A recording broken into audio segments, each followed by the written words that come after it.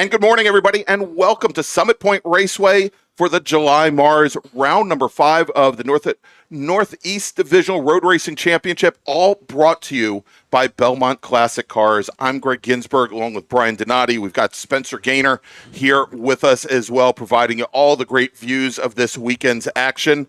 And Brian, our first group up this morning, it is small bore. Our production car classes, Spec RX-7, Super Touring Light, Touring 4. We've also got GT Pinto here as well. Lots of great racers. We had 27 drivers set qualifying times this morning. Before they head out on track for their pace lap, let's quickly take a look at the schedule of what we've got coming up here this weekend, Brian. We've got 15 lap sprint races. We're going to have 2 of them this morning before we break for lunch. We'll round out the day with the last 6 after that. And then tomorrow, it's feature race day. We've got 2 races from our Sprint Bracket Road Racing Series. And then all of our MARRS groups are going to be scheduled for 20 laps or 40-minute races, whichever comes first. By the way, Brian, good morning. Good morning. Almost didn't get your we'll have plenty morning. Of time to see how I'm exactly doing. All right, well, Brian, we've got cars heading out on track now for the pace lap. Hopefully we'll get that pace car camera working as well. Got a few new views for everybody here this weekend as well. We had 27 drivers set qualifying times. Let's quickly run down through the starting order. Looks like we may have a few more than those 27 take to the track. Starting 27th, driving the number 26, H Production Toyota MR2, Elazar Mann. Alex Cummings, scheduled to start 26th. He's in the number 24, Touring 4 Mazda RX-8. Then we got Bob Rapley. Rapp is back here this weekend. Brian, we'll talk a little bit more about him. He's starting 25th today. He's in the number 14, GT Pinto.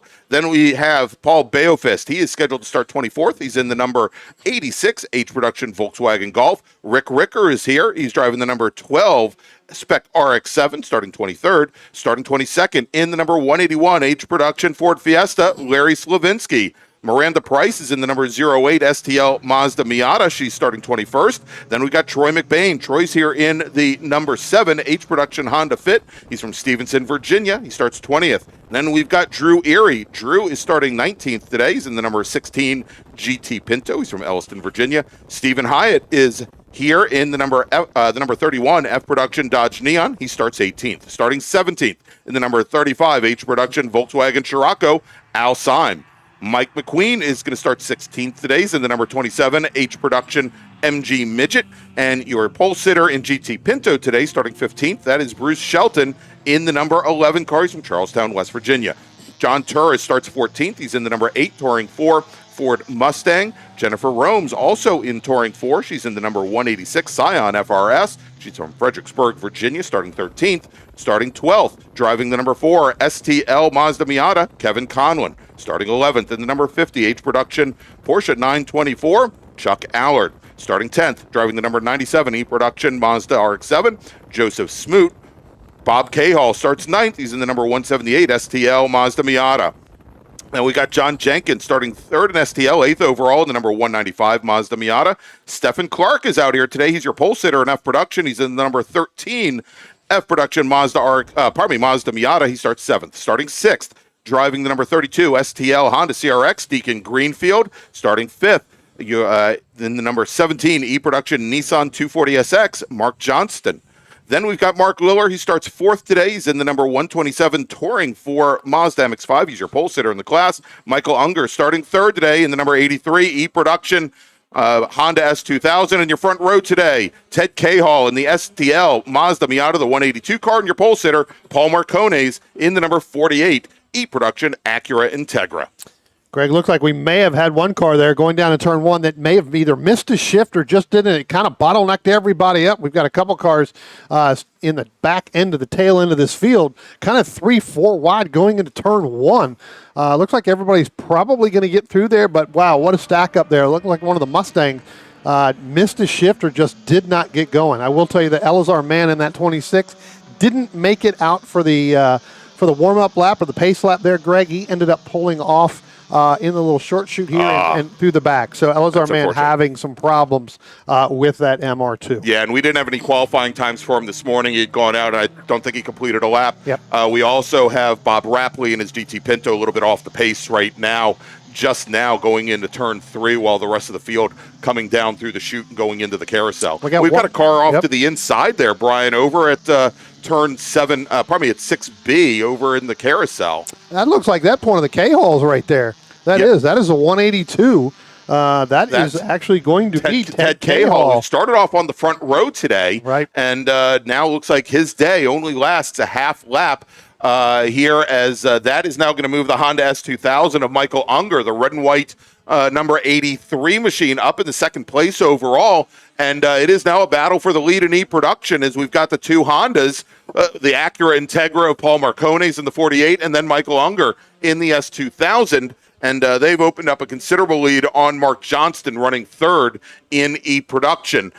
Stephen Clark, your leader in F-Production, he runs fourth, and Deacon Greenfield jumps to an early lead in STL, Brian. One of the cars we did not mention in the starting grid, and he just now pulled in down off of pit road. That was the 9 of the legend car, Bob Connor. Yeah. Didn't go out for qualifying, although he was getting in the car when I walked up here this morning. Didn't go out for qualifying. Looks like whatever problem that was. I do know that he was supposed to go to New Hampshire a couple weeks ago. Right. Had an oil leak problem. That may be up there again, or he may be having some electrical issues, because I know that car cut off last time we were here in June, Greg. Yeah, indeed. So problems for him as well. And I think that leaves Alex Cummings still in the field, who also had trouble, had issues setting qualifying times this morning. At least I believe he is still in the field. Yeah, he's actually gotten around Larry Slavinsky, Paul Biofist as well. And so Cummings, who started in 26th position,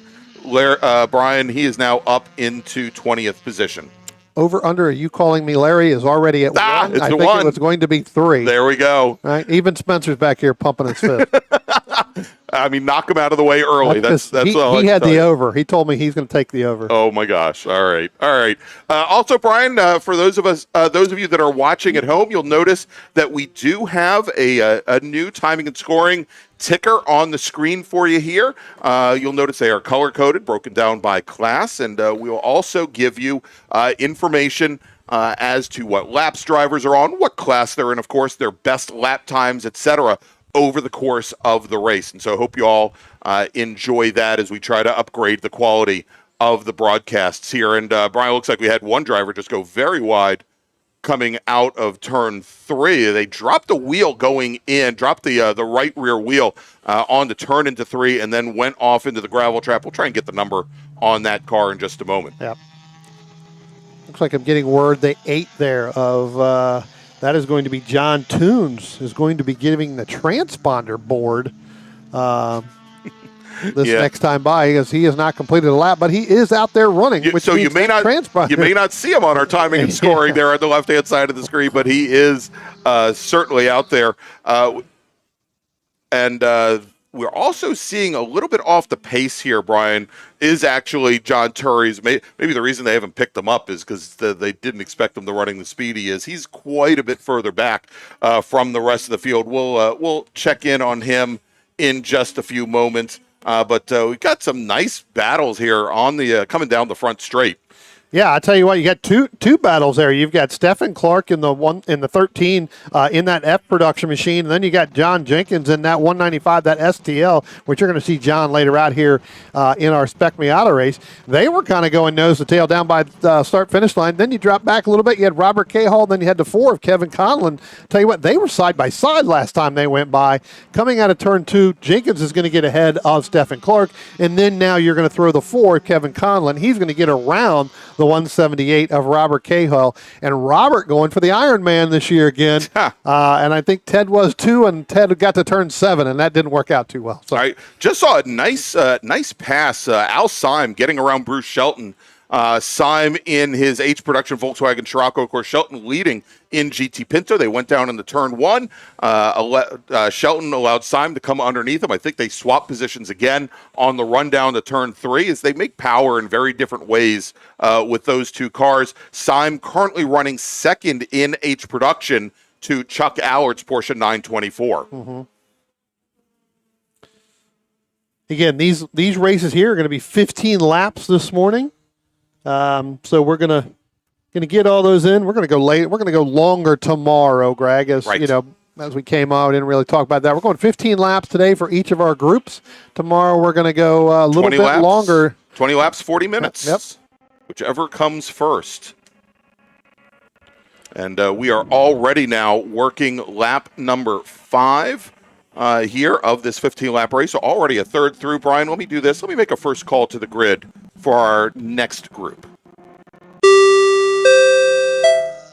Attention in the paddock. Attention in the paddock. This is the first call to the grid for race group number 2. This is our open wheel prototype and sports racer class, Brian, as we've got, I'm not going to run through the whole list here, but There's a lot of them. Club Ford, Formula 6, Formula Atlantic and Continental, FE and FE2, Formula F, Formula S, FST, Formula V, Formula X, Prototype 1 and Prototype 2, and newly brought into the SCCA. It is Sports Racer 1 and Sports Racer 2. Sports Racer 1 and Sports Racer 3, primarily for radical race cars. There you go. And so hopefully we'll see some of those. I'm definitely looking forward to seeing a specific Formula S Lola that we should see in the next race group, Brian. Absolutely. My understanding is it was running underneath the track record by quite a bit yesterday in its first testing here at Summit Point Raceway. We'll talk a little bit more about that in the next race. Yeah. Let's go back as our top 3 drivers there with Paul Marcone's Michael Unger and Mark Johnson. Mark Johnson we usually see in an ITS machine. Right. Now running e-production this weekend. In the same car, mind you. In the same car, yep, absolutely, in the same car. And we've seen that car, I think, in STU. It used to be an ITS car. It's been all over the place, Brian. Yeah, I tell you what, I'm going to drop back and talk about that John Jenkins in that 195 and then that yellow of Stephen Clark. I tell you what, again, a battle out of class, but those two have been nose to tail the entire race so far. For the first 4 laps, Stephen Clark loses a little bit coming up out of turn 2 into turn 3 into that short chute, but then is able to pick that up as he gets back down the hill and down into turn 5. And then we get to the backside, the carousel. Then we get through turn 7, turn 8, and then all the way to turn 9. He's able to get right on the back of Jenkins' bumper, right. But then Jenkins pulls away just a little bit on the front stretch. Yeah, and a little bit further back in the field, Brian, we just saw her coming out of turn 3. We'll see her coming down the hill right now. Jennifer Romes in the number 186. There she is going through turn 5, the number 186 Scion FRS. She had just gotten around Joseph Smoot's E-Production Mazda RX-7. She's got the H-Production Porsche of Chuck Allard ahead. Jennifer right now running second in Touring 4. She's got a little bit to go to get up to Mark Liller in that burgundy Mazda MX-5, the 127 car. Yeah, good run. I believe that Smoot machine used to be owned by Bert Struble, so I think that's Bert Struble's old car out there. So good to see that car out here running in that Mazda RX-7. But yeah, Jennifer getting around. They've been kind of nose to tail quite a bit. You also a little bit further back. You talked about it last time. We had Bruce Shelton in there, and then you had Michael McQueen. When I looked at the cameras here coming through turn 8 last time, they were nose to tail, and then they were side by side. And now Bruce Shelton, as he goes by down into turn 1, he is going to make that pass on Michael McQueen in that Pinto. But now McQueen gets a little bit deeper into the brake zone there than Bruce Shelton does in that Pinto. You can see there on your camera, they were started to go side by side, but Bruce had the outside line there, driver's left. That's going to help him continue that speed, keep the revs up, and be able to pull out of turn number 2. All right, let's see if we could pick up that orange Mazda RX-7, the second gen Mazda RX-7, and see where he is on course. That is the car driven by Joe Smoot, and like I said, I think you're right that may be the old Struble car, but there are some things that caused me to bring that into question, Brian, because one, Joe Smoot, he's out of Avon Park, Florida. He's coming through the carousel right now. We should be able to. There he is. He's the lead of those 3 cars, just ahead of Jennifer Romes. Yep. And it looks like Jennifer Romes has gotten around the H-Production car of the H-Production Porsche of Chuck Allard. But Smoot, he's out of Avon Park, Florida. Our second Central Florida region racer in this group, Bob Rapley, who we were talking about a few moments ago. The next, and he has ITA wins down at Sebring, and he was also in 2021 finished 3rd in Central Florida region's ITA championship. So moving up now to an E-Production car. and having a pretty good run of it here today. Yeah, pretty decent run. So we'll see whether or not he's going to be able to hold off Jennifer Romes. She was ahead of him and then ended up getting stuck in some traffic, made a bad little turn there on the backside coming through the carousel, which allowed Smoot to get around her. And now he's kind of opened up that gap over her. Again, not a battle in class. Two different cars there. But now Justice Smoot starting to work up on the back bumper of that number 50 machine of Chuck Allard III there. All right, looks like we've got, Brian, one of our GT Pintos coming down the pit lane right now, and I believe that's the 16 that's Drew Erie. of Drew Erie. Yeah. So that's going to move Bob Rapley now up in the second in GT Pinto. Of course, Bruce Shelton, currently your leader. Shelton driving the number 11 car, the red number 11 Pinto that he's driven for so many years. I think this is actually Bruce's 40th year of road racing, Brian, at least here with the SCCA. And he's now, of those 40 years, I think he has 20 Mid-Atlantic Road Racing Series championships, most of them in GT Pinto. But he is also a national scrutineer and the administrator for the GTP class as well. Yeah. Let's go back and let's take a look at our STL battle here, Sure. Greg. So, Deacon Greenfield in that 32 machine, in that Honda CRX, he's your leader. Obviously, with Ted Cahall dropping out on lap 1 there. He's Right. your STL leader. John Jenkins is second, and then Kevin Conlon third.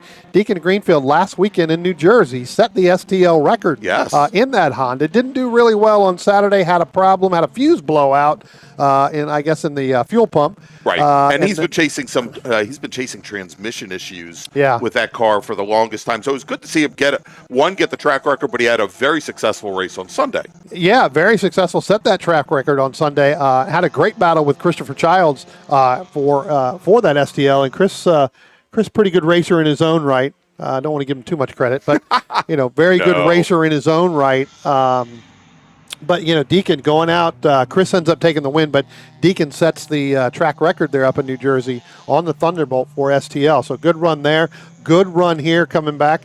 Fourth overall. You still got Paul Marconis in that Acura Integra Type R leading over Michael Unger and then Mark Johnston.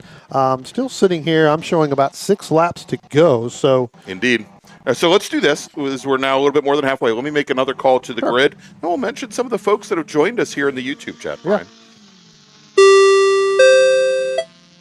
Attention in the paddock. Second call to the grid for race group number 2. That's our open wheel, prototype, and sports racer group. Please head to the grid. Race group number 2, open wheel racers, prototype racers, and sports racers.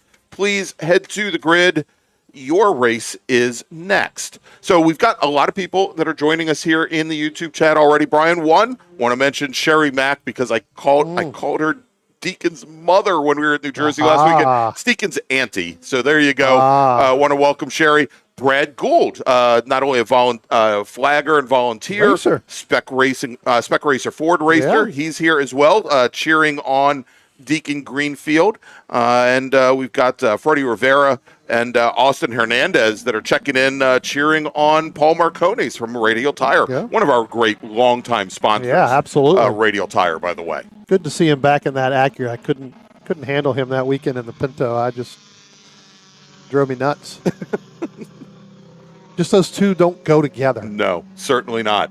All right, so it looks like now as we look here, coming down the front, we'll check it down going into turn 5 as we've got, a lot of folks in a lot of different classes. Looks like Michael McQueen in his little MG midget there being consumed by Pintos, by Mazda RX-8s, by practically everything there. McQueen, great move by McQueen coming right underneath Bruce Shelton going through turn 6. Yeah, and our overall leader, Paul Marconis, he's going to go in there and he's going to consume Michael McQueen as well. That's been a pretty big cluster of cars of all different types of classes in here. And I know that you had spoke about it before, but on that timing ticker, you can see it's very, very colorful. You can tell that in the red there, the red is our E-Production. The green is our STLs. The whites is our T4s.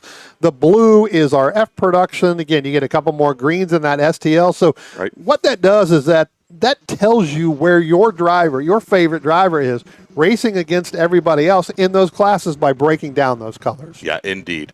And, of course, you'll see there as we rotate through all of our great sponsors here of the Mid-Atlantic Road Racing Series, like OG Racing, like Radial Tire Company, like RP Performance, and, of course, our title sponsor this weekend, Belmont Classic Cars. And I want to thank all of them for supporting everything that we do here, Brian. So let's we'll break things down here by class. We'll start off with E-Production, where it is Paul Marconis. He has now managed to stretch out the lead as we watch Marconis go through turn 5. He is now stretched out almost 6 seconds on Michael Unger in that red Honda S2000. We just saw the S2000 come through turn number 5, and he's he's the last car now second to last car in this group, the open top car with the white stripes coming down the center. That is your battle in E, with Mark Johnston third and Joseph Smoot running in fourth. In H production, it is Chuck Allard and Al Syme is starting to make up some ground on Chuck Allard. It's still about 3.5 seconds separating them. Both racers just ran their fastest laps of the race, Brian. Al Syme, though, about 0.3 faster than Allard's Porsche ahead. We'll have to see, as we only now have 3 laps to go. That may not be enough. Michael McQueen in his midget, currently running third. Troy McBain in his Honda Fit running in fourth. In GT Pinto, Shelton and Rapley. In STL, Greenfield, Jenkins, Conlon, your top 3. Tell you what, talk about Deacon Greenfield. You were doing that rundown.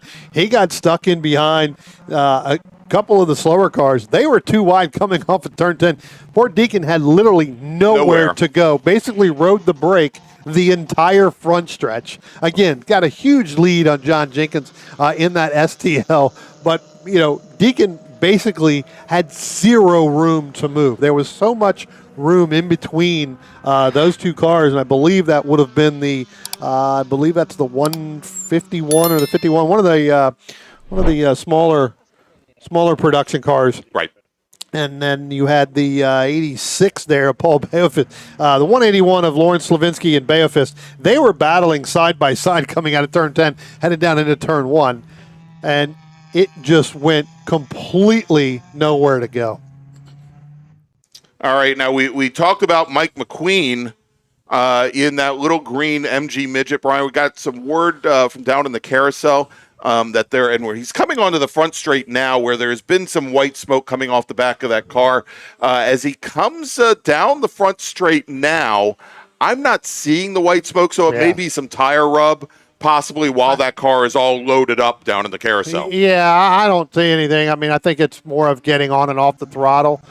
We have seen that in the past from him. Right. Or it could have been some brake lockup that the corner worker may have saw. So it's a little British car. It's supposed to smoke, right? If it's not smoking, I'd be worried, right? I mean, that's what we're at. Last time by as well, Mark Liller in that 127 machine went 2 wheels off coming out of turn 3 up over into the gravel. He did continue, but again, Mark pushing the limits of that Mazda Miata in that T4 machine. Hey, and you know what? I just threw up on the screen a few moments ago that little they call a call to action, Brian, here in the social media world. If you haven't done so already, please go ahead and subscribe to the Washington, D.C. region. Yeah. We're currently at 819 subscribers. I'd like to get us to 1,000 by Labor Day, so it doesn't cost you anything. All you got to do is click on that subscribe button. If you want to turn on the notifications, we'll tell you when we go live. Yep. But remember this is amateur road racing. It will help the Washington, D.C. region if we hit that 1,000 subscriber threshold, more than you will know. Correct. You get a new pair of glasses. That is true. Going to take a math class, too. As our overall leader, Paul Marconis, he is now coming out of turn 2 and will be heading up, working his final lap here of our Saturday races, our sprint races on Saturday, 15 laps. So again, completing his very last lap. He is now up over the hill, out of turn 3, headed down into turn 4, and a little bit of traffic that he's getting ready to come up on too, Greg. So again, a large lead, almost 12 seconds over Michael Unger in that number 83 machine. So Yeah, there he goes. But at this point, yeah, again, with a couple seconds on the Honda S2000, he can he can kind of take it easy here and maybe even give some racers another lap. Brian, real quick, as we wait for him to come around, let me make a final call to the grid for our next race group. Attention in the paddock. Final call to the grid for race group number 2, open wheel prototype and sports racers. Race group 2, ASR, Club Ford, Formula 6, Formula Atlantic, Formula Continental, FE and FE2, Formula F, Formula S, Formula ST, Formula V, Formula X, P1, P2, SR1, and SR3. Please come to the grid. That was tough. And Brian, look at this coming down the pit lane. You know what, Greg? We have seen this a lot from this driver, which means that's going to give Michael Unger the win here. And the checkered flag is out. Yeah. And Michael Unger is your winner here in E-Production and overall, as Paul Marcones brings his car down the pit lane on the very last lap. So it's going to be up at the front of the field. Unger, Mark Johnston will finish second in E-Production, second overall. Deacon Greenfield in his Honda CRX, he will finish third overall, takes the win in STL. Mark Liller finishing fourth. He will take the win in Touring 4. Then finishing fifth, Stephen Clark in his F-Production Mazda Miata. He will take the win in class. John Jenkins will finish sixth overall, second in STL. Kevin Conlon in his Mazda Miata out of Westminster, Maryland. He'll finish seventh overall. He'll take the last podium position in Super Touring Light. Then finishing eighth will be Bob Cahall. Bob in the number 178 Mazda Miata. I don't want to count my chickens or race cars before they hatch or break or something like that, Brian. But here comes Cahall now out of turn 10. Nope, neither one of these are Cahalls. Oh, that's yeah, Chuck right. Allard. Chuck Allard and Al Syme. All right, so here we got. So Cahall did cross the line. He finishes eighth overall, fourth in STL. Joe Smoot takes the last podium position in E-Production in his Mazda RX-7, ninth overall, and then the battle for the win in H-Production, Brian. We talked a couple laps ago that we didn't think Al Syme would be able to get up to Chuck Allard. He did. At the checkered flag. He still finishes second, but only 4/10 back. He was there in the draft coming out of the final corner. Chuck Allard takes the win in H-Production. Al Syme finishes second, and then finishing third will be Mike McQueen. And I'm looking to see if we've left anybody out. Of course we have. Taking the win in GT Pinto today will be Bruce Shelton. Bob Rapley will finish second, 2 laps down. Drew Erie only completes 6 laps, so he finishes 6 laps down. And I believe, Brian, that may be it. 2 drivers to not take the green flag today. Robert Connor in his Legends cars we talked about. Yep. And Rick Ricker in his Spec RX-7. All right, so that's going to wrap things up for our very first race of the day. You can see there is as we have the field coming off the track, and our drivers are going to be heading back to the pits. Looks like at least one car there getting some tire pressure checks. Miranda Price getting her tires checked. Indeed. So, again, we've got one more race before lunch. It's going to be our open wheel and prototype. But before we bring you that action, we're going to take a quick little break and thank some of our partners and sponsors, like this weekend's sponsor, Belmont Classic Cars. Belmont Classic Cars is a family-owned classic and collector car dealership located in Eastern Ohio, specializing in 1960s and 70s American muscle cars and other unique automobiles. Belmont takes pride in taking you back to a simpler time with iconic classic rides and never selling anything that they wouldn't want in their own collection.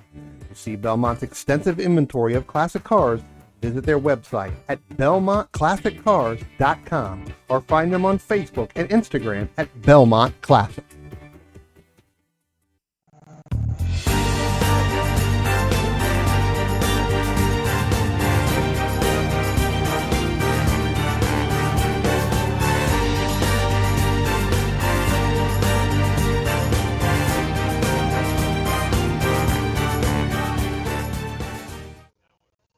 If you like what you see today, become part of the action by joining Sports Car Club of America. Whether you want to drive, flag, or just have fun with cars, SCCA membership opens the door to all kinds of motorsports to feed your obsession. Along with 65,000 like-minded members, ready to be friends. Ask someone trackside how to get involved or visit SCCA.com for more information.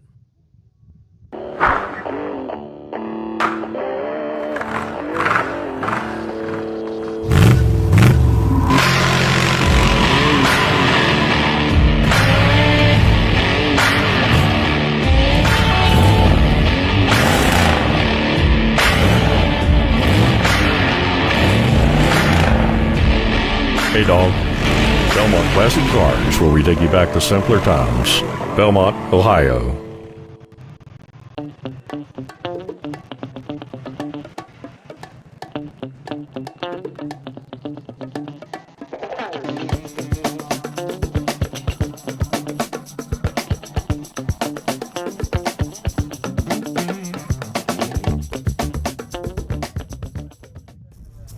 RP Performance is the only premier race shop in the region that specializes in both street and track Mazdas and is located right in the heart of racing at Summit Point's Gasoline Alley.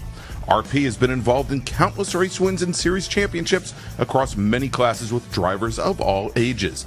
Not just a full-service shop, RP has been helping drivers with their individual racing and other track event needs for over 30 years, providing trackside support, arrive and drive packages, as well as race car transport services. And they're known for its help all attitude.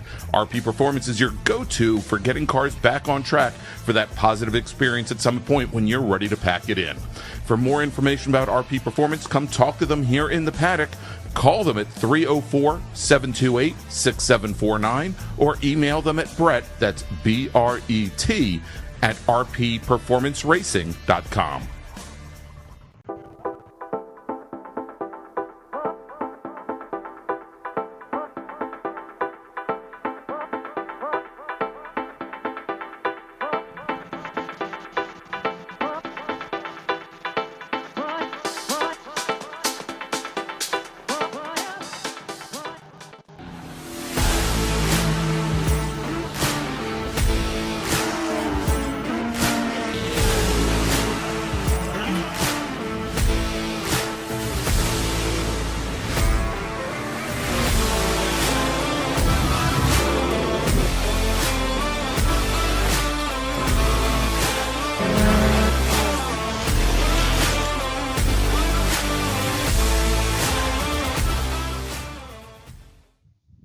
Planning for this year's Labor Day Spectacular and charity event the weekend of August 31st through September 2nd is well underway, with all funds raised once again being donated to the Boys and Girls Club of the Eastern Panhandle to assist in funding their after-school and summer programs. We're in need of both product and monetary donations to support the event, and if you have something you'd like to donate to our ever-popular raffle, if you'd like to provide a monetary donation, or if you have further questions, please reach out to Charity Event Coordinator Taylor Hyatt by visiting our website at wdcr-scca.org/philanthropy.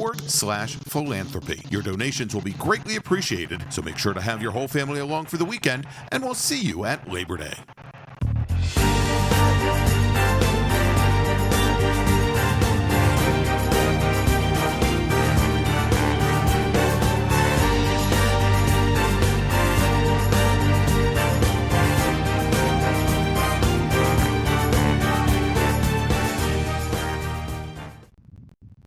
Since 1976, Radial Tire Company has been providing the Washington, D.C. area with quality tires and the finest service. They have earned a reputation as a premier specialist in hard-to-find performance tire and wheel applications.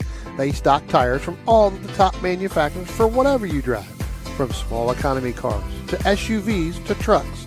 Their mission is to assist you in getting the most out of your tires and car. For more information or to schedule online, browse radialtirecompany.com or call them in Silver Spring at area code 301-585-2740. That's 301-585-2740.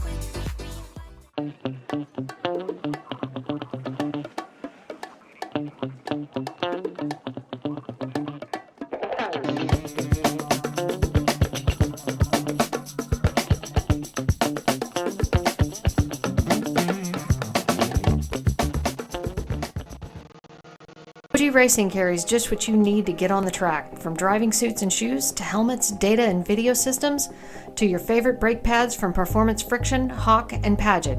OG Racing has built its reputation during the last 22 years by providing the best customer service in the motorsports business, and their depth of inventory is second to none when it comes to safety equipment. That's why OG Racing has been the highest volume Sparco dealer for 17 years.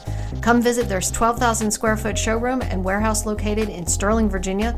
Call them at 1-800-934-9112 or order online at ogracing.com.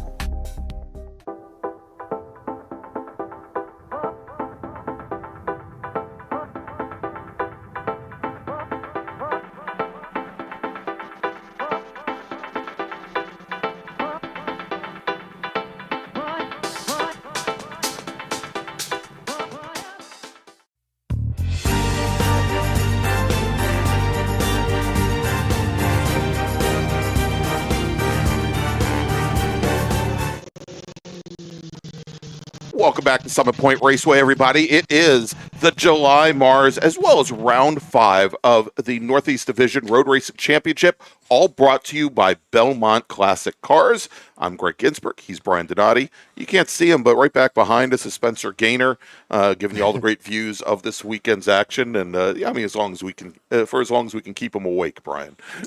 We'll definitely keep him awake. All right, we've got the pace car up at the top of the pit lane. We've got Joelle Pence, your splitter, getting ready there. She is waving her hands, getting ready to send our racers out on track for our open wheel, prototype, and sports racer group here. Brian, by the way, this will be our last race before we take a break for lunch today. Why don't we run down the starting order? All right. We just talked about this a little while ago, but in that Lola, starting in the 12th position, did not go out for qualifying. In the number 5 from Garnett Valley, Pennsylvania, that's Amber Stevenson. Starting in the 11th position from Laurel, Maryland, is the 31, that's Dave Gomberg.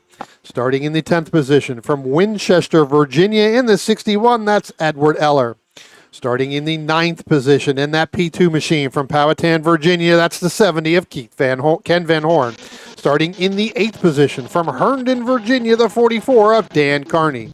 Starting in the 7th position from Culpeper, Virginia, in that number 28 machine, that's John Vidovich. Starting in the 6th position from Henrico, Virginia, the 22 of Mark Walthow. Starting in the 5th position from Cockeysville, Maryland, that's the 2 of Wayne Nicolette. Starting in the 4th position from Franklinville, New Jersey, that's the 27 of Jacob King. Starting in the 3rd position from Midlothian, Virginia, in that number 14 machine, that's Carl Lennox Barbrew.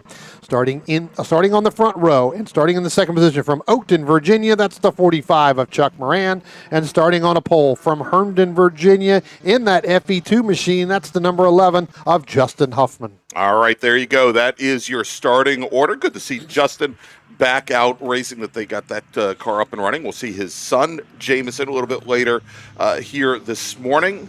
Or probably, I guess we'll see him here this afternoon. Jake King, who actually was helping in timing and scoring at New Jersey, did not have a race car to race at the majors, the Jersey Devil Majors last weekend at NJMP. He is back behind the wheel of his Club Ford, and I think we keep referring to this as the machine that is owned by Joe Marcinski, and I think at one point this car was being loaned to Jake King. He sent me a note this morning, and he said that the Dominion title, Turf Trade, Mike Rand, Cindy Park, Exit Realty, Leeson, DCM Architecture and Engineering, Club Ford, the 1977 Royale, was formerly owned by Joe Marcinski. We've got the pace car now on the pit lane. Thank God that the camera worked there for the last 20 seconds of the pit of the pace lap. Turning things over to our pole sitter, Justin Huffman, and green flag is in the air, and we are racing once again here at Summit Point Raceway as Huffman jumps out to a great early start there. Brian comes right across the nose of Chuck Moran. Jake King slotting in 3rd, your leader in Club Ford. And we'll take a look here. This is the car that I really want to see. This is the number 5 machine of Amber Stevenson, and I'm looking to make sure that it is on track. It is. It is definitely on track. It is a Lola T9720, an Indy Lights car, 1997 Indy Lights car. She was here practicing yesterday, Brian, and she was over a half a second under the Formula S track record during testing yesterday. And Amber, an amazing racer. We've seen her race in H Production. We've seen her race in Club Ford before. She and her wife have an entire stable of race cars. Seemingly every time we see her at the track, she's in a new toy. Exactly. Yeah. But it's also something that the two of them do almost all of the work on as well. Correct, and it's almost as much fun not only to watch their races, but to watch them as they rehab these cars that they seemingly get after just years of having turned a wheel. Mm-hmm. Got a couple cars coming out off of pit lane now. I tell you what, Ken Van Horn in that 70 machine still sitting on pit road. Right. Not able to get that car moving. We've got one other car getting ready to come out. We'll give you, that looks like that's a Formula 600 car that wasn't on the grid sheet here that we did the rundown. We'll see. That's the number 62 machine. I'm not sure who that car is. We'll get the names. That's Harrison Southworth out of Gloucester, Virginia, in an Invader. We shouldn't have any trouble tracking him on track, Brian. At least not right away. Yeah, at least not right away. Talk about smoking. We'll just call him Smokin' Harrison for now. give him a nickname because he's killing all the bugs in Jefferson County. We'll see. I know there was a lot of problems with that car getting off of the grid just now coming out of turn 2. So hopefully Harrison, he can get some laps in. Laps definitely well off the paces. Here comes our overall leader now coming down into turn 1. But again, that 600 is continuing to smoke as he starts to get it in gear and get up over the hill there. There goes Amber Stevenson now. She's going to be heading down into turn 1. I tell you what, Greg, definitely picked up the pace there with that one. Ran a 113. So, again, still starting to get some heat in the tires, get some heat in the brakes there. But I think you're right. I think that Lola, once she gets used to getting that thing back up and running, I think you're going to see a pretty good lap time later this within these next couple of laps, or definitely by tomorrow. And to put things in perspective, the track record in Formula S was set back in 2015 by Dennis Henrati, also in a Lola T9720, a 1997 Indy Lights car. Set it at 1 minute 8.18, which is amazingly fast, which is more than 4 seconds faster than Justin Huffman, who is our current leader, was running. And we had we had Amber down into the 107s yesterday. And, she's picking up time. She's at a 113 and change at the moment here. And, again, picking up pace as she's moved that number 5, Lola, now up into 3rd place overall. Tell you what, our pit reporter that we have, our grid reporter. We have a grid reporter. Oh, my. Okay. Sending text message. So it looks like Harrison had some problems with the arm restraints. Oh, okay. Couldn't get them in or couldn't get them on, or they may have been expired at some point. So they had to get some new ones. Ken Van Horn did not take, still sitting on the grid. They'll get him towed out, but get him towed out of the way. But yeah, definitely had some arm restraints from my grid reporter. Okay. We have spies everywhere here, Brian. Absolutely. We've got spies down at turn 5. Hi, Carl. We've got spies over at turn 3. Hi, Mike. And we're not gonna expose the names of our spies on the pit lane and grid yet. Yep. No, not doing that. Yep. All right. So works out of the north though, just to yes. So big Club Ford contingent here this weekend, Brian. Jake King currently leading Wayne Nicolette by a little bit over 4 seconds, and. Talk about Lola's Wayne driving a T340. That's a 1973 Club Ford or Formula F model. Mark Walthu in his Crossley, currently running 3rd overall. He's another 8 seconds back from there. John Vidovich and Edward Eller. So a nice turnout in Club Ford here this weekend. Glad to see it. Happy to see it. Yeah.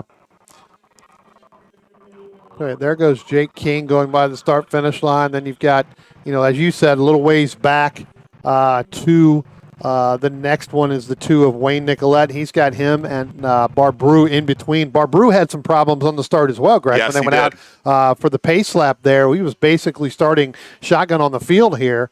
Looks like he was trying to get some heat in the tires or just couldn't get it in or out of gear. It was kind of interesting there to see that. Yeah, talk about fits and starts. It looked like there was a lot of weight transfer there, and I think he was trying to get some heat in the tires, maybe getting in and out of the brakes there. But that Migali US 99 currently running second in Continental to Chuck Moran, now almost 20 seconds in arrears. Tell you what, good battle, Spencer. If we can pick it up coming out of turn 2, it's not for class. This is the 44 machine of Dan Carney. Just a little bit further back, and then you've got the 61 machine of Edward Eller. That is a Club Ford. Again, Edward a little bit further back in 5th, but pretty good battle between those two. They were kind of nose to tail the entire lap last time. Now you look at it as they come down the hill out of turn 4 into turn 5. Again, still nose to tail. Very evenly going matched. through there, yeah. So pretty so good to see that. Yeah, and so indeed. So that is the battle right now for 9th overall. Carney in Formula F. He is, he's your only Formula F racer, so he's picked up somebody to race with and battle with and have some fun. Right. Edward Eller, as you mentioned, currently running 5th in that rather large Club Ford group. Again, that is the battle for 9th overall. Amber Stevenson just now resets overall fast lap in the session. She turns in a 1:11.54, so she is, starting to knock off some time. Yeah. And still 10 laps remaining, so a lot of time for her to pick up speed. But that is an absolutely just a gorgeous machine here, in a nice deep dark blue. They've done vinyl. They've got the Elf logo and livery on the front wing that they've tried to bring it back to be more period correct from the late 90s. Yep. Tell you what, Justin Huffman running in between that battle we were just talking about with Dan Carney and Edward Eller. He gets through those two, but here comes Amber Stevenson now. As you talked about, Greg, she just went 1:08.8 on the last lap, so definitely the fastest car on the racetrack. She can get through that Dan Carney and that Edward Eller battle that continues to rage on. If she can get through them in the right space, she's got a good shot of running down Justin Huffman. Indeed. And not too many people in this group within the last year have really been able to run down and pass Justin in that FE2 machine. Indeed, and she's coming up on that Club Ford and Continental battle. They're coming out of turn 6, so that's going to knock a little bit of time off this lap. But she's been very conscientious of those racers, waited till they came out of turn number 8 and started to come up the hill before attempting the pass. Yeah. And gets the pass done safely, doesn't impact them that much. They have been kind of split up there. But and as we see here, this lap and this time by back down into the 112s. Yeah. But we'll see what she can do now with some open track. Yeah, I want to see what she does on this lap. I think that, where she's going to go. She's going to run up on the Harrison machine, here momentarily coming through turn 3. So she's going to have to get hard on the brakes there. But, wow, what a difference in car. Yeah, as Harrison kind of goes, she had to get hard on the binders, Greg. That's going to be – this lap's really going to be even slower. And, again, giving away to that again, you've got a larger – and I hate saying this with an open wheel car, but you got a larger vehicle and a smaller vehicle within that 600 there coming out through there. So hard on the brakes for Amber in turn 3. Going to be even further back behind. But, again, I think that now that she's gotten through that, she will be able to hopefully have some open track. The next car really that she would probably encounter would be our overall race leader. There goes Justin Huffman now crossing the start-finish line. She's going to run up on a couple of the other cars. Yeah, a couple of the Club Fords. Actually, I think it's Wayne Nicolette and Jake King there as they go down to turn 1. She tries to come underneath them. But, again, she has been, very, very conscious as we watch here as she gets around Wayne Nicolette. She's been very careful not to impact these other racers and these other races, as she knows that she doesn't have anybody in her class. Yeah, that's the 22 Mark Walthew and the 28 of John Vidovich.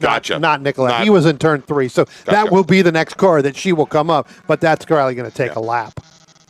for that to happen. So she should have some pretty good clean air now to get through there and get around. So we'll see what the lap does. But yeah, last 2 laps, Greg, really having to get hard on the binders, going down into 1, and then really getting hard on the binders in that machine in F3. And we may want to let's and I think Spencer's got the right attitude here as we watch that fight between Walthu and Vidovic.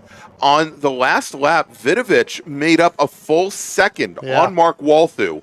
And so there was about a second and a half separating them at the line. But we can see now as they come out of turn 10, Brian, only about 3 car lengths separating those 2 racers. That's for the last podium position in Club Ford. You made his head spin around. He's always got the right attitude. Oh, yeah, that's true. He's got the right camera on the right race. That too. Kind of eyes got real big back there. All right, here they come down into turn 1, Brian. Now, look at this, side by side, almost, as Vidovic took a look to the inside, could not get quite close enough, under braking going into turn 1. Yeah, I tell you what, as they come out of turn 2, you're right. Still trying to make a move there, not really sure where he wants to go, and was able to tuck back in behind that 22 Mark Walthu machine. I tell you what, Greg, he just didn't really know where to go. He didn't know where Mark was going to go. Yeah. Coming out of turn 2, kind of went dead stick center of the racetrack. Thought about trying to go driver's right to get back in line. Really wasn't sure whether or not the 22 machine was really going to know he was there. Basically, he had to get out of it as well. All right, Brian, lots of big developments in Formula Continental as we have, in the span of a couple seconds, 2 different calls that came in from the corners. First off was Carl Lennox Barbrew in the number 14 Migali. He went all 4 wheels off coming through the carousel over at turn 7. He has rejoined, but Chuck Moran has now pulled his car off track, and it's over by turn 2. And I'm wondering if I'm looking to see. It's if you look at the camera that we have up there, there's a little white dot at the very end of the tire wall. That's there. Chuck. That's Chuck Moran. He's over there, and it sounds like left rear tire is loose. So he pulled that thing off very quickly. That is now going to move Lennox Barbrew, who was running a lap down and running about 35 seconds behind Chuck Moran. That's going to move Lennox Barbrew into the lead in Formula Continental. Yeah, and Chuck Moran not really in a good spot, but again, still got those standing yellow there for him all the way. So it looks like we're going to get a little bit early. So it looks like the checker flag is now going to get picked up. That's actually going to be the checker's going to go to Amber Stevenson. So she was able to get around. And again, she's running 4.5, 5 seconds faster there. So definitely, hopefully she saw that checkered flag to do it. But she definitely received the checkered. Yeah, she got around Justin Huffman on the last lap here in the last couple of corners. Beat Huffman to the line by about 2 seconds, which, given that she ran about 5 seconds faster that last lap than Huffman, not a big surprise there. Jake King is going to take the win in Club Ford, finishes 3rd overall. And then Carl Lennox Barbrew, who we mentioned had moved to the lead in Formula Continental, he's going to finish 4th overall. Wayne Nicolette, John Vidovic, 5th and 6th overall.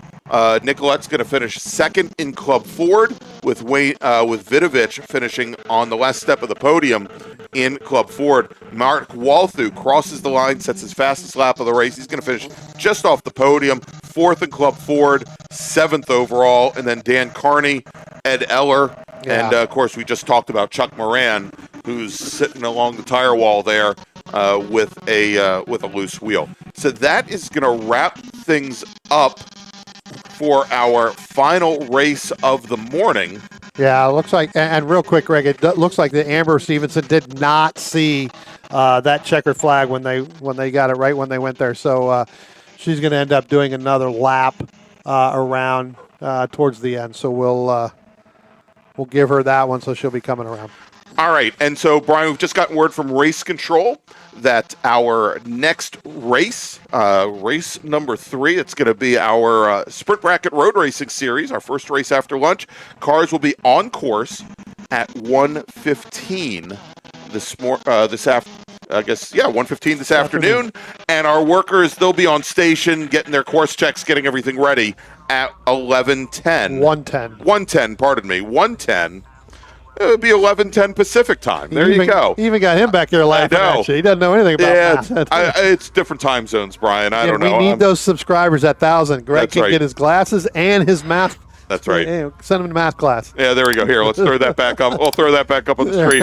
Again, we are trying to get to 1,000 subscribers by Labor Day. And speaking of Labor Day, we're going to take a quick break. But our big charity event in honor of the Boys and Girls Clubs of the Eastern Panhandle comes up at our next event over Labor Day weekend, the MARRS Labor Day Spectacular. We'll talk a little bit about that, and we'll be back in just about an hour. The planning for this year's Labor Day Spectacular and Charity event, the weekend of August 31st through September 2nd, are well underway, and all funds raised will once again be donated to the Boys and Girls Club of the Eastern Panhandle to assist in funding their after-school and summer programs. We're in need of product and monetary donations to support the event, and if you have something you'd like to donate to our ever-popular raffle, if you'd like to provide a monetary donation, or if you have further questions, please reach out to Charity Event Coordinator Taylor Hyatt by visiting our website at wdcr-scca.org/philanthropy. Your donations will be greatly appreciated. So make sure to have your whole family along for the weekend, and we'll see you at Labor Day. Belmont Classic Cars is a family-owned classic and collector car dealership located in Eastern Ohio, specializing in 1960s and 70s American muscle cars and other unique automobiles. Belmont takes pride in taking you back to a simpler time with iconic classic rides and never selling anything that they wouldn't want in their own collection. To see Belmont's extensive inventory of classic cars, visit their website at belmontclassiccars.com or find them on Facebook and Instagram at Belmont Classic. Since 1976, Radial Tire Company has been providing the Washington, D.C. area with quality tires and the finest service. They have earned a reputation as a premier specialist in hard-to-find performance tire and wheel applications.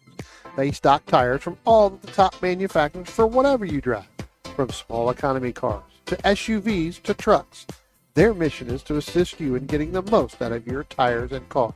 For more information or to schedule online, browse radialtirecompany.com or call them in Silver Spring at area code 301-585-2740.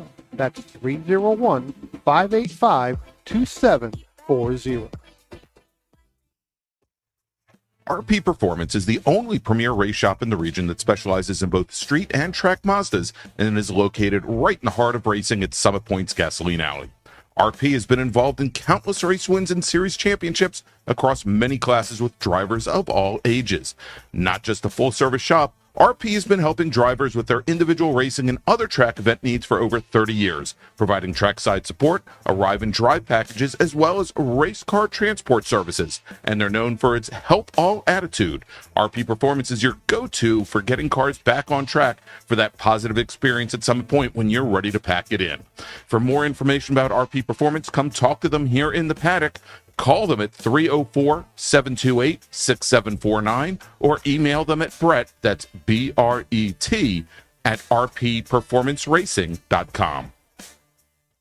OG Racing carries just what you need to get on the track, from driving suits and shoes to helmets, data and video systems, to your favorite brake pads from Performance Friction, Hawk, and Paget.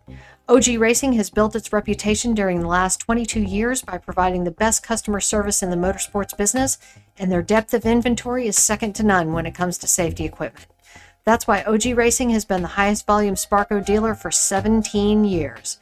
Come visit their 12,000 square foot showroom and warehouse located in Sterling, Virginia.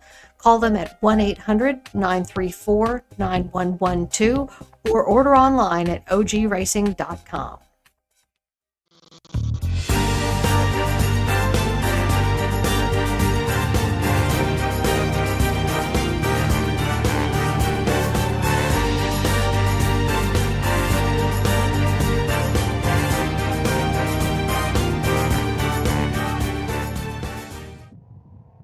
If you like what you see today, become part of the action by joining Sports Car Club of America.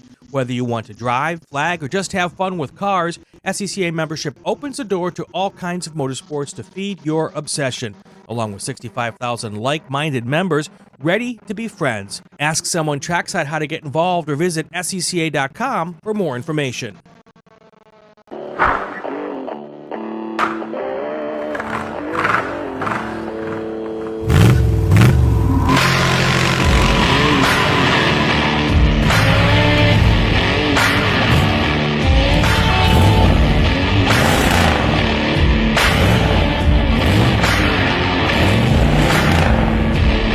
Hey dog.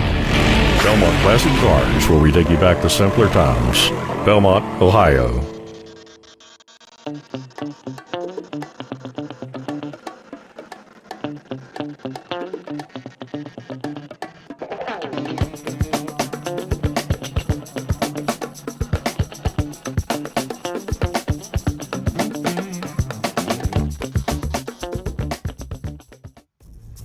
RP Performance is the only premier race shop in the region that specializes in both street and track Mazdas and is located right in the heart of racing at Summit Point's Gasoline Alley.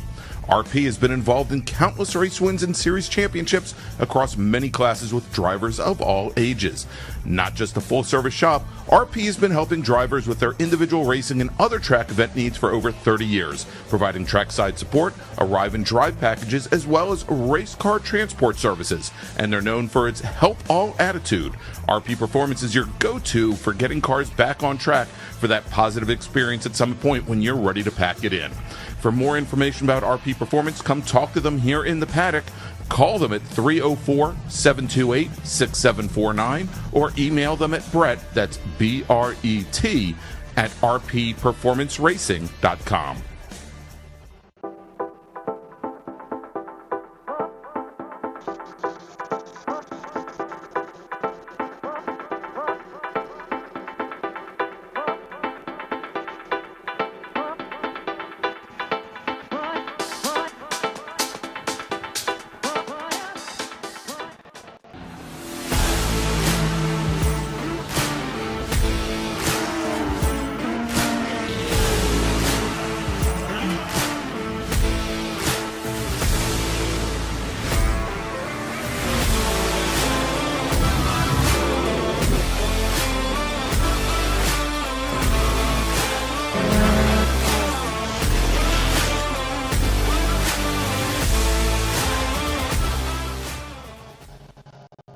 The planning for this year's Labor Day Spectacular and charity event the weekend of August 31st through September 2nd is well underway, with all funds raised once again being donated to the Boys and Girls Club of the Eastern Panhandle to assist in funding their after-school and summer programs. We're in need of both product and monetary donations to support the event, and if you have something you'd like to donate to our ever-popular raffle, if you'd like to provide a monetary donation, or if you have further questions, please reach out to Charity Event Coordinator Taylor Hyatt by visiting our website at wdcr-scca.org/philanthropy. Your donations will be greatly appreciated, so make sure to have your whole family along for the weekend, and we'll see you at Labor Day.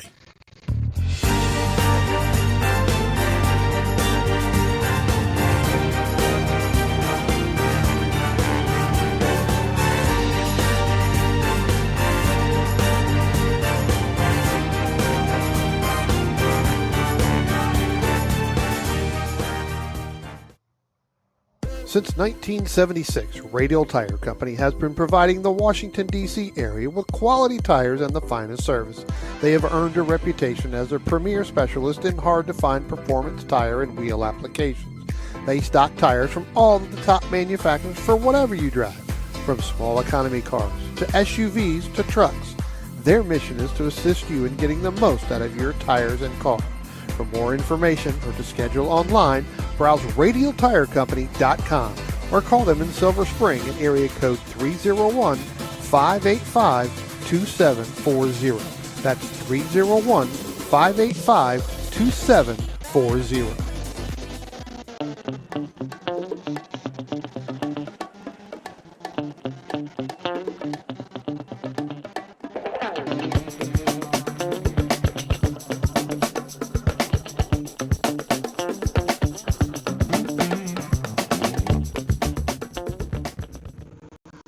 OG Racing carries just what you need to get on the track. From driving suits and shoes to helmets, data and video systems, to your favorite brake pads from Performance Friction, Hawk, and Paget.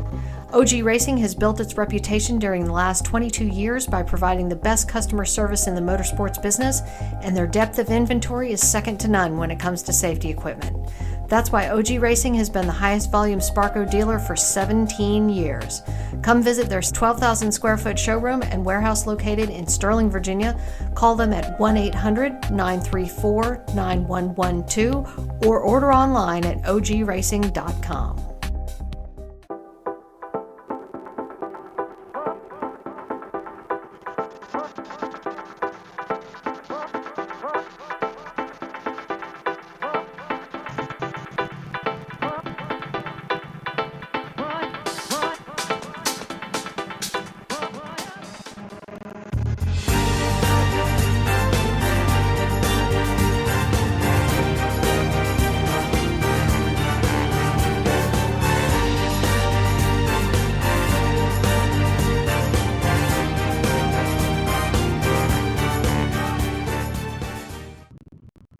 If you like what you see today, become part of the action by joining Sports Car Club of America. Whether you want to drive, flag, or just have fun with cars, SCCA membership opens the door to all kinds of motorsports to feed your obsession. Along with 65,000 like-minded members ready to be friends. Ask someone trackside how to get involved or visit SCCA.com for more information.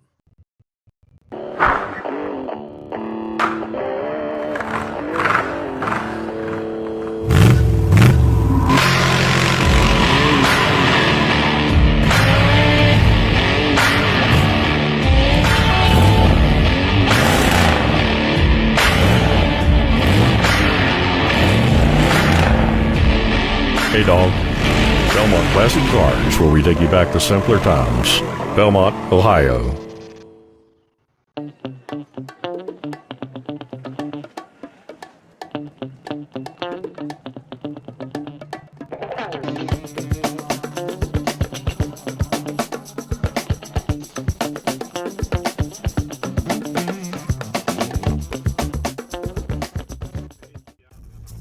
RP Performance is the only premier race shop in the region that specializes in both street and track Mazdas and is located right in the heart of racing at Summit Point's Gasoline Alley. RP has been involved in countless race wins and series championships across many classes with drivers of all ages. Not just a full-service shop, RP has been helping drivers with their individual racing and other track event needs for over 30 years, providing trackside support, arrive and drive packages, as well as race car transport services. And they're known for its help all attitude. RP Performance is your go-to for getting cars back on track for that positive experience at Summit Point when you're ready to pack it in. For more information about RP Performance, come talk to them here in the paddock. Call them at 304-728-6749 or email them at Brett, that's B-R-E-T, at rpperformanceracing.com.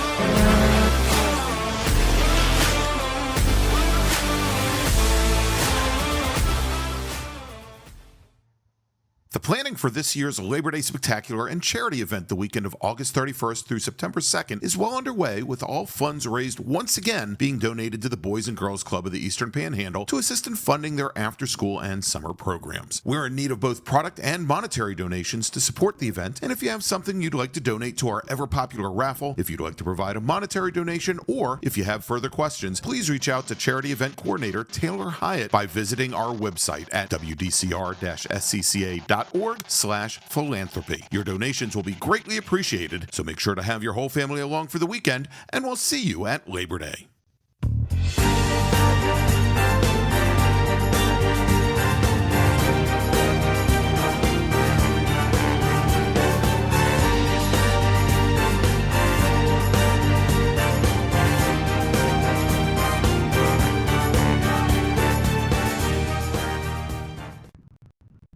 Since 1976, Radial Tire Company has been providing the Washington, D.C. area with quality tires and the finest service. They have earned a reputation as a premier specialist in hard-to-find performance tire and wheel applications. They stock tires from all of the top manufacturers for whatever you drive, from small economy cars to SUVs to trucks. Their mission is to assist you in getting the most out of your tires and car. For more information or to schedule online, browse radialtirecompany.com or call them in Silver Spring at area code 301-585-2740. That's 301-585-2740.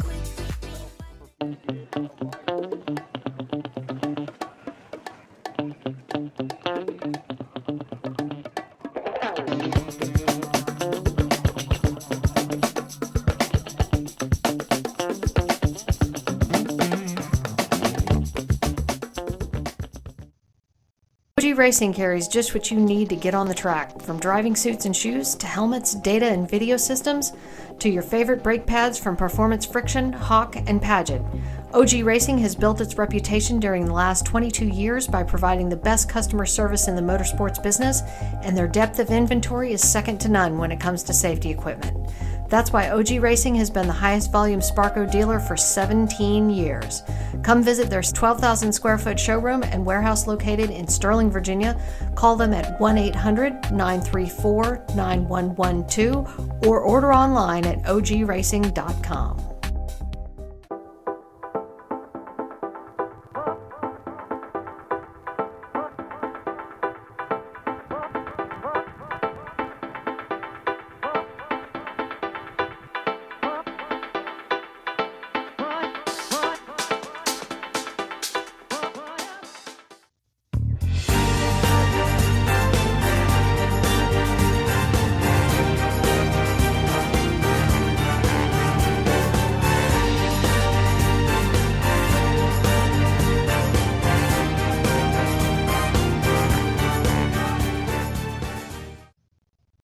If you like what you see today, become part of the action by joining Sports Car Club of America. Whether you want to drive, flag, or just have fun with cars, SCCA membership opens the door to all kinds of motorsports to feed your obsession, along with 65,000 like-minded members ready to be friends. Ask someone trackside how to get involved or visit SCCA.com for more information.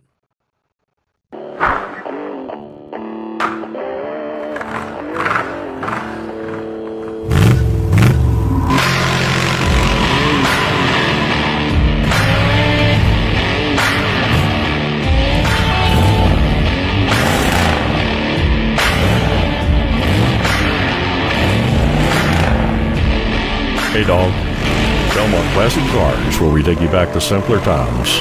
Belmont, Ohio.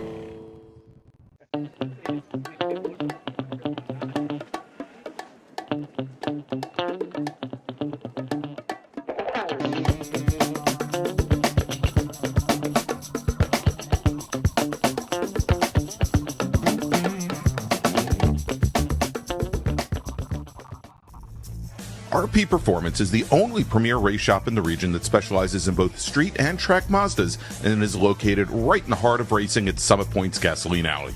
RP has been involved in countless race wins and series championships across many classes with drivers of all ages.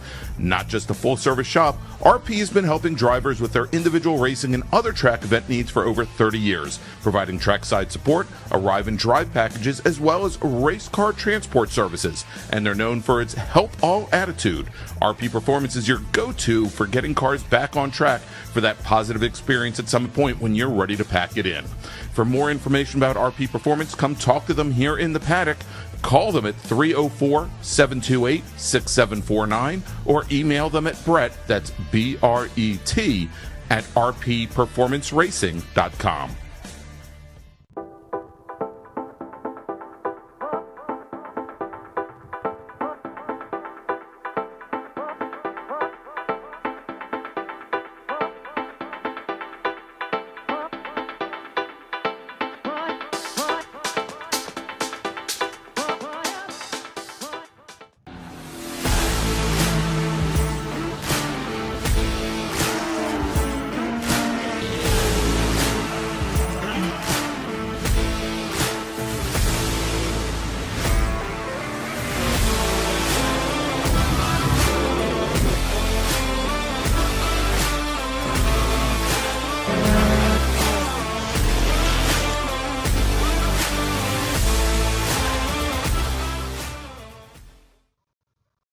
for this year's Labor Day Spectacular and charity event the weekend of August 31st through September 2nd is well underway, with all funds raised once again being donated to the Boys and Girls Club of the Eastern Panhandle to assist in funding their after-school and summer programs. We're in need of both product and monetary donations to support the event, and if you have something you'd like to donate to our ever-popular raffle, if you'd like to provide a monetary donation, or if you have further questions, please reach out to Charity Event Coordinator Taylor Hyatt by visiting our website at wdcr-scca.org/philanthropy. Your donations will be greatly appreciated, so make sure to have your whole family along for the weekend, and we'll see you at Labor Day.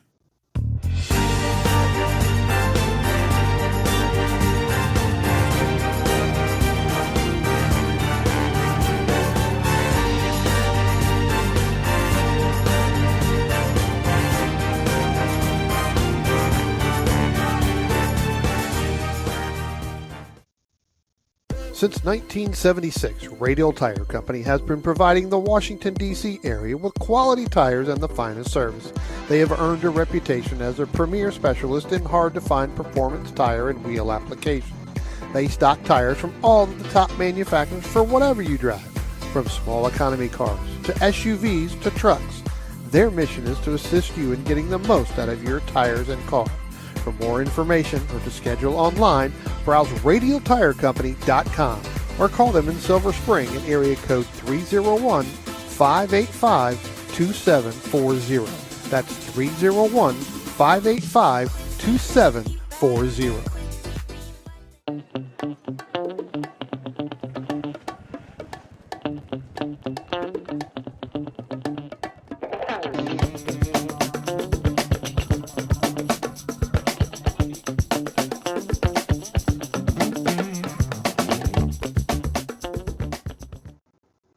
OG Racing carries just what you need to get on the track, from driving suits and shoes to helmets, data and video systems, to your favorite brake pads from Performance Friction, Hawk, and Paget.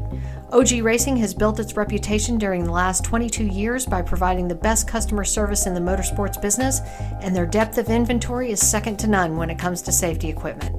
That's why OG Racing has been the highest volume Sparco dealer for 17 years. Come visit their 12,000 square foot showroom and warehouse located in Sterling, Virginia. Call them at 1-800-934-9112 or order online at ogracing.com.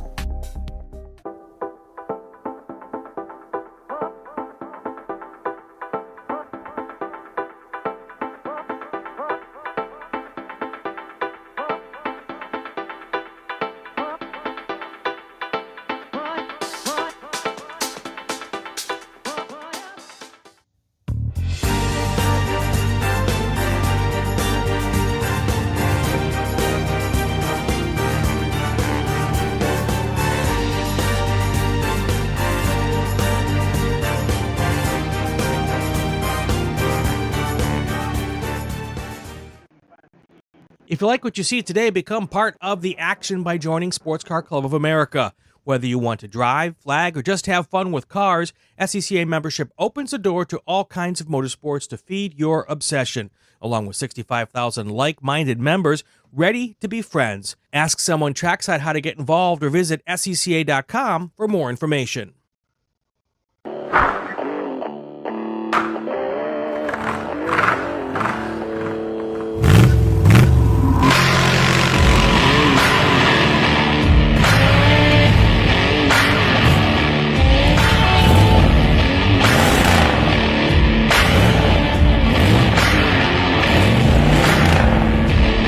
Hey dog, Belmont Classic Cars, where we take you back to simpler times. Belmont, Ohio.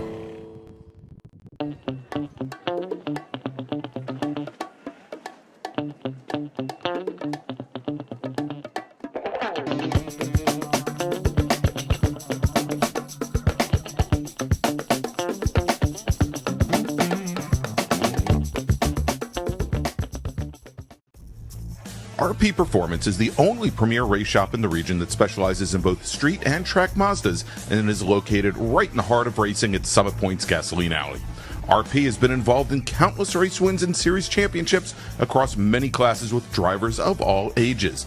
Not just a full-service shop, RP has been helping drivers with their individual racing and other track event needs for over 30 years, providing trackside support, arrive and drive packages, as well as race car transport services. And they're known for its help all attitude. RP Performance is your go-to for getting cars back on track for that positive experience at Summit Point when you're ready to pack it in. For more information about RP Performance, come talk to them here in the paddock. Call them at 304-728-6749 or email them at Brett, that's B-R-E-T, at rpperformanceracing.com.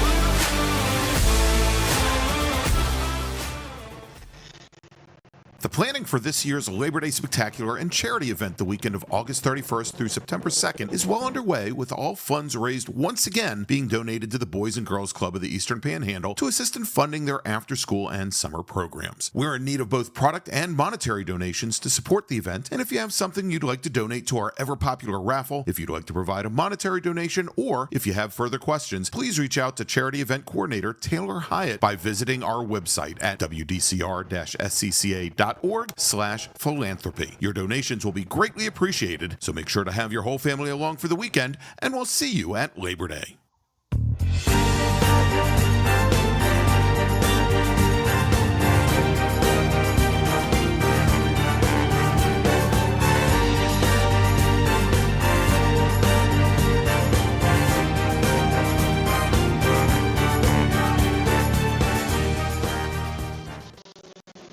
Since 1976, Radial Tire Company has been providing the Washington, D.C. area with quality tires and the finest service.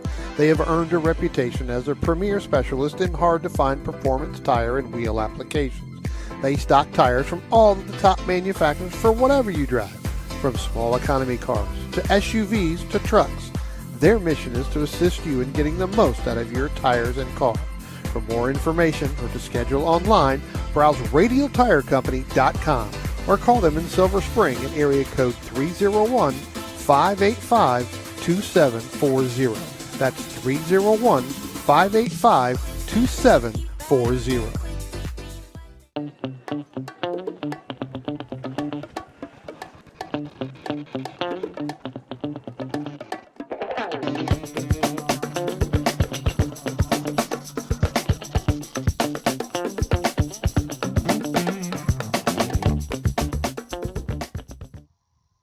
OG Racing carries just what you need to get on the track, from driving suits and shoes to helmets, data and video systems, to your favorite brake pads from Performance Friction, Hawk, and Paget. OG Racing has built its reputation during the last 22 years by providing the best customer service in the motorsports business, and their depth of inventory is second to none when it comes to safety equipment. That's why OG Racing has been the highest volume Sparco dealer for 17 years. Come visit their 12,000 square foot showroom and warehouse located in Sterling, Virginia. Call them at 1-800-934-9112 or order online at ogracing.com.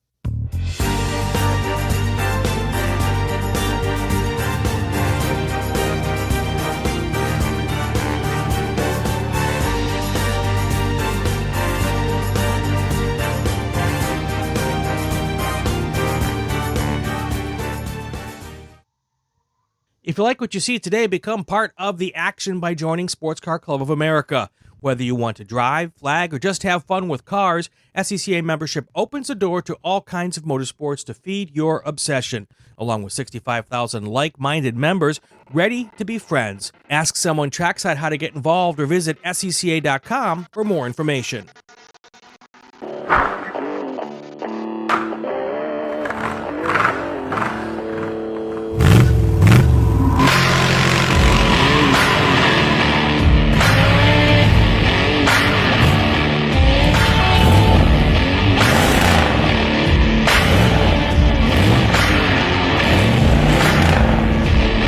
Hey dog. Belmont Classic Cars, where we take you back to simpler times. Belmont, Ohio.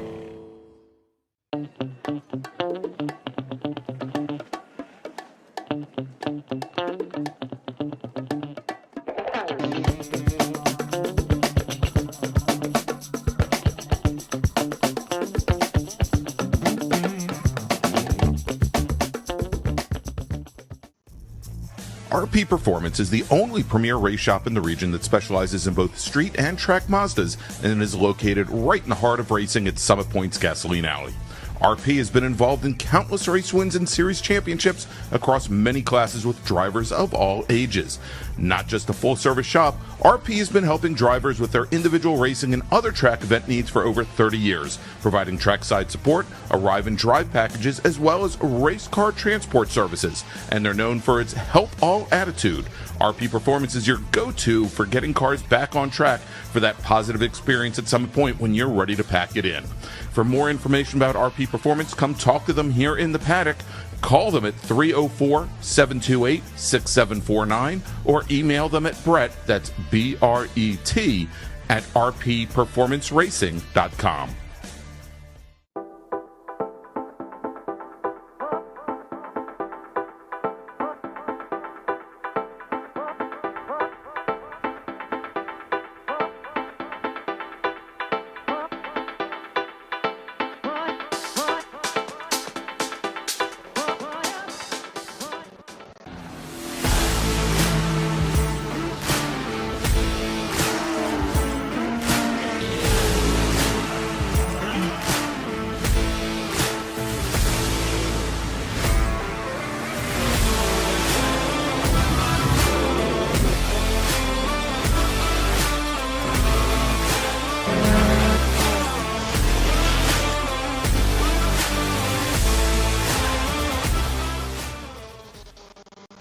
The planning for this year's Labor Day Spectacular and charity event the weekend of August 31st through September 2nd is well underway, with all funds raised once again being donated to the Boys and Girls Club of the Eastern Panhandle to assist in funding their after-school and summer programs. We're in need of both product and monetary donations to support the event, and if you have something you'd like to donate to our ever-popular raffle, if you'd like to provide a monetary donation, or if you have further questions, please reach out to Charity Event Coordinator Taylor Hyatt by visiting our website at wdcr-scca.org/philanthropy. Your donations will be greatly appreciated, so make sure to have your whole family along for the weekend, and we'll see you at Labor Day.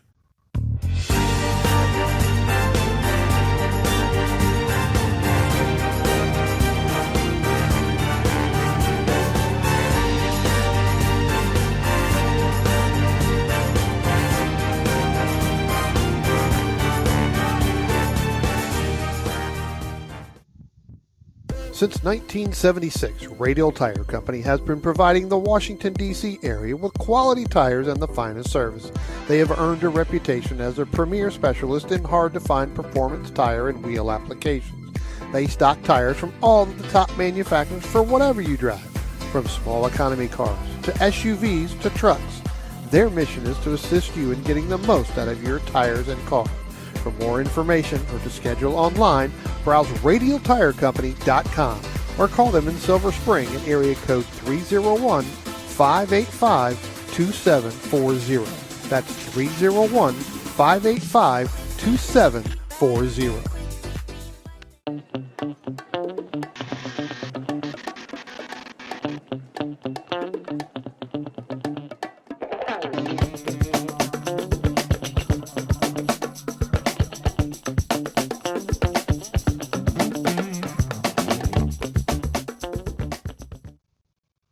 Racing carries just what you need to get on the track, from driving suits and shoes to helmets, data and video systems, to your favorite brake pads from Performance Friction, Hawk, and Paget. OG Racing has built its reputation during the last 22 years by providing the best customer service in the motorsports business, and their depth of inventory is second to none when it comes to safety equipment. That's why OG Racing has been the highest volume Sparco dealer for 17 years. Come visit their 12,000 square foot showroom and warehouse located in Sterling, Virginia. Call them at 1-800-934-9112 or order online at ogracing.com.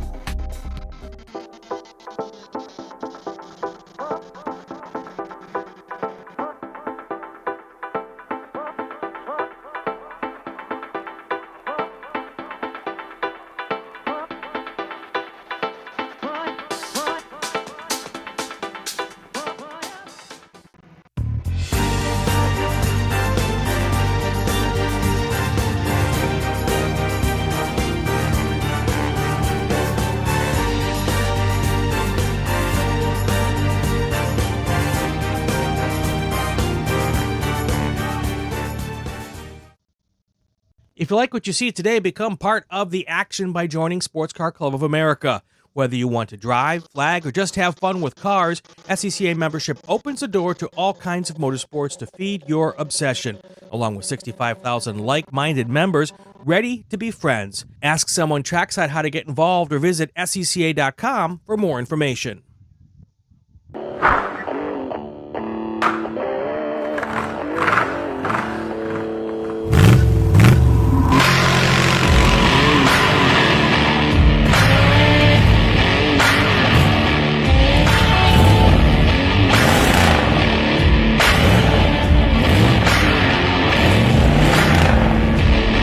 Hey dog, Belmont Classic Cars, where we take you back to simpler times.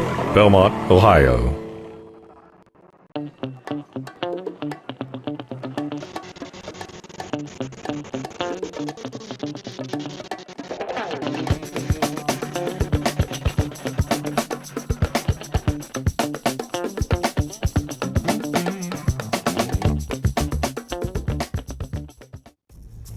RP Performance is the only premier race shop in the region that specializes in both street and track Mazdas and is located right in the heart of racing at Summit Point's Gasoline Alley.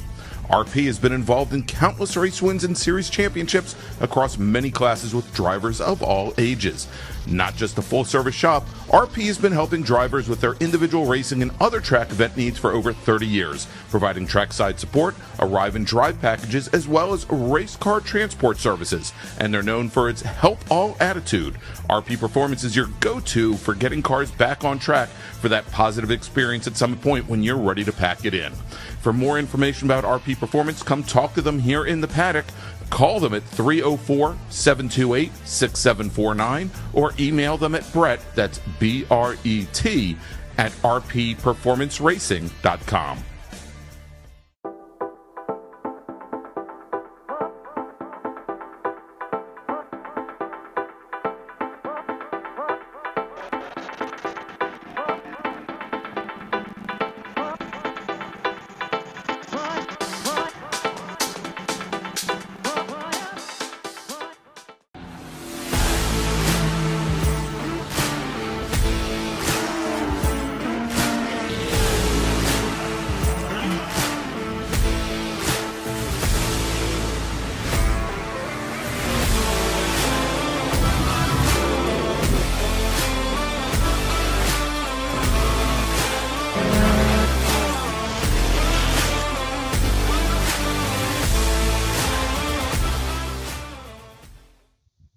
The planning for this year's Labor Day Spectacular and charity event the weekend of August 31st through September 2nd is well underway, with all funds raised once again being donated to the Boys and Girls Club of the Eastern Panhandle to assist in funding their after-school and summer programs. We're in need of both product and monetary donations to support the event, and if you have something you'd like to donate to our ever-popular raffle, if you'd like to provide a monetary donation, or if you have further questions, please reach out to Charity Event Coordinator Taylor Hyatt by visiting our website at wdcr-scca.org/philanthropy. Your donations will be greatly appreciated, so make sure to have your whole family along for the weekend, and we'll see you at Labor Day.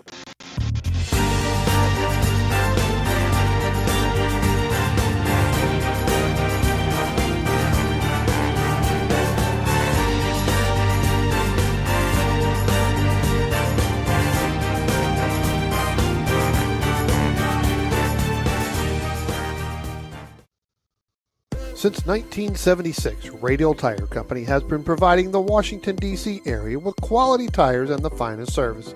They have earned a reputation as a premier specialist in hard-to-find performance tire and wheel applications.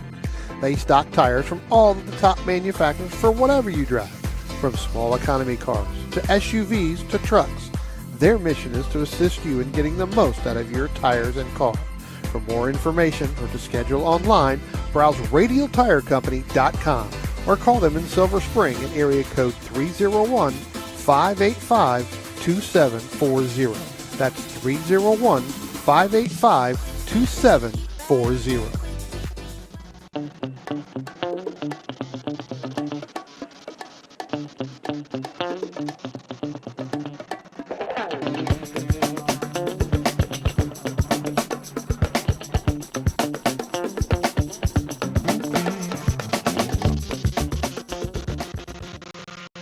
OG Racing carries just what you need to get on the track, from driving suits and shoes to helmets, data and video systems, to your favorite brake pads from Performance Friction, Hawk, and Paget.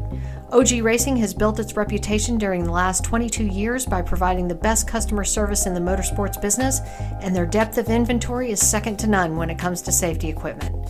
That's why OG Racing has been the highest volume Sparco dealer for 17 years. Come visit their 12,000 square foot showroom and warehouse located in Sterling, Virginia. Call them at 1-800-934-9112 or order online at ogracing.com.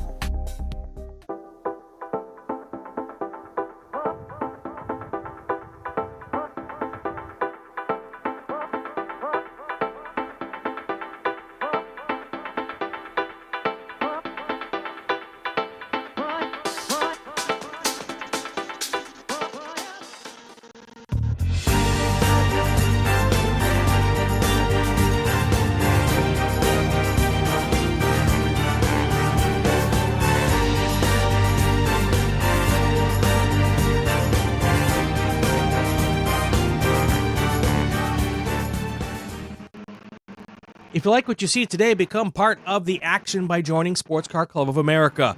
Whether you want to drive, flag, or just have fun with cars, SCCA membership opens the door to all kinds of motorsports to feed your obsession, along with 65,000 like-minded members ready to be friends. Ask someone trackside how to get involved or visit SCCA.com for more information.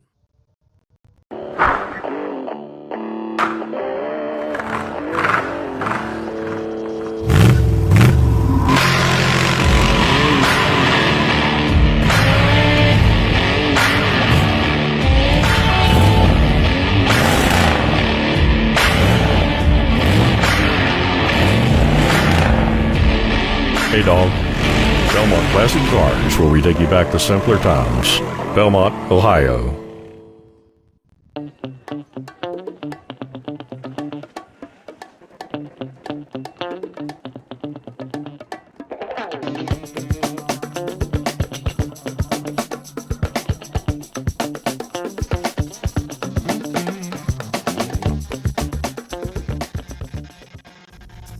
RP Performance is the only premier race shop in the region that specializes in both street and track Mazdas and is located right in the heart of racing at Summit Point's Gasoline Alley.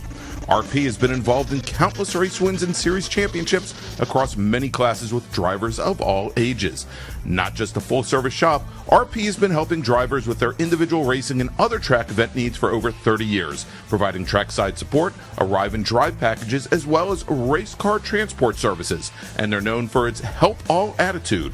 RP Performance is your go-to for getting cars back on track for that positive experience at Summit Point when you're ready to pack it in. For more information about RP Performance, come talk to them here in the paddock. Call them at 304-728-6749 or email them at Brett, that's B-R-E-T, at rpperformanceracing.com.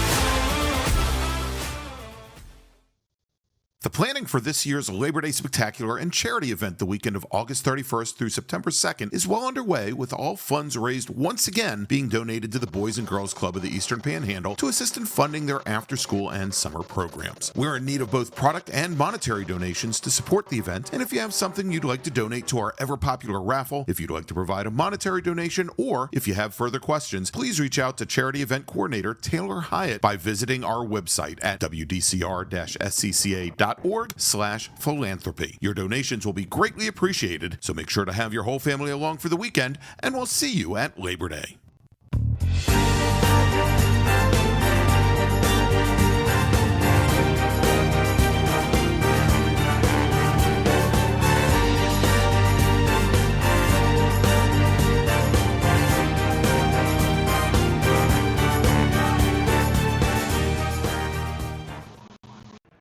Since 1976, Radial Tire Company has been providing the Washington, D.C. area with quality tires and the finest service. They have earned a reputation as a premier specialist in hard-to-find performance tire and wheel applications. They stock tires from all of the top manufacturers for whatever you drive, from small economy cars to SUVs to trucks. Their mission is to assist you in getting the most out of your tires and car. For more information or to schedule online, browse radialtirecompany.com or call them in Silver Spring at area code 301-585-2740. That's 301-585-2740.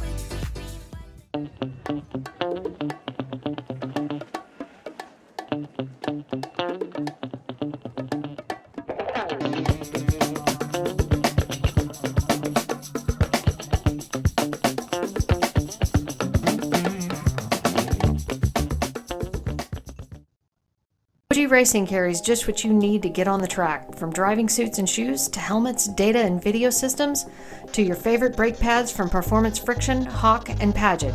OG Racing has built its reputation during the last 22 years by providing the best customer service in the motorsports business, and their depth of inventory is second to none when it comes to safety equipment. That's why OG Racing has been the highest volume Sparco dealer for 17 years. Come visit their 12,000 square foot showroom and warehouse located in Sterling, Virginia. Call them at 1-800-934-9112 or order online at ogracing.com.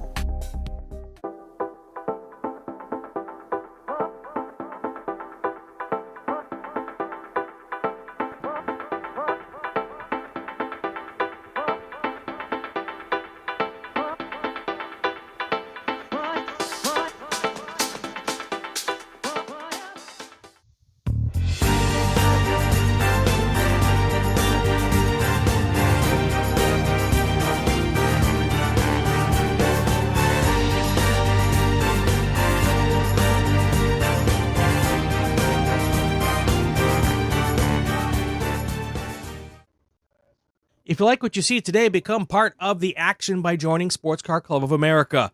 Whether you want to drive, flag, or just have fun with cars, SCCA membership opens the door to all kinds of motorsports to feed your obsession. Along with 65,000 like-minded members ready to be friends. Ask someone trackside how to get involved or visit SCCA.com for more information.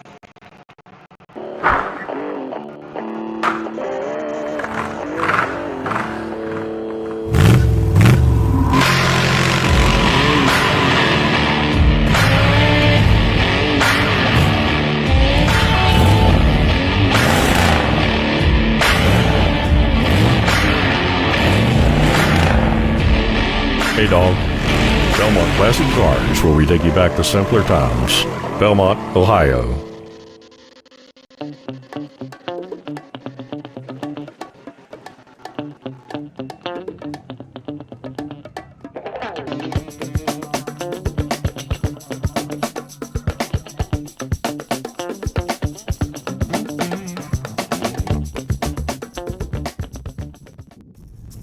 RP Performance is the only premier race shop in the region that specializes in both street and track Mazdas, and is located right in the heart of racing at Summit Point's Gasoline Alley.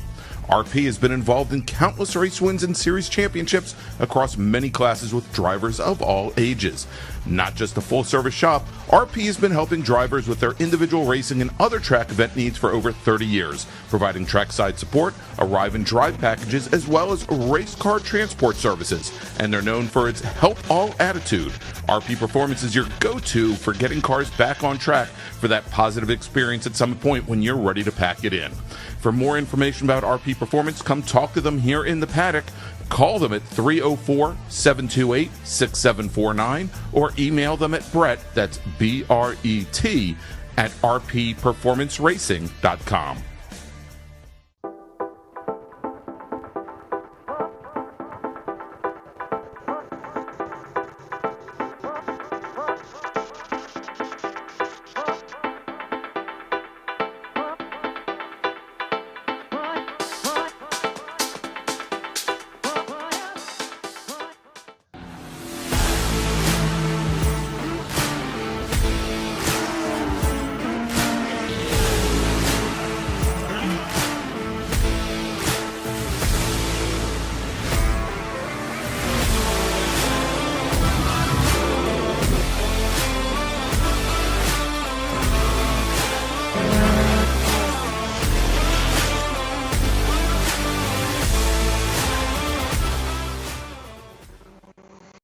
Planning for this year's Labor Day Spectacular and charity event the weekend of August 31st through September 2nd is well underway, with all funds raised once again being donated to the Boys and Girls Club of the Eastern Panhandle to assist in funding their after-school and summer programs. We're in need of both product and monetary donations to support the event, and if you have something you'd like to donate to our ever-popular raffle, if you'd like to provide a monetary donation, or if you have further questions, please reach out to Charity Event Coordinator Taylor Hyatt by visiting our website at wdcr-scca.org/philanthropy. Your donations will be greatly appreciated, so make sure to have your whole family along for the weekend, and we'll see you at Labor Day.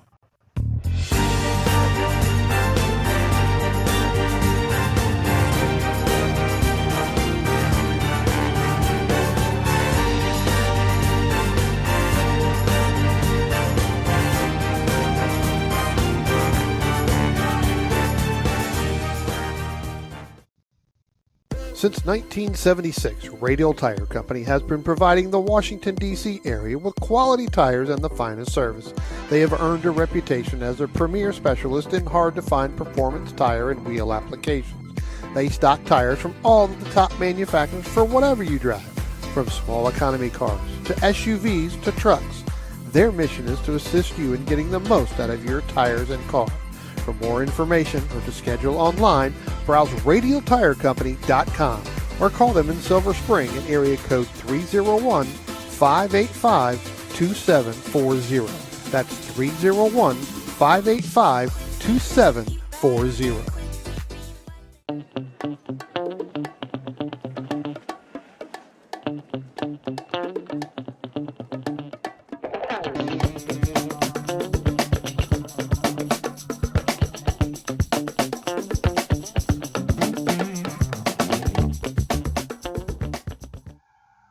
OG Racing carries just what you need to get on the track, from driving suits and shoes to helmets, data and video systems, to your favorite brake pads from Performance Friction, Hawk, and Paget. OG Racing has built its reputation during the last 22 years by providing the best customer service in the motorsports business, and their depth of inventory is second to none when it comes to safety equipment. That's why OG Racing has been the highest volume Sparco dealer for 17 years. Come visit their 12,000 square foot showroom and warehouse located in Sterling, Virginia. Call them at 1-800-934-9112 or order online at ogracing.com.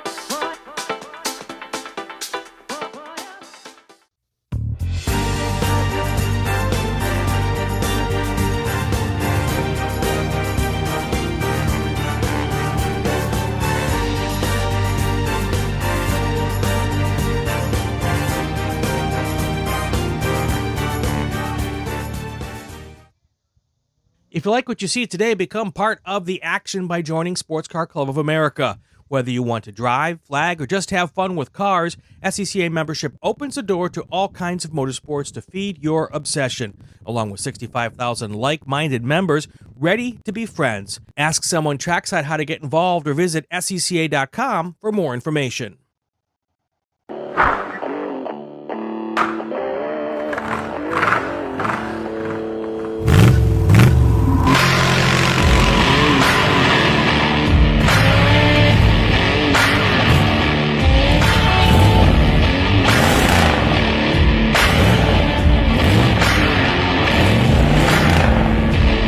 Hey dog. Belmont Classic Cars, where we take you back to simpler times. Belmont, Ohio.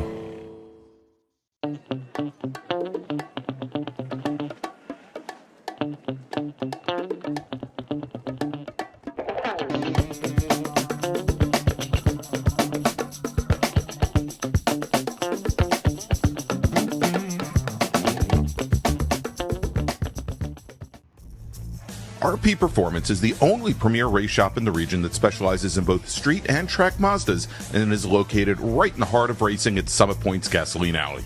RP has been involved in countless race wins and series championships across many classes with drivers of all ages. Not just a full-service shop, RP has been helping drivers with their individual racing and other track event needs for over 30 years, providing trackside support, arrive and drive packages, as well as race car transport services. And they're known for its help all attitude. RP Performance is your go-to for getting cars back on track for that positive experience at Summit Point when you're ready to pack it in. For more information about RP Performance, come talk to them here in the paddock. Call them at 304-728-6749 or email them at Brett, that's B-R-E-T, at rpperformanceracing.com.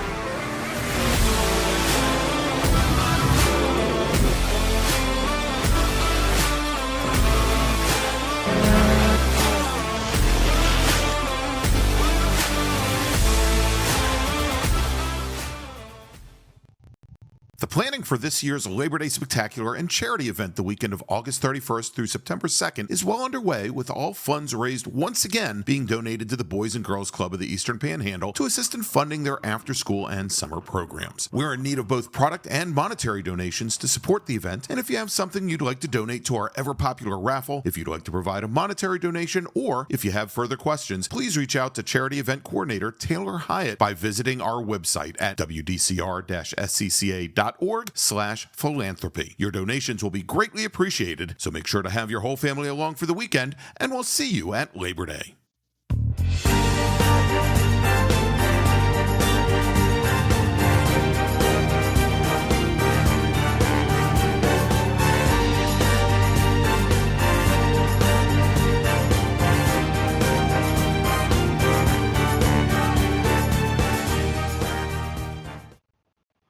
Since 1976, Radial Tire Company has been providing the Washington, D.C. area with quality tires and the finest service.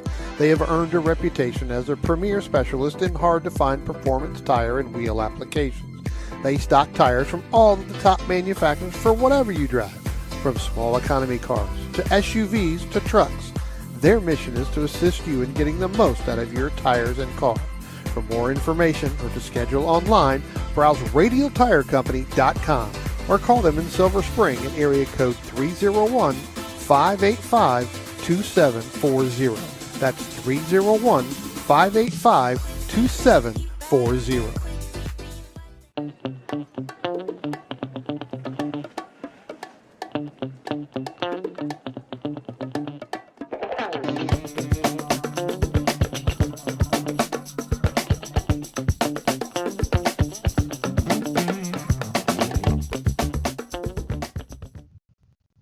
Racing carries just what you need to get on the track, from driving suits and shoes to helmets, data and video systems, to your favorite brake pads from Performance Friction, Hawk, and Paget. OG Racing has built its reputation during the last 22 years by providing the best customer service in the motorsports business, and their depth of inventory is second to none when it comes to safety equipment. That's why OG Racing has been the highest volume Sparco dealer for 17 years. Come visit their 12,000 square foot showroom and warehouse located in Sterling, Virginia.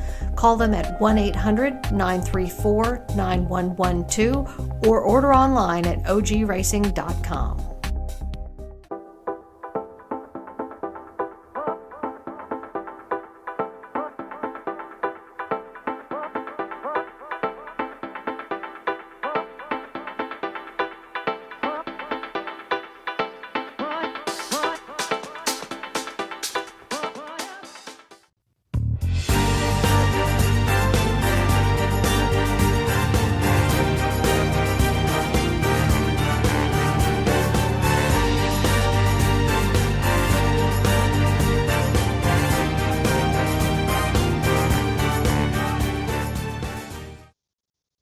If you like what you see today, become part of the action by joining Sports Car Club of America. Whether you want to drive, flag, or just have fun with cars, SCCA membership opens the door to all kinds of motorsports to feed your obsession. Along with 65,000 like-minded members ready to be friends. Ask someone trackside how to get involved or visit SCCA.com for more information.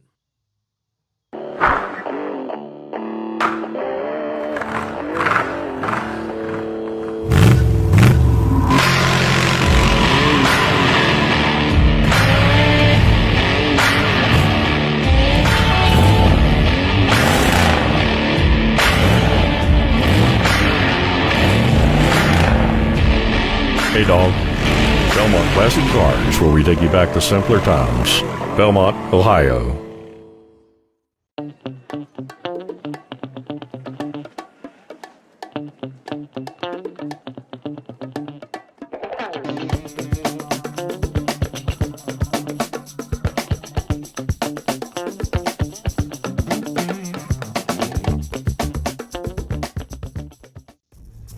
RP Performance is the only premier race shop in the region that specializes in both street and track Mazdas and is located right in the heart of racing at Summit Point's Gasoline Alley. RP has been involved in countless race wins and series championships across many classes with drivers of all ages. Not just a full-service shop, RP has been helping drivers with their individual racing and other track event needs for over 30 years, providing trackside support, arrive and drive packages, as well as race car transport services. And they're known for its help all attitude. RP Performance is your go-to for getting cars back on track for that positive experience at Summit Point when you're ready to pack it in. For more information about RP Performance, come talk to them here in the paddock. Call them at 304-728-6749 or email them at Brett, that's B-R-E-T, at rpperformanceracing.com.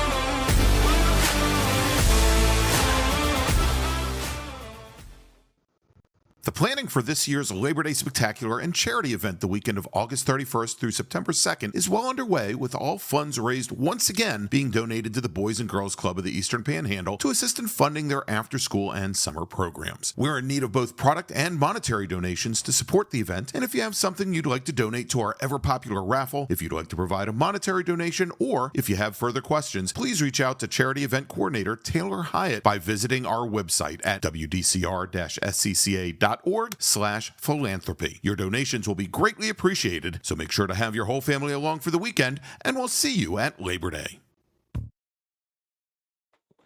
And welcome back, everybody, to Summit Point Raceway. It is the July MARRS, along with round number 5 of the Northeast Division Road Racing Championship, presented by Belmont Classic Cars. I'm Greg Ginsburg, along with Brian Donati. We got Spencer Gaynor, and heading out onto the track now. Spencer and Brian, we've got our bracket racers for the first time this weekend. And Brian, we'll talk a little bit about bracket racing, but let's run down the drivers that are going to be on course now, and then we'll explain bracket to everybody. Sure. Got 16 drivers supposed to start this one. Starting in 16th in the number 42 from Hampstead, Maryland, that's Robert Garrett.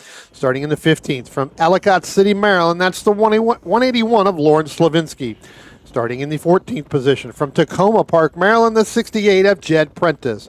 Starting in the 13th position from Severna Park, Maryland, good to see this driver back, that's the 134 of Chuck Edmondson. Starting in the 12th position from Thurmont, Maryland, the 127 of Jeff Liller. Starting in the 11th position from Jefferson, Maryland, that's the 55 of Murphy Nichols. Starting in the 10th position from Gum Springs, Virginia, that's the 83 of Nick Shively. Starting in the 9th position from Hillsborough, Virginia, that's Avery Davis, and he's in the 74. Starting in the 8th position, again from Hillsborough, Virginia, that's the 88, that's Terry James Davis. Starting in the 7th position from Scottsville, Virginia, that's the 43 of Frank Alessi. Starting in the 6th position from Mechanicsburg, Pennsylvania, that's the 98 of Brian McRae. Starting in the 5th position from Westchester, Pennsylvania, that's the 5 of Mike Kosuth. Starting in the 4th position from Annapolis, Maryland, that's the 7 of Keith Frazier. Starting in the 3rd position from Chesapeake, Virginia, the 174 of Joe Blanks.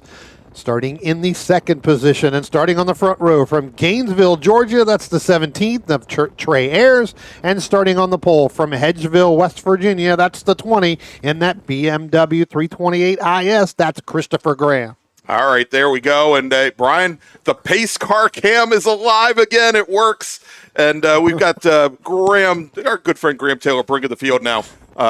They're underneath the bridge, underneath the Toyota bridge, and he is now heading on to the pit lane as our bracket racers get ready for their very first of 3 races here this weekend. It is, much like everybody else, 15 laps today. They'll have 2 10-lap races tomorrow, Brian. Tell you what, Greg, we are now a green flag. Christopher Graham, what a great start heading down into turn 1 as he goes by at start-finish line. He's going to open that up, Greg, by about 7-8 car lengths over Joe Blanks and Trey Ayers. But again, we've seen this time and time again, and we're going to talk about this here in a little bit.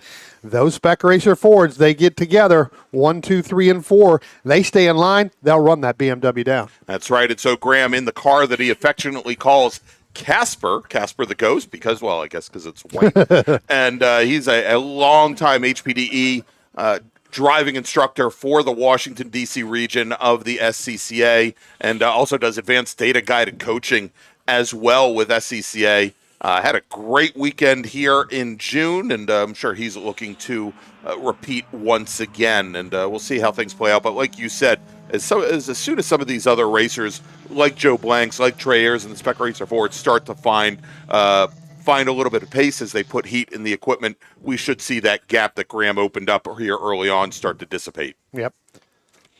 And this bracket road racing, it's a little bit different than our regular traditional, race groups, right, Greg? So right. They're based in some brackets as they go through the laps, and we'll talk about that here in a minute. And you've kind of got that breakdown. Indeed.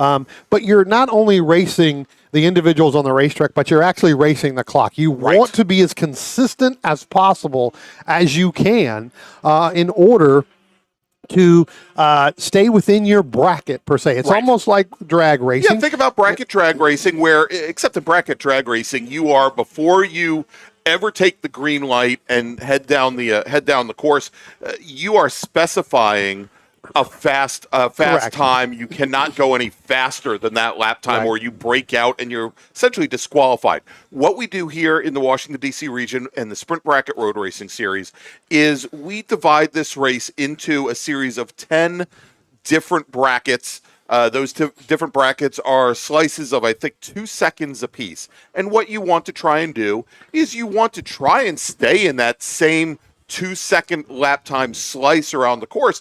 If you break out, you will move up to the bracket ahead. And what you may find is that the drivers that are running the slightly faster lap times that are in that higher bracket, they could be 40, 50 car lengths up the road from you. So you want to stay consistent. You want to stay in that same bracket over the course of a race or a weekend. And Brian, you just noted something, and we thought there was a chance of this when we looked at the weather maps this morning. Got a little bit of precip here at Summit Point. So not only are these guys battling the cars on the racetrack and the clock, now you got to battle a little bit of the sprinkles. So I have not been wrong this year. You two are up here. We talked about it momentarily. We are going to get a little bit of a shower that's going to come down. I don't think it's going to be anything hard. We're right on the outskirts of where the basic heavy part of it is today. But we're going to get a little bit of rain showers. I don't think it's going to be enough as looks like we've got one car coming in pit road. We'll go ahead and pick that car up as it comes through a little bit further back. It's kind of hard to see right now who that may be, but they're going to be stopped. Looks like one of our S2000s, so that's definitely going to be one of the Davises, I believe. It looks like that may be the 88. As he goes down, that is the 88 car, Yep, indeed, Brian, that is now headed back to the paddock. His race comes to a very early end. That was Terry James Davis out of Hillsborough, Virginia, in a beautiful-looking Honda S2000, albeit one that might be having some mechanical issues. So, Brian, what I've also done for our viewers at home that are here on YouTube, I've put a link to the timing and scoring page that we have specifically for our bracket racers that will go and group the racers by the actual time slicer bracket that they are in, because although we've got this neat new toy on screen that is showing the timing and scoring, basically the position of the racers on track, it doesn't really do a great job of breaking out by brackets. So right now here early on, Chris Graham is our sole racer in the A4 bracket. That is for drivers that have put in lap times, their fastest lap time, between 1:21 and 1:23.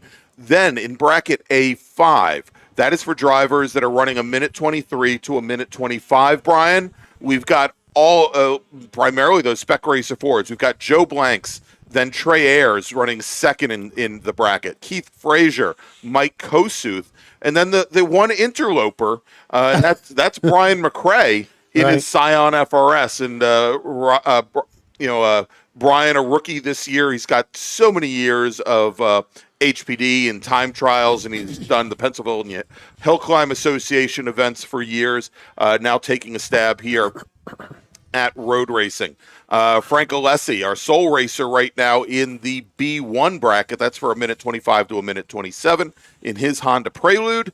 In bracket B3, Avery Davis, the other S2000 that we have on course, and that particular model currently leads Jeff Liller in the number 127 Mazda MX-5. That's for drivers 1:29 to 1:31. Yep. One driver we did not mention on the grid, so it may have been a late addition. That is the 186 of Jennifer Rome. So Jennifer Rome's running in bracket. And you'll see a lot of this. You'll see a lot of drivers will double dip, as you say, race in more than one group. You've got your standard traditional race groups that you're running based off where your car fits into that category, and then they will also fit in this. Any car can come and run in this as long as it meets the SCCA standard safety within this. You can bring your car out here, again, as long as it meets the safety part of it for the SCCA and in the GCR. You can bring it out here and run. So if you run in another series somewhere and you want to come out and use it as a day at the track basically, or a weekend at the track to do that is what I encourage you guys out there, if you're watching or you're listening, to do. Bring your car out here, run it. Yeah, if you and a bunch of teammates have put together a Lemons car and you want to, perhaps one of you wants to come out and race a couple sprint races with the car, as long as it meets the minimum SCCA safety standards, that should not, and as long as you have a competition license, it should be just fine. Yeah, should have probably said that. Yes, exactly. That's the other part. The car could get on track, Brian. You may not. You'll have to put somebody else in it who does have a license. Yeah, indeed. So that's where we stand here as we are now about 5 laps in. And jumping up, Chris Graham just resets fast lap. He turns in a 122.1. He has been joined in that A4 bracket now, Brian, by Trey Ayers in his Spec Racer 4 Gen 3. I think some folks here that have had some experience with the Super Tour, for example, know Trey, who's up from Cumming, Georgia. Good to see him here. And I'll tell you, he is not the only one now, as Joe Blanks and Keith Frazier now have also joined that A4 bracket. And Chris Graham, still your leader in the class. He's got about 5 seconds on Joe Blanks. I'll tell you what, though, Greg, Trey Ayers under heavy fire from Joe Blanks and Keith Frazier now. They're just now coming out of the carousel. But Frazier and Blanks and Trey Ayers, they were side by side all the way through turn 1, all the way through to turn 2. It wasn't until they got almost into turn 3 where Blanks was able to get ahead of Trey Ayers for that position there in second. So when they run through, so now you got 4 in that A4 bracket you were talking about. Those 3 Spec Racer Fords of Blanks, Ayers, and Frazier, that's actually for battle for position in the class. And here they come. They're going to come down through the start-finish line there and head down into turn 1, again, side by side. Yeah, and I believe that is Blanks in the 174 machine, Ayers in the 17 to driver's left as they go through turns 1 and 2. Once again, door-to-door, side-by-side. And Joe Blanks, if I remember correctly, I'm going to see if I can bring up if I thought I had some information on Joe. And I believe that Joe has raced with Trey Ayers in the past, and I'm trying to see if I can bring up the information. Yeah, he says, well, here is the... Here is the catch, Brian, and I know we had mentioned this before, is that Joe Blanks, his college roommate, got him into SCCA road racing and Spec Racer Ford. And that college roommate?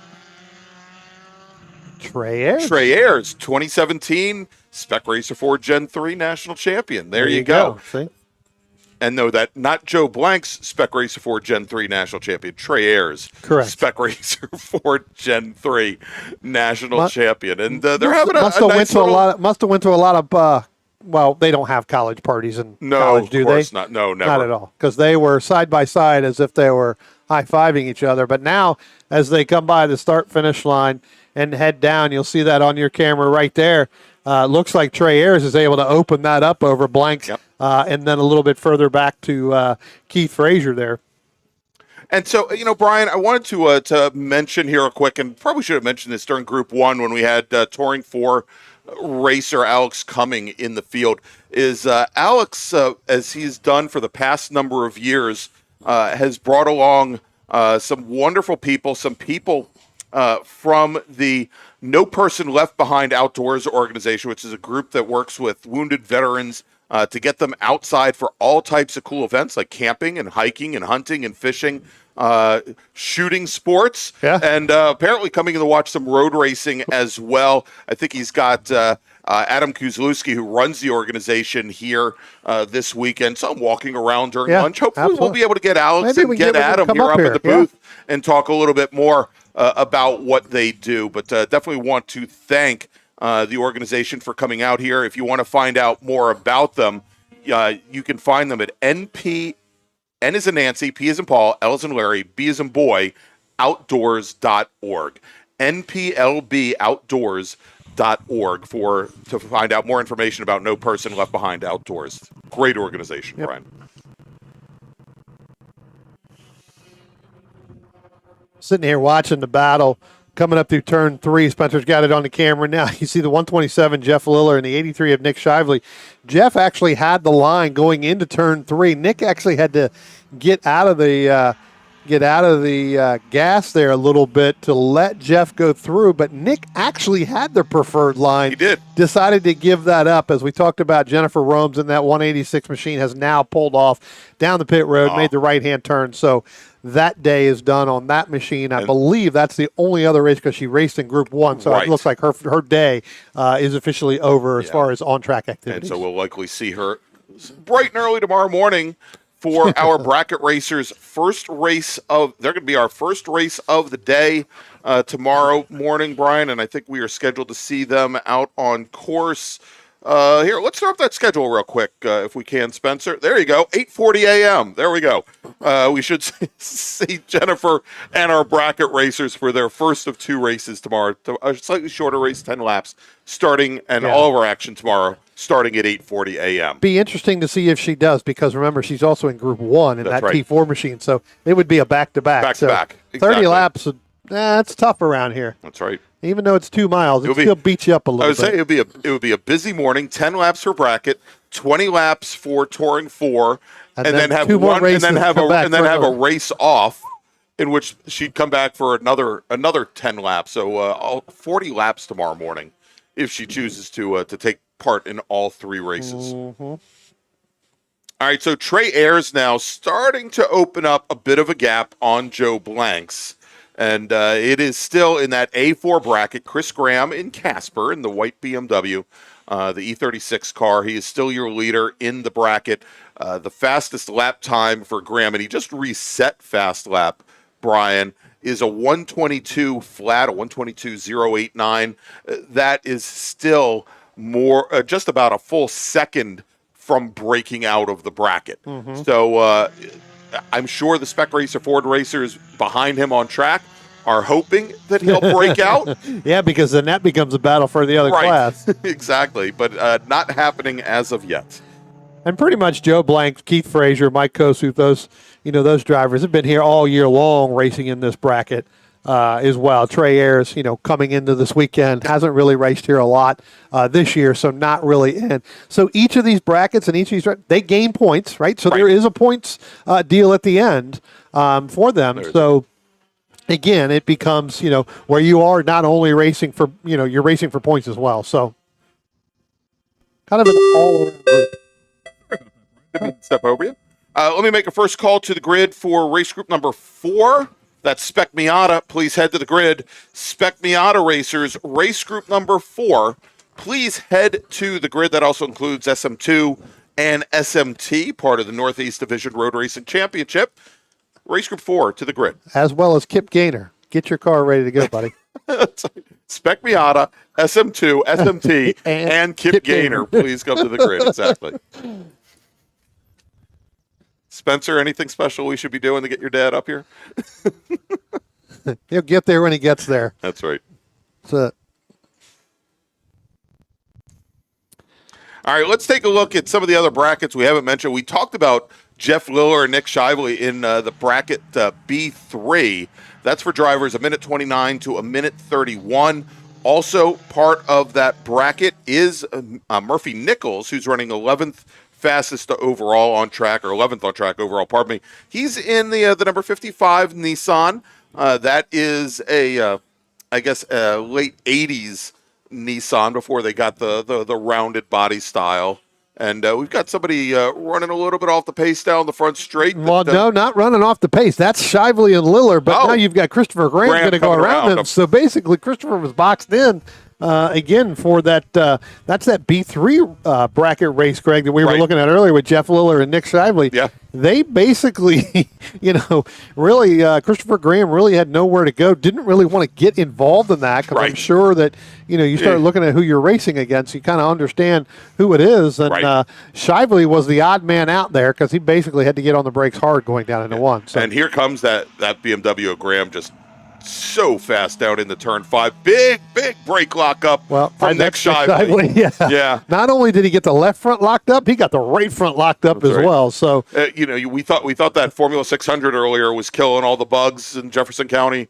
That got the other half of the bugs. Yeah. As we just saw Murphy Nichols in the white Nissan come through turn 5, and so he's running now, I think about somewhere around 14, 15 seconds behind Liller and Shively in that B3 bracket. See, it all comes back full circle. Yep, exactly. Christopher Graham goes by the start-finish line.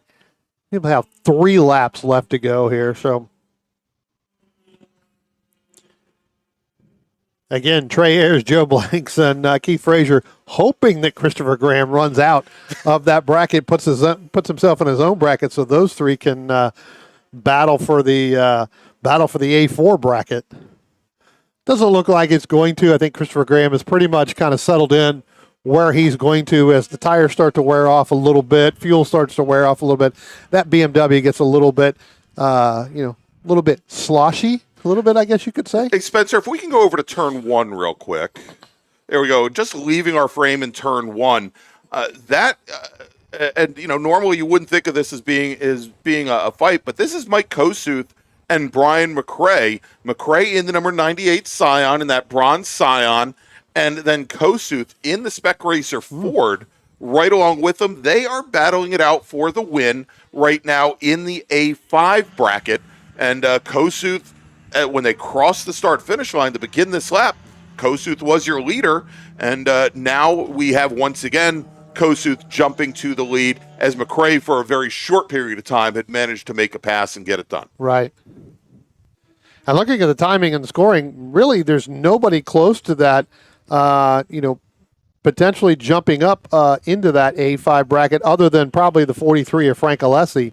If he gets a good run, he may end up jumping into that, but that would only put him in third in that bracket. So, yeah, good one. As looks like Mike Kosuth's going to get through turn 10 now and go ahead and make that pass over the 98 of Brian McRae. Yeah, as they both now, as they're coming down the front straight, they both pass that Murphy Nichols machine, the Nissan 300ZX. Should mention Nichols. We know he had some alternator issues, some charging issues with that car. I think got fixed in the paddock last night.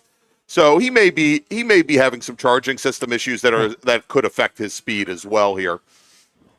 All right, so next time Chris Graham passes the start-finish line, he'll get the white flag. Actually, well, here we don't use the white flag on the start, and he'll get the 1-to-go board as he comes through the carousel now and is starting to make his way through turn 8. So about a lap and a third.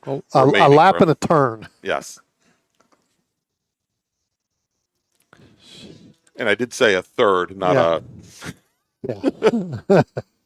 Not a half? Yeah, or third. Yeah, I know.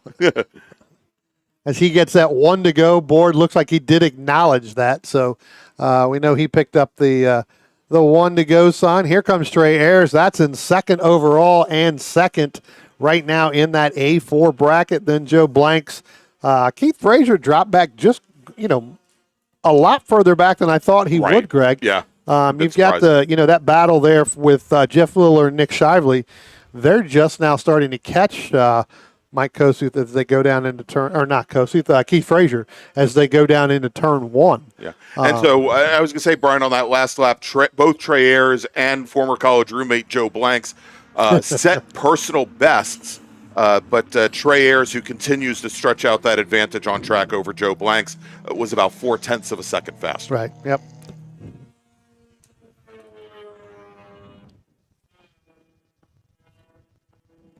Nobody really setting any faster lap time. Looks like most of them, as far as the bracket goes, while they did set, as you just mentioned, Greg, their fastest laps of it, and a couple other, and Kosuth set his fastest, Brian McRae set his fastest. Nobody really moving in and out of different brackets, still running in those brackets. So we have had in the past where individuals, run out.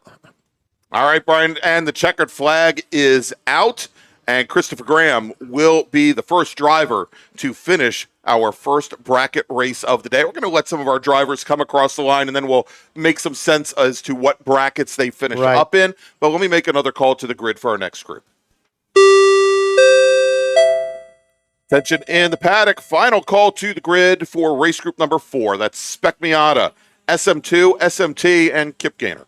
Race group number 4, Spec Miata, SM2, and SMT racers. This is your final call to the grid. I see Kip. Kip's in line. Good to go. He's down there. He's ready to go. Good. He may not be ready, but he's good to go. But he's there. The car's there. It's okay, Spencer. You can laugh.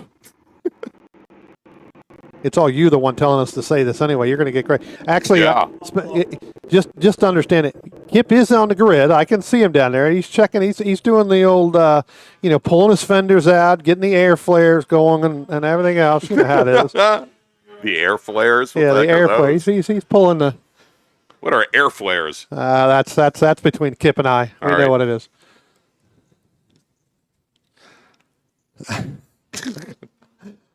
Last car crossing the start-finish line, 6-8 would be Jed Prentice. So looks like all of our cars have finished, Greg, if you wanted to run down the brackets. Absolutely. All right, we're going to start off with bracket A4, where Chris Graham, our overall winner here, takes the win over Trey Ayers. Joe Blanks with Keith Frazier finishing fourth. That's for drivers 1:21 to 1:23 as their fast lap time. In bracket A5, that's 1:23 to 1:25 is their fastest lap. Mike Kosuth taking the win over Brian McRae. Then we've got in bracket B1 for drivers with a fast lap time of 1:25 to 1:27. Frank Alessi, our sole racer in that bracket. In bracket Bravo 2, B2, that's for drivers 1:27 to 1:29. Avery Davis in his Honda S2000 takes the win over Jeff Liller, who broke out of that bracket with Nick Shively. So in bracket B3, brake lockups and all, that's for drivers 1:29 to 1:31. Nick Shively in his Scion FRS will take the win over Murphy Nichols. In bracket B4, that's 1:31 to 1:33. Chuck Edmondson takes the win over Jed Prentice. Jennifer Romes then finishing in third, and then Terry James Davis fourth. Of course, both of those racers retired early. And then in bracket B5, that's for drivers 1:33 and higher. Robert Garrett will take the win in his Chevrolet Corvette. Larry Slavinsky in his Ford Fiesta will finish second. All right, so we've got our next group up here in just a few moments. It's going to be Spec Miata action from Summit Point Raceway, part of the July MARRS and Round 5 at Northeast Division Road Racing Championship, presented by Belmont Classic Cars. But first, let's thank some of our sponsors. Belmont Classic Cars is a family-owned classic and collector car dealership located in Eastern Ohio, specializing in 1960s and 70s American muscle cars and other unique automobiles. Belmont takes pride in taking you back to a simpler time with iconic classic rides and never selling anything that they wouldn't want in their own collection. To see Belmont's extensive inventory of classic cars, visit their website at belmontclassiccars.com or find them on Facebook and Instagram at Belmont Classic. Since 1976, Radial Tire Company has been providing the Washington, D.C. area with quality tires and the finest service. They have earned a reputation as a premier specialist in hard-to-find performance tire and wheel applications. They stock tires from all of the top manufacturers for whatever you drive, from small economy cars to SUVs to trucks. Their mission is to assist you in getting the most out of your tires and car. For more information or to schedule online, browse radialtirecompany.com or call them in Silver Spring at area code 301-585-2740. That's 301-585-2740.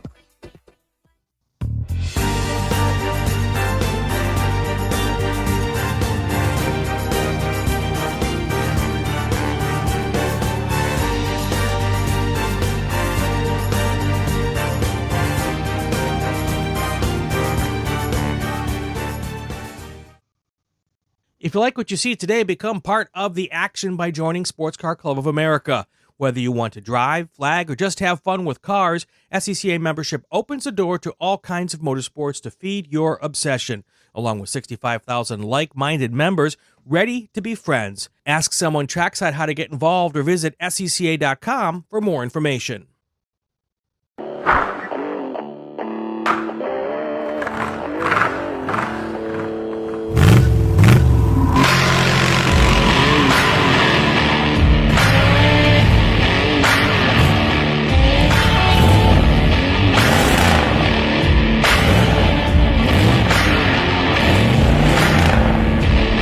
Hey dog, Belmont Classic Cars, where we take you back to simpler times.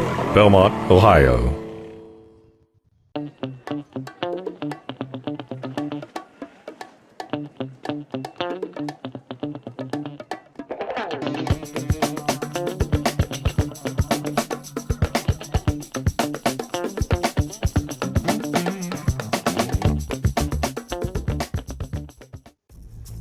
RP Performance is the only premier race shop in the region that specializes in both street and track Mazdas and is located right in the heart of racing at Summit Point's Gasoline Alley. RP has been involved in countless race wins and series championships across many classes with drivers of all ages. Not just a full-service shop, RP has been helping drivers with their individual racing and other track event needs for over 30 years, providing trackside support, arrive and drive packages, as well as race car transport services. And they're known for its help all attitude. RP Performance is your go-to for getting cars back on track for that positive experience at Summit Point when you're ready to pack it in. For more information about RP Performance, come talk to them here in the paddock. Call them at 304-728-6749 or email them at Brett, that's B-R-E-T, at rpperformanceracing.com.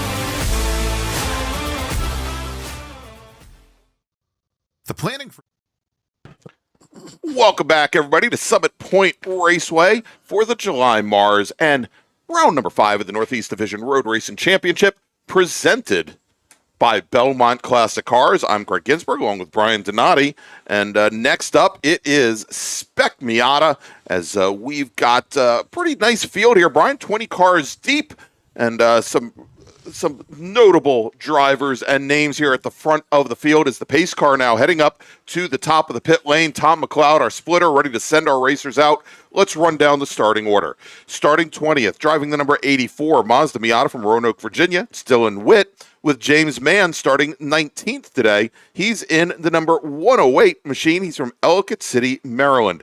Our sole SMT driver today starts 18th on the field. He's in the number 113 car. He's from Downingtown, Pennsylvania, and that is Kevin Gaiman. Dominic Mandel starting 17th today. He's in the number 68 car. He's from Ellicott City, Maryland, with Broadview Heights, Ohio's Ryan Peterman starting 16th today. He's in the black number 53 car. Andrew Wagner is going to start 15th. Andrew's from Towson, Maryland. He drives the 39 machine, with Michael Cohen in the 54 car. 54, where are you? He's from Owings Mills, Maryland. He starts 14th.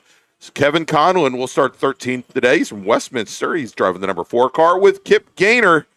Kip made the field. There's Kip. Kip's heading out onto the track now, as a matter of fact. The Durwood, Maryland driver starts 12th. Bob Cahall will start 11th today. He's in the number 178 car. He's from Gurnee, Illinois. Falmouth, Virginia's David Henderson's in the number 28. He starts 10th. Scott Witt will start 9th today. He's in the number 85 machine. He's from Monetta, Virginia, with Christiansburg, Virginia's Ted Cahall starting 8th. He's in the number 78 car. John Jenkins, he's from New York, New York. He will start 7th today. He's in the number 195 machine. It's the second time we've seen him on track here today in that car. And then we've got John Hotz out of Sparks, Glencoe, Maryland.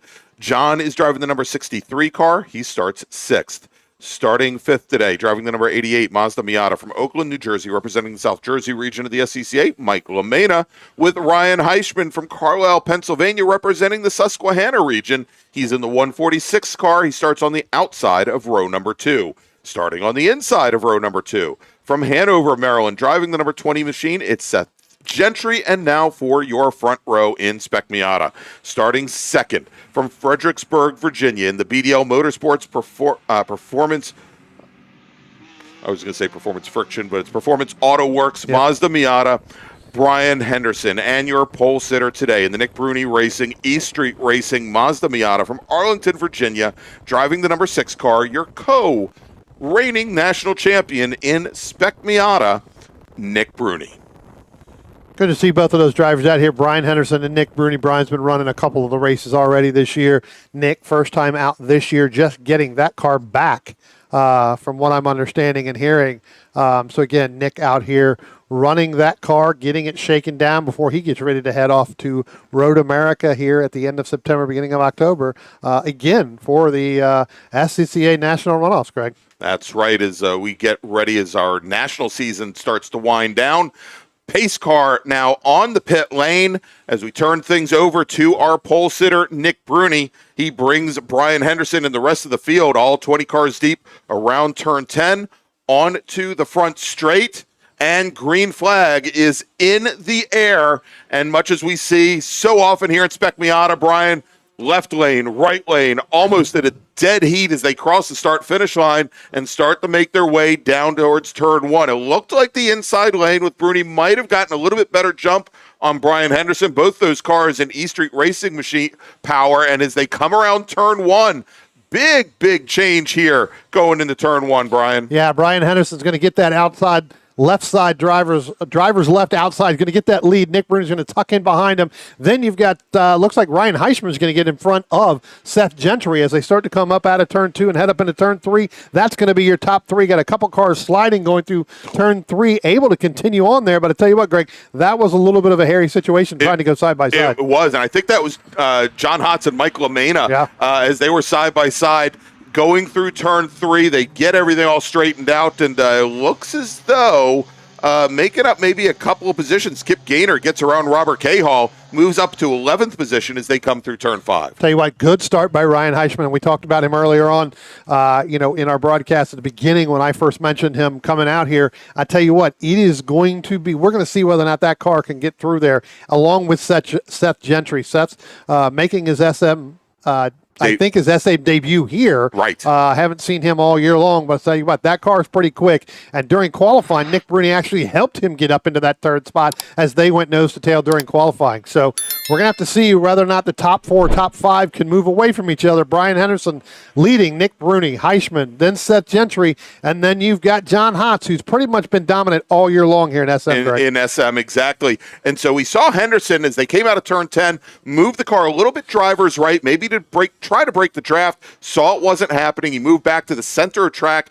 to try to guard against Nick Bruni and other drivers trying to come down the inside as they went into turn number 1. Henderson manages to hold off the entire field, though, as they come into turn 3. And now we're starting to see that white number 63 of John Hotz trail off the back of our top 4 drivers just a little bit at this point, Brian. He's likely going to make it up under braking coming down into turn 5. But Hotz kind of acting as a little bit of a bridge there with Mike LaMena in the 88 machine directly behind him. Yeah, those guys have run nose to tail pretty much the entire season as well. Here, again, as I talked about, John Hotz being kind of on top of the game here in SM here at Summit Point all year long and even through last year. So we're going to see whether or not he's going to be able to hold on to that draft. It's going to be quite interesting as he gets a run up out of turn 8. Karts to close a little bit on Seth Gentry in that number 20 machine. And, of course, you had mentioned, Brian, that John Hotz has had a very good season so far in 2024. He is your reigning 2023 Mid-Atlantic Road Racing Series champion. And as a lot of these racers, for example, a Nick Bruni, for example, a Brian Henderson, have spent the first half of the year running the U.S. Majors Tour and Super Tours here at the SCCA. He's had a good run of it. Obviously, a lot more competition that he has to contend with here today. And as we mentioned, he is now right up to the back of those 4 cars ahead of him. Yeah, right now, content in sitting where he is right now. I think he's going to help Seth. Again, Seth's got a lot of experience out here running around as well. Ran in the SSM class for a couple of years. Gotten quicker every single time. So Seth should be able to help John Hotz keep those front 3 cars in check. And Hotz, granted, Hotz was about 2 car lengths back, made it up in the draft. Hotz just reset the fast lap here, running about 0.2 faster than the 4 cars ahead of him. Yeah. Tell you what, Greg, I'm listening to the radio here in our headsets, and it looks like we're trying to keep an eye on the 108. That is actually going to be James Mann potentially leaking something. So got to keep an eye on that in the corners. as we get through this race here. But, nothing to be concerned about right now as our top 5 come out of turn 8 and head up underneath the bridge. Here they come out of turn 10 now, headed down the front stretch again. Still your top 5, led by Brian Henderson in that 97 machine, Nick Bruni in the 6, Ryan Heischman, and then Seth Gentry. And so John Hotz is at the tail end of the pack. He moved over to the inside quickly. He was a little bit further behind the pack. Wasn't able to make much move, but also moving to the inside and now taking over the lead, Brian. Nick Bruni, driver of the number 6 Bruni Racing machine, E Street Racing car, gets around his teammate, Brian Henderson. So slot Henderson back in the second in the 97 car. It is still Heischman and Seth Gentry, who Gentry just resets fast lap. Heischman tried to make a move on Brian Henderson coming out of turn 2. Henderson went a little bit wide there out of there. That enabled Heischman to get right up beside him, but then he had to get out of it as Brian Henderson had the line going up into turn 3. They tucked back in line not to let Nick Bruni get too far out in front of him. If you look at our timing and scoring, if you're watching on the stream, you'll see everybody there on the column is white except for our 113 of Kevin German. He is in an SM2 machine. So SMT this weekend, SMT exactly. Machine, sorry. So out of the 20 drivers that took to the course for this race, 19 of them are in Spec Miata. And then the one outlier there, he's kind of sticking out like a sore thumb on our timing with the blue. With the blue. That's Kevin Gaiman there as our field now making their way out of turn 10 and onto the front straight. And Brian, we're starting now to see the top 5 drivers start to spread things out just a little bit. And when I say a little bit, we're talking about 1 car length separating those cars in front. It gets closed up under the draft, and as they come down the front straight now, go under braking into turn 1. Henderson back right to the rear of Nick Bruni's machine, and we see that second pack there of, and I call it a pack, it's Ryan Heischman and Seth Gentry. They closed things up under braking in the 1, but as they were about 3/4 of the way down the front straight, Brian, it was maybe 2 car lengths separating 1, 2 from 3 and 4. Nice little battle here going down into turn number 1 right now. And this is a little bit further back in the field. And I think, Brian, that this is Scott Witt, Kip Gaynor, Robert Cahall, and Kevin Conlon. No, this is a little bit further back from that. This is the one with Dominic Mandil, Dylan Witt, Ryan Dylan Peterman, Witt, and Kevin Gaiman in that SMT car. Yeah. As they spread out 2 wide and, again, in very close proximity. Good racing here towards the back half of the pack. Well, you talk about, when we're talking about qualifying, you and I were sitting up here and I was watching as they were going through, and I was actually out on the veranda, out on the deck out here, watching qualifying this morning. And Brian Henderson and Nick Bruni, their qualifying times to get them up on the front row, they did it by themselves. No draft. These cars need to have that draft as our front 2 guys start to work together with Nick Bruni and Brian Henderson. They're starting to pull away again from Heischman and Seth Gentry along with John Hotz, but they did it by themselves. They didn't have any help with the draft. They actually had to pass cars in order to get those fast times.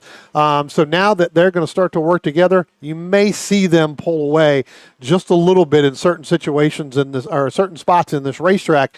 But again, even the next 3 cars, 3rd, 4th, 5th, they're still in the draft. They're still receiving some of that pull from our top 2 cars. All right, as we now have, believe, 5 laps complete, Brian. We're working lap number 6, 10 laps remaining. Let's make a first call to the grid for our next group. Attention in the paddock. Attention the paddock. First call to the grid for race group number 5. That's Improved Touring, ITA, ITB, ITC, IT7, ITS. Also, B-Spec, C-Spec, and SE30. Please head to the grid. Race group number 5, Improved Touring, B-Spec, C-Spec, and SE30 racers. Please head to the grid. That group that you were talking about before with David Henderson, Scott Witt, Kip Gaynor, and Robert Cahall, again, they're further back. They're about 4.5 seconds back from really our top 8 cars. But they continue. Again, it's about the draft. It's about making sure you get that pull or you get that push. That's going to help you get through, especially down the front stretch and really on the coming up underneath that bridge.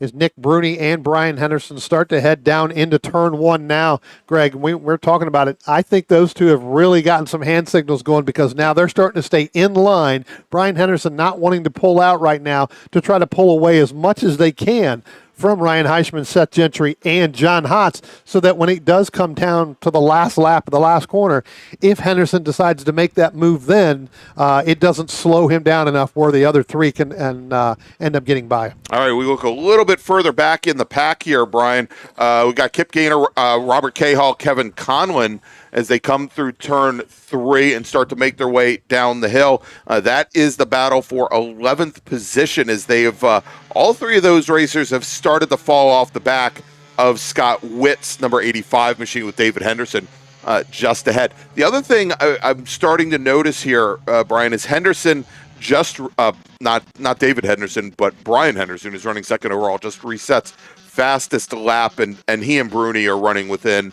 about 10 thousandths of a second of one another, 1/100th of a second, is that John Hotz is maybe starting to feel like he's got a little bit better pace than Ryan Heischman and Seth Gentry, who now fan out side by side across the start-finish line. And I think John Hotz, as they come down into turn 1, he pulls all the way to the inside, Brian. He's going to try to leapfrog both of those racers and go up to third. For the moment, he slots into 4th position as he gets around Seth Gentry. Well, he's going to be side by side coming out of turn 2, but you've got Gentry and Heischman. They're working together, so that's actually going to put John Hotz. You can see that on your screen. He had to drop back into that 5th position, but he went all state drivers left there trying to make that 2-for-1, as you talked about, definitely going into turn 1. Indeed, yeah, he is certainly, I think he feels the time is starting to run down here to get up to the leaders, to get up to Bruni and Henderson, because Heischman and Gentry just have not been able to keep that kind of pace so far. Yeah, I think John's always been really, really fast coming up underneath the bridge, right? So coming out of turn 9, heading up under the bridge, getting through turn 10, that's where he's able to get that speed to close the gap on them. Making that pass with these two, if they're stuck nose to tail, that's going to be very difficult to make by yourself. Indeed. Well, and what we're starting to see now, Brian, is he had made that attempted pass going into 1 and then again at 3, we're starting to see where Mike LaMena and John Jenkins are starting to close up just a little bit on Gentry, Heischman, and John Hotz. It's now about 6 car lengths separating them, as it looks like some of our leaders having some issues with some slower traffic. Well, you had Ryan Heischman pull out. Him and John Hotz were going to try to make a pass on Seth Gentry. Couldn't get it done. Seth ended up sitting there running his line. John ended up going with Seth Gentry, just not able to push Ryan Heischman in that 146 machine ahead of him. So our leaders, they're continuing to pull away even more as the race is going on because they're starting to battle. Yeah, they're through there. I think with Hotz starting to engage Heischman and Gentry, it is now turning into a 3-car battle for third. Right. As we have the 2 leaders now who are running. They're running fairly similar lap times to the 3 drivers behind Brian. But, again, the difference is Bruni and Henderson are not fighting one another. They probably won't until maybe 2 laps or so to go. And by then, that's what I said, at this point, they're trying to work together, stay in line as much as possible so they can open up that gap so that if they do, then it ends up happening. And we have somebody in the YouTube chat, Brian, besides some guy named Alan Olson, and want to thank you, Alan. We appreciate the kind words. There is a Mike in the chat, and I don't think it's Meathead Mike Collins, and he just says, "Go Sethy Wethy."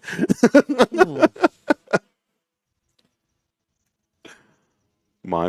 As we head down into turn 1, you can see John Hotz. He's now going to make that pass over Ryan Heischman, headed down into turn 1. So now move John Hotz up into 4th behind Seth Gentry, but it's about a car length and a half, almost 2 car lengths. Yeah. I don't know if they're going to have enough time to work together to catch our top 2. Just as I say that now, they come out of turn 2. Here comes the leaders. You got Brian Henderson, Nick Bruni side by side, headed up into 3.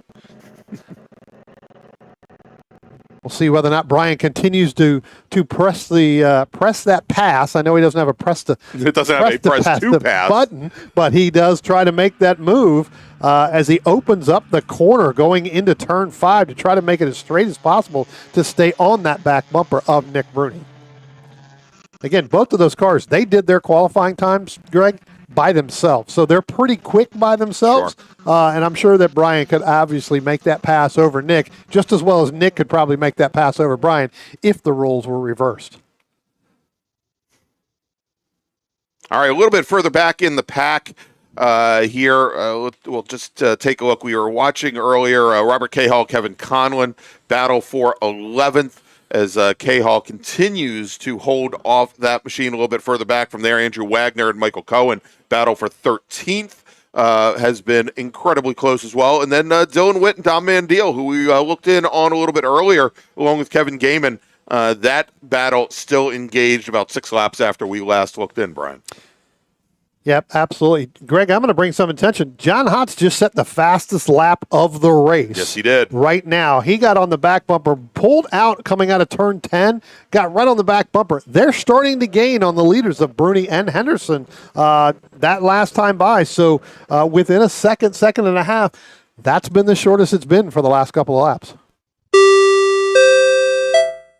Attention in the paddock. Second call to the grid for race group number 4, race group 5, improved touring, B-Spec, C-Spec, and SE30. Please head to the grid. Race group number 5, improved touring, B-Spec, C-Spec, and SE30. Please head to the grid. Your race is next. As we look back, sorry, Greg, in that 146, Ryan Heisman, he's starting to fall off the pace a little bit. He's actually starting to fall back to the clutches of Michael LaMena and John Jenkins in that 88 and that 195 machine. Yeah, and you always have to wonder how much a driver uses up of their equipment and even themselves trying to keep pace with a national champion, with a runoffs pole sitter there. And it's got to be tough. It's got to be nerve-wracking. And, he is now fallen almost 10 car lengths back from Seth Gentry and John Hotz as we just saw him cross the start-finish line now. And Hotz and Gentry, they've got a tough battle ahead. Only 4 laps remaining, Brian. They are now about a second and a half in arrears of Bruni and Henderson, and that is, given the pace that Henderson and Bruni have been keeping up, now that they're not going side by side through corners any longer, it's going to be kind of difficult to work their way up. They're actually going to come back up on the 108 of James Mann. We talked about him earlier on possibly leaking something. They're just now going into turn 5 now. Mann's just now exiting turn 5. So our leaders are going to come up on that machine. They're probably going to catch him at the exit of the carousel, probably turn 8. And then you've got the other 2 that'll probably catch him down the front stretch. So our leaders make sure these 2 can get by them, especially you want to get by under the bridge before you get into the entry of turn 10, because it will slow you up if he ends up running his line. Well, it's going to be a question about how quickly the Mann car can get through turn 10, because it looks like all of those racers may get to him on the front straight. Here comes Mann in the red number 108 machine, and he's about 10 car lengths ahead of our 2 leaders. They will likely get to him now. We see him coming down the front straight before they get into the braking zone for 1. I'm sure Mann knows what's up. He's going to hopefully keep the car right on line, and they'll come underneath him. John Hotz may use Mann as a pick against Seth Gentry as they go down into turn 1. Now John decides to get back on it. He had moved to the left of where Mann was running to try to possibly pin Gentry into that position, but got out of it. So here's something that we've seen it with John Hotz in his Spec Miata, is Hotz now is going to get stuck behind the Mann car on entry to turn 3, turns in a little bit later, comes underneath them. Matter of fact, we see all that dust in the air. Yeah. That's where John Hotz went over the apex curbing driver's left to get around the Mann machine. The one thing that we've seen here, and you mentioned that John Hotz carries so much speed out of turn 10, better than the majority of the racers here. And we saw this earlier in the season, that white 63 car seems and appears to be down on power. That as soon as he pulls out of a draft, he may be making up 10 feet per, every couple seconds on the car ahead. As soon as he pulls out of the draft, he falls back like he just not only hit the brick wall, but the brick wall came and caught him. Right. And he's not in position to outbrake somebody going into turn 1. As soon as he pulls out between 2 and 3, he falls back as well. And I think he's having the battle again, a car that likely is down on power to some of his compatriots out there in the top 5. Well, I think he's going to be down on power compared to those front 3 cars. Those are 3 good cars out there. So, for the most part, he's actually running pretty well as he closes up on Seth Gentry coming out of turn 2, headed up into turn 3. He closes right on the back. All right, so as our leaders are heading down the hill, going down into the carousel, Brian, the next time they come by, they're going to get that 1 to go board. Greg, I tell you what, we got Mike LaMena now coming out of turn 2, headed up into turn 3. Very well under power, almost non-existent. You see him there on the camera. He has had problems with that car all week, last week, and this week where it's cutting off. I think it just did it. It did go back over to get some tests done to it yesterday. Okay. Looks like that car came back. I think they're still having that same problem.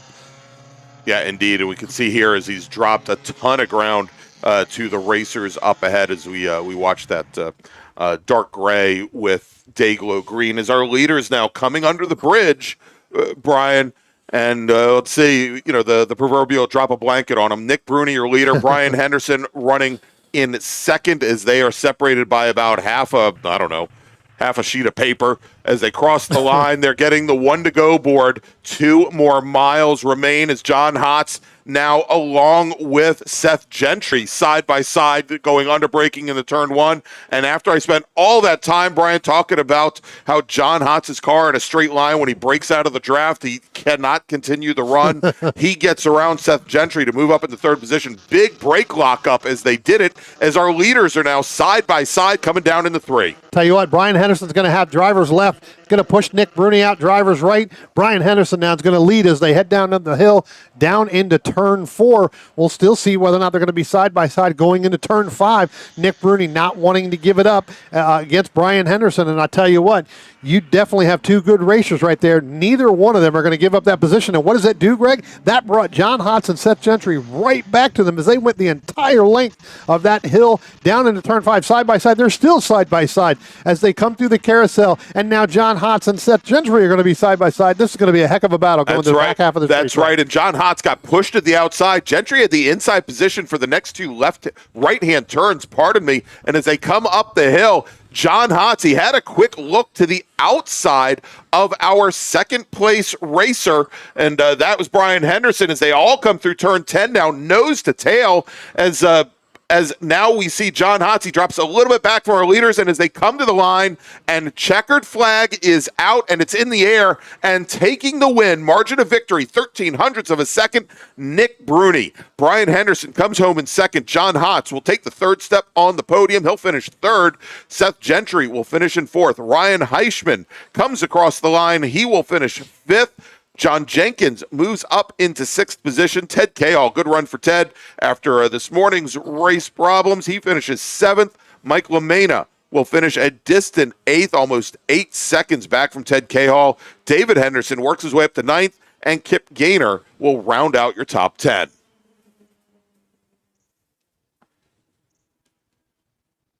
Can we sign out? Can we take a breath? Can we relax? There we go. And not to set the stage for anything else, Brian, but SSM, our next large spec Miata race, is going to be 2 races from now, and we expect a lot of the exact same drama. So obviously, make sure you stick around. If you like the race that you just saw, can I get that thing working? No, I can't. Huh. It won't show up on that one. All right, anyway, if you like what you see, please go ahead and give us a thumbs up. And also, please, if you haven't done so already, go ahead and subscribe to the Washington, D.C. Region's YouTube channel. We're trying to hit 1,000 subscribers by Labor Day. It will help out the region. Hey, there it is. Came up a little bit later. Better never than late. There you go. So let's do this, Brian. We've got another race coming up in a few minutes. Let's make a final call to the grid for them. Attention in the paddock. Attention in the paddock. Final call to the grid for race group 5. Improved Touring, B-Spec, C-Spec, and SE30. Please head to the grid. Race group 5. Improved Touring, B-Spec, C-Spec, and SE30. Please head to the grid. All right, we're going to take a quick break. We'll be back here in just a few moments with more racing from Summit Point Raceway. You're watching the July MARRS, round 5 of the Northeast Division Road Racing Championships presented by Belmont Classic Cars, and we'll be back in a second. RP Performance is the only premier race shop in the region that specializes in both street and track Mazdas and is located right in the heart of racing at Summit Point's Gasoline Alley. RP has been involved in countless race wins and series championships across many classes with drivers of all ages. Not just a full-service shop, RP has been helping drivers with their individual racing and other track event needs for over 30 years, providing trackside support, arrive and drive packages, as well as race car transport services. And they're known for its help all attitude. RP Performance is your go-to for getting cars back on track for that positive experience at some point when you're ready to pack it in. For more information about RP Performance, come talk to them here in the paddock. Call them at 304-728-6749 or email them at Brett, that's B-R-E-T, at rpperformanceracing.com.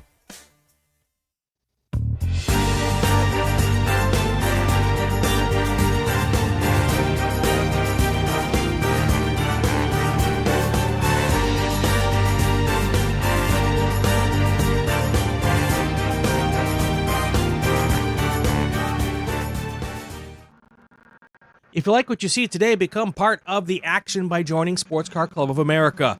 Whether you want to drive, flag, or just have fun with cars, SCCA membership opens the door to all kinds of motorsports to feed your obsession. Along with 65,000 like-minded members ready to be friends. Ask someone trackside how to get involved or visit SCCA.com for more information.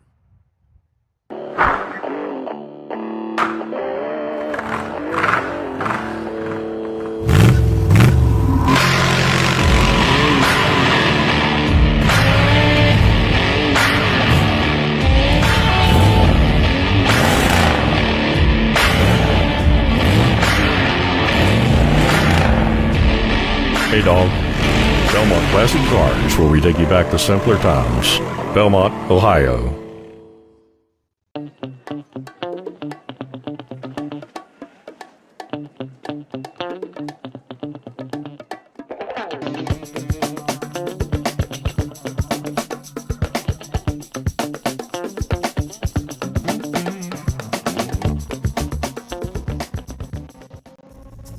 RP Performance is the only premier race shop in the region that specializes in both street and track Mazdas and is located right in the heart of racing at Summit Point's Gasoline Alley. RP has been involved in countless race wins and series championships across many classes with drivers of all ages.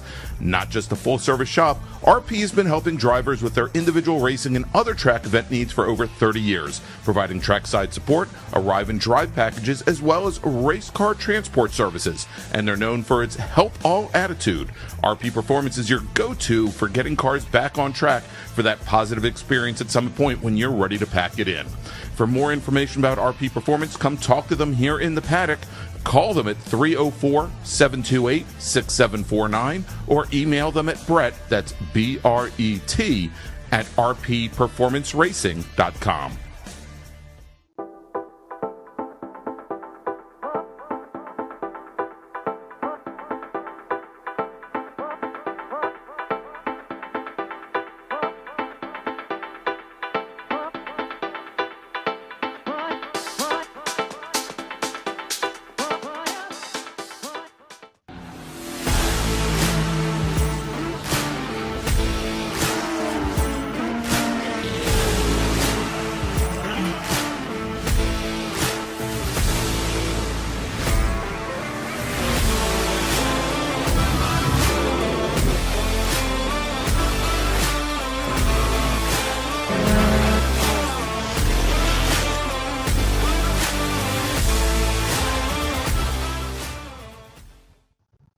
The planning for this year's Labor Day Spectacular and charity event the weekend of August 31st through September 2nd is well underway, with all funds raised once again being donated to the Boys and Girls Club of the Eastern Panhandle to assist in funding their after-school and summer programs. We're in need of both product and monetary donations to support the event, and if you have something you'd like to donate to our ever-popular raffle, if you'd like to provide a monetary donation, or if you have further questions, please reach out to Charity Event Coordinator Taylor Hyatt by visiting our website at wdcr-scca.org/philanthropy.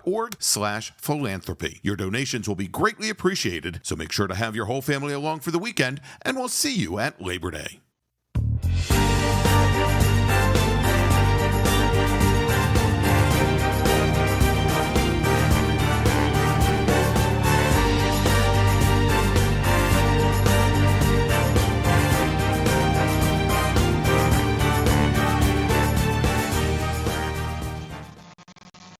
Since 1976, Radial Tire Company has been providing the Washington, D.C. area with quality tires and the finest service.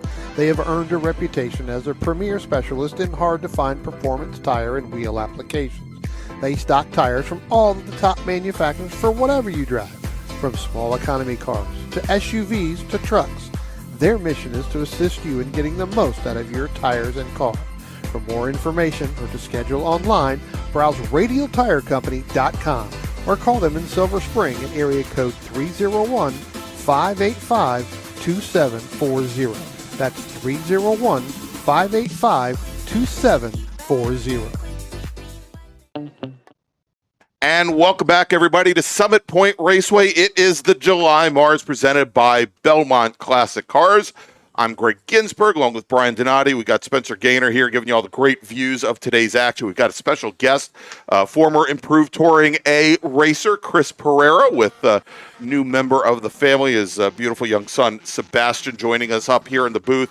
And Brian, as we're on the pace lap for this Improved Touring group, we had 9 drivers set qualifying times. I think we got a few more than that on the track. Let's hear the players. Yeah, I'll tell you what, it looks like we're going to have 10 go out. It looks like we're going to start 10th here, the 69 from Frederick, Maryland. That's going to be Scotty Holman. Starting in the 9th position from Leesburg, Virginia, in the 36th, that's going to be Patrick Pegues. Starting in the 8th position from Sterling, Virginia, the 05 of Drew Strickland. Starting in the 7th position in an ITB in that Volkswagen Golf from Shippensburg, Pennsylvania, that's the 28 of Matt Small. Starting in the 6th position from Frederick, Maryland, that's the 44 of Richard Allen. Starting in the 5th position from Hampstead, Maryland, that's the 100, that's Justin Shepard. Starting in the 4th position from Richmond, Virginia, that's the 41 of David Lanning. Starting in the 3rd position from Centerville, Virginia, that's the 10 of Glenn Evans. And starting on the front row and starting in the 2nd position from Gainesville, Virginia, that's the 1 of Daniel Freeman.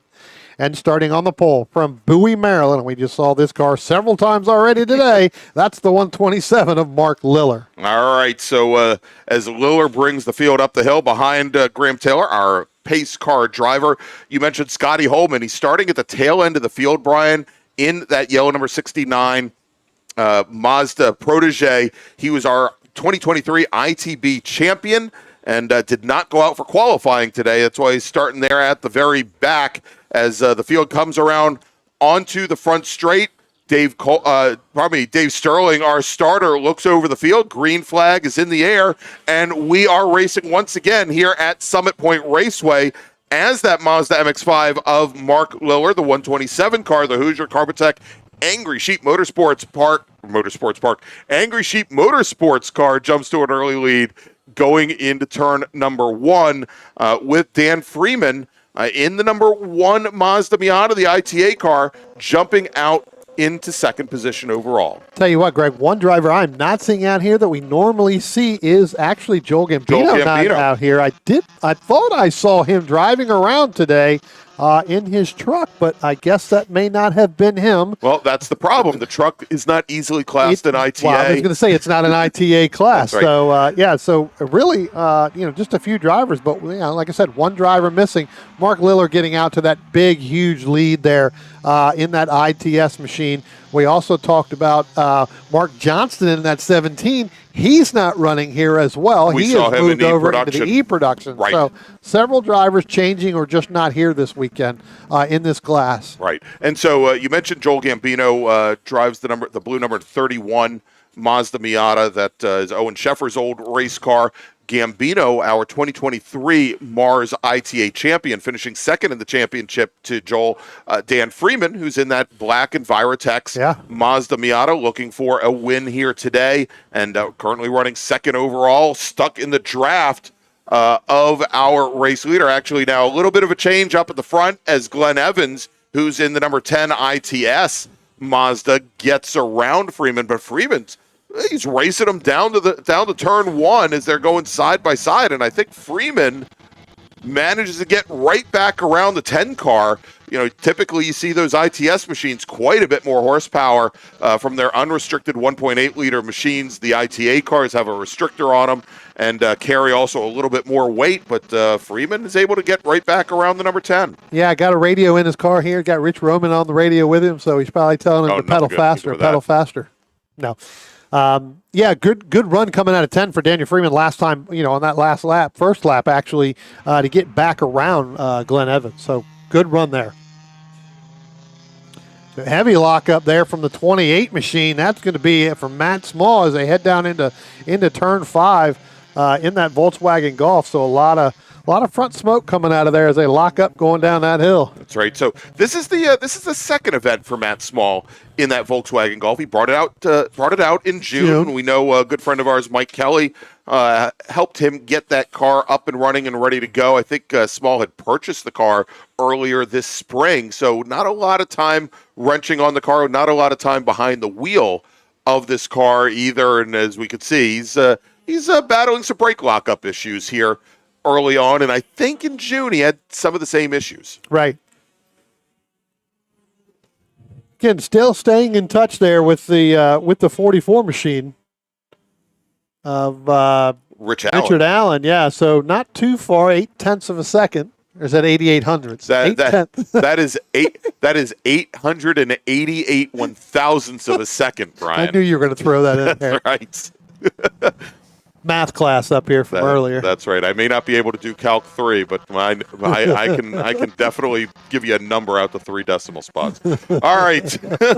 So indeed, it is right now Rich Allen and Matt Small, your leaders. Scotty Holman, who started at the tail end of the field, Brian, he's worked his way up into third in ITB, 8th overall as he got around Drew Strickland's Mazda 2.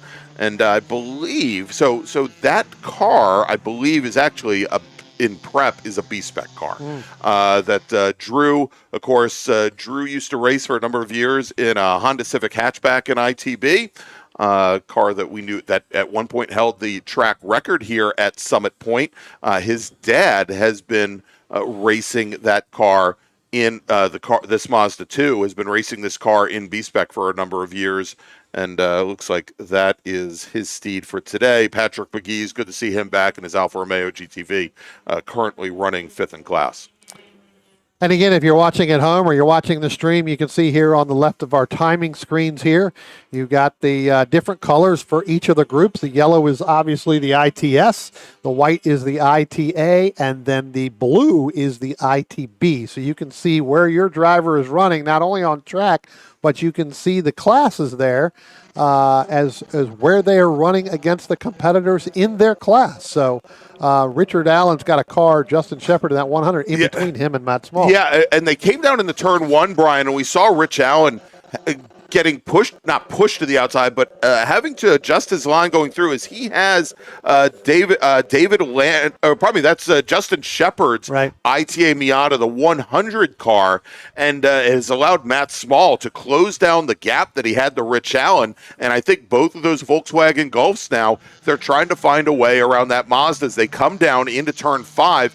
This is where the Mazda it's got strength. But look at this as Scotty Holman in that bright yellow Mazda Protege. He's closing things down on the 2 Golfs as well. It looks like you're going to see Scotty Holman. He's going to get around Richard Allen in that 44 machine as they went through the exit of turn 5 into turn 6 into the carousel, Greg. You saw, so move Scotty Holman now up to second place with his sights set on that 44 of Richard Allen in that ITB class. Well, and I think, Brian, that is actually Rich Allen, who's now fallen back to 3rd in class as there was contact between the 2 cars, between the two Golfs.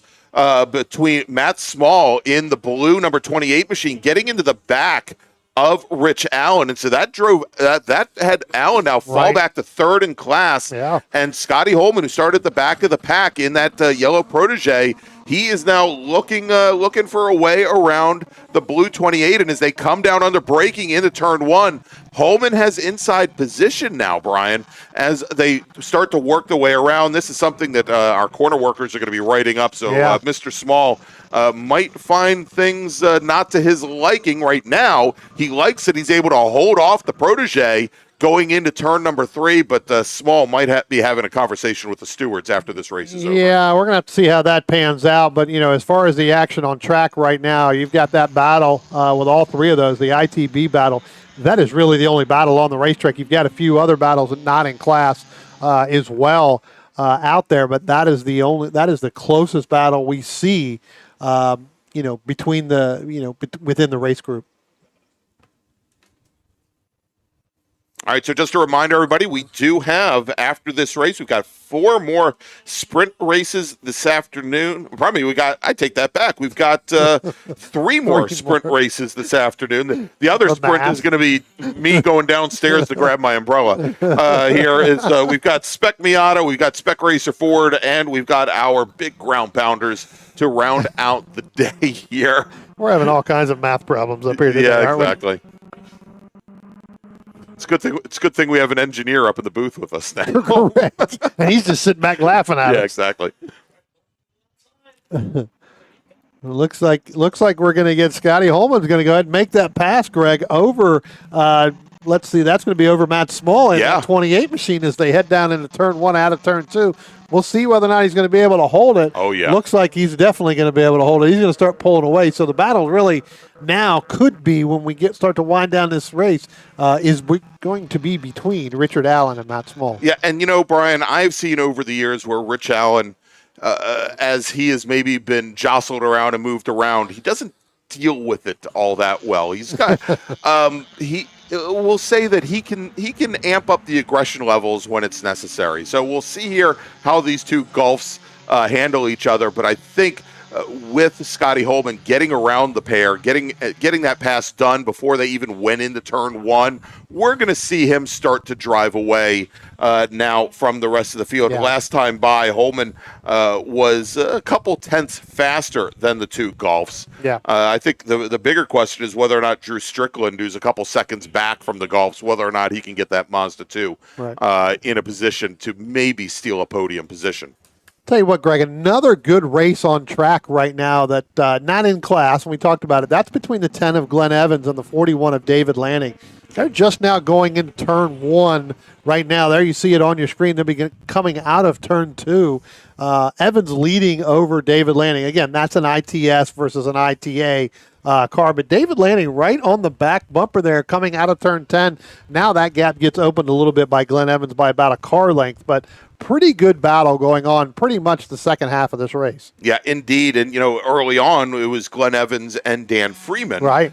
Freeman now, after the first 2 laps or so, as they were swapping positions, Dan Freeman now has opened up almost 4 seconds on Glenn Evans. Freeman's in this little gap, probably, and there he goes through turn 6. Probably the one camera I don't want to watch because Freeman's got Mark Liller about 7 seconds ahead. He's got Glenn Evans about 4 seconds behind. Right. It's just a track day now for Dan Freeman. Yep. Now it's just about being smooth, right? Now it's about really getting, what's out of. We talked about Freeman earlier in the year where he, had that injury and ended up having Morgan Burkhardt in that car for a race. Right. So, again, he knows what that car can do. Now it's about being as smooth as possible. All right, so Brian, as we are now just about halfway through this 15-lap race, let me make a first call to the grid for the race that I completely forgot about. It's like one of our 4 or 5 or 6 races coming up. Attention in the paddock. First call to the grid for race group 6, SSM. Please head to the grid. SSM racers, this is your first call to the grid. So we look out here on the racetrack here, coming down into turn 1 now. There you see, there's Scotty Holman in that ITB machine. The one looks like the old taxi cab. Yes. He is on the back bumper now of the 100 of Justin Shepard in that ITA machine. So, again, he's going to end up having to battle there. That battle we talked about a little bit a while ago with Richard Allen and Matt Small, that's starting to open up a little bit. That's the furthest those two have been apart. As you see Richard Allen go through turn 3, you see that left rear come up out of the racetrack there. Volkswagens are going to do it. Volkswagen, all Volkswagens do that. You only need 3 tires, I guess, to go through turn 3 on a Volkswagen. So we got Scotty Holman going down into turn 5 there. He locked it up, got a little bit of brake lock up. It was either him or Justin Shepard. One of them had the lock up there, but now it looks like Holman's going to go side by side against Shepard going through the carousel right there, Greg. That's actually going to bring, they're still side by side coming out of turn 8 and heading up into turn 9. That's actually bringing Richard Allen right back to Holman. Indeed, that ends up with Holman having to scrub off a lot of speed going through turn 8. Now, the surprise for me is to watch Scotty Holman in that protege stick his car all the way to the inside coming through the carousel, where that car, the front wheel drive car, where it's going to certainly hurt the front tires, but the Miata there of Justin Shepard, a much better balanced car, a car that's really capable of hugging that inside curb there through turn 6B pretty much all day long. He is the one that had his car pushed wide, and Holman saw the door open up. So real big surprise there that the front-wheel drive car maybe a little bit better handling right now than the Miata. You don't see it often. Yeah. Starting to pull away as they went down into turn 1. They ended up getting a little bit of the draft to Richard Allen, and that 44 machine closed right up on the back of that 100 of Justin Shepard. But now it looks like they're starting to spread out a little bit more, and the driver falling off the pace from that battle is that 28 of Matt Small. Again, not sure what those Golf, and I'm sure we'll probably get a text message, but those Golfs, the tire degradation goes away a little bit, with that front wheel drive. So, you use it up early on, it's going to go away. Even in a 15-lap sprint race like this, it's going to just fall off quickly. And interestingly enough, with those the Golfs there, this generation Golf, these are a twist beam rear axle, and much like the original Gen 1 Rabbits, for example, and it takes a lot to get them to rotate. Over the years, racers would have not just a single sway bar on the back of the car, Brian, but they would actually weld multiple sway bars together to try and stiffen up the rear to make it act like a solid axle rear car.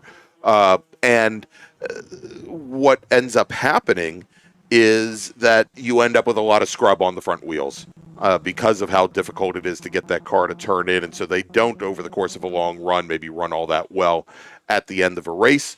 Obviously, Holman's car, it's also the Protege, a little bit lighter than the Volkswagen Golf, not as tall as the Volkswagen Golf. The Golf has a lot of different chassis dynamics and vehicle dynamics working against it right now. And that's why we're starting to see Holman and that little Protege start to drive away. As Mark Lillard just resets fast lap, he's your overall leader and leads ITS over Glenn Evans. Mark Lillard resetting fast lap to a 1 minute 27.385, and actually just crossed the start-finish line to complete lap number 10. Was about 4/10 off of that time. And no, your eyes are not deceiving you. That 127 car has been out on the racetrack now 16 times. 3 race groups. We saw Mark driving in Group 1 in the T4. We saw his dad, Jeff, driving in the bracket.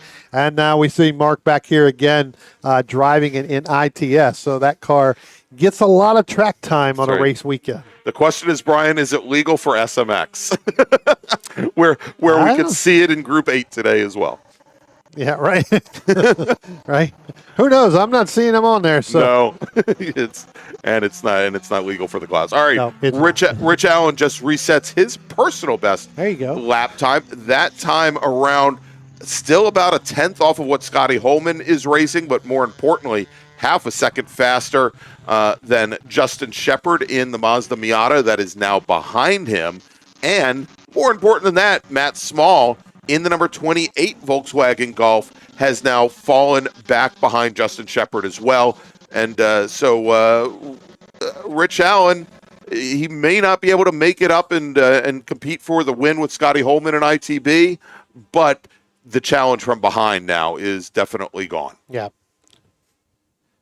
Also, another driver we haven't really talked about all day long is that 36 Patrick McKee, pretty much of a mainstay here in this, in this ITB class as well. He's been running a number of years. I actually followed him in. He's from Leesburg. We were on Route 7 together, so able to follow him in the trailer coming in that Alfa Romeo. So yeah, I think Patrick has owned a European Service Center in Leesburg for, well, as long as I've known him, which has been 20 plus years. Right. And obviously loves these Alphas. He's been racing one of these Alpha GTVs. This is actually, I think, the third chassis one, I think so, that he's been on as he hoards them.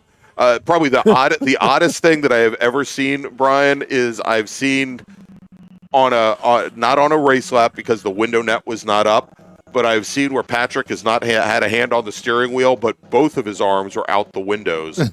Left arm out the left window, right arm out the right window, almost like an airplane flying the car around.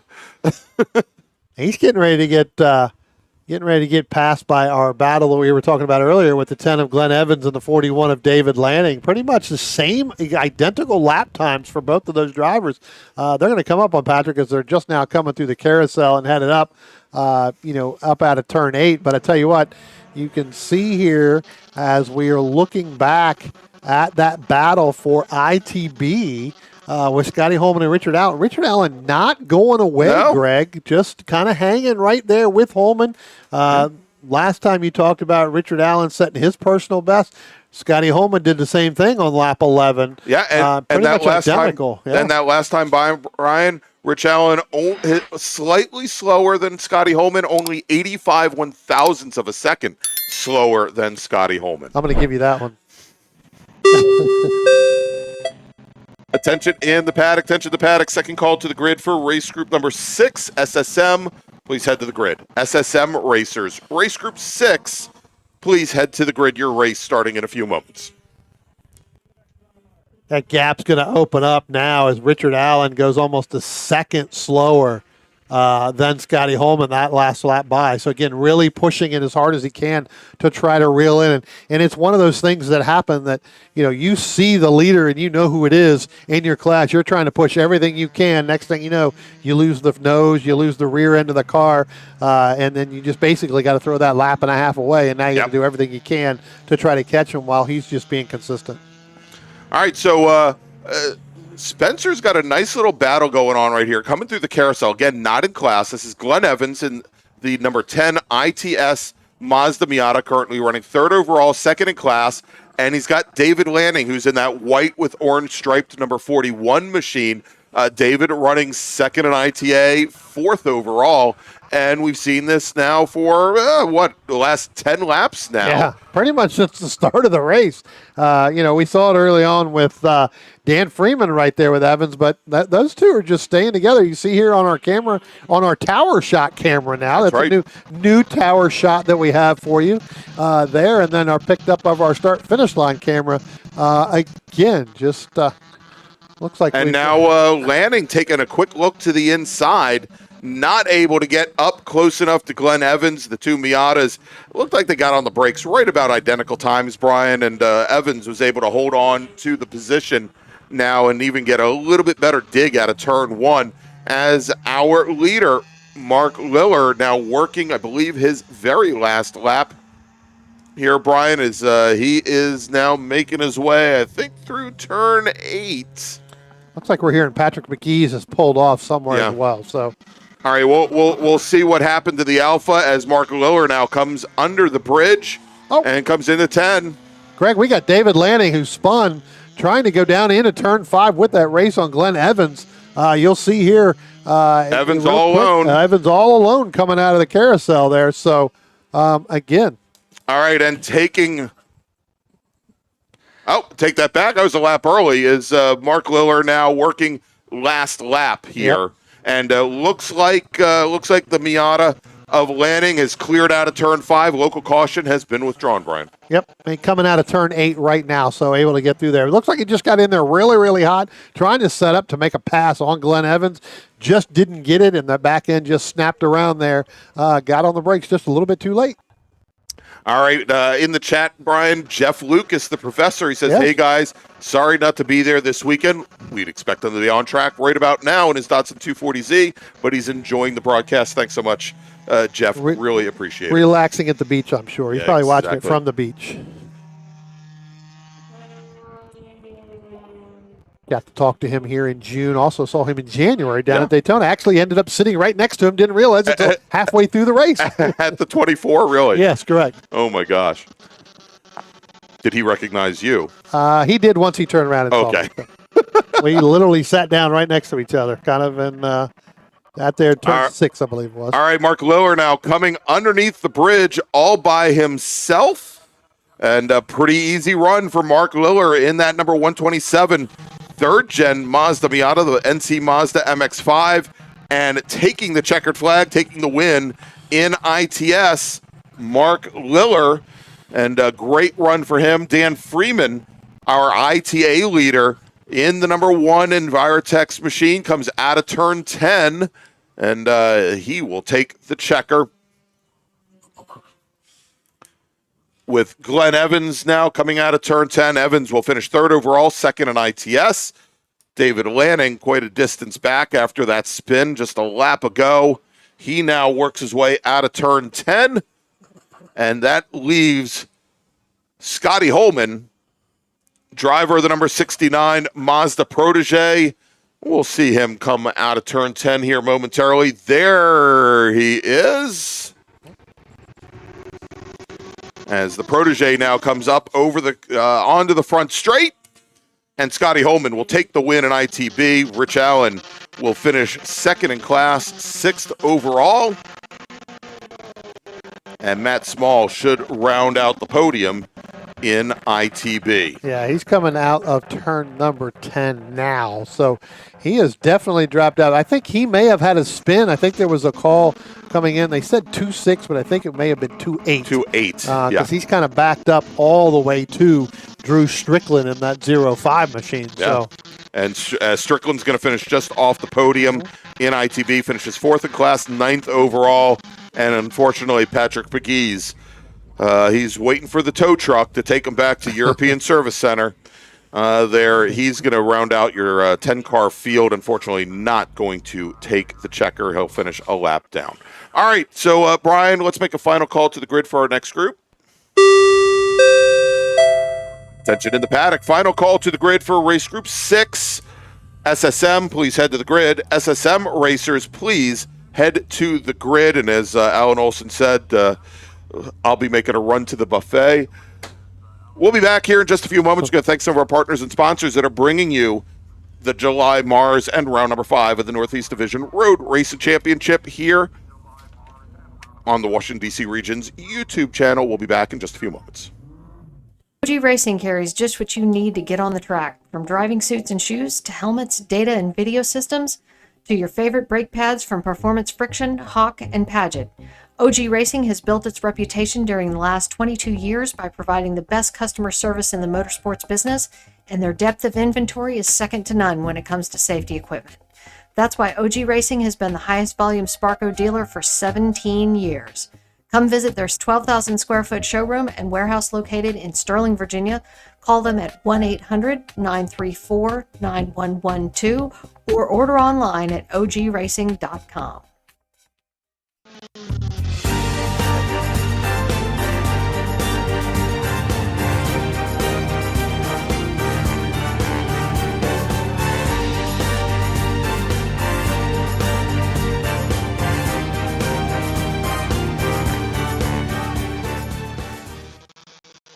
If you like what you see today, become part of the action by joining Sports Car Club of America. Whether you want to drive, flag, or just have fun with cars, SCCA membership opens the door to all kinds of motorsports to feed your obsession. Along with 65,000 like-minded members ready to be friends. Ask someone trackside how to get involved or visit SCCA.com for more information.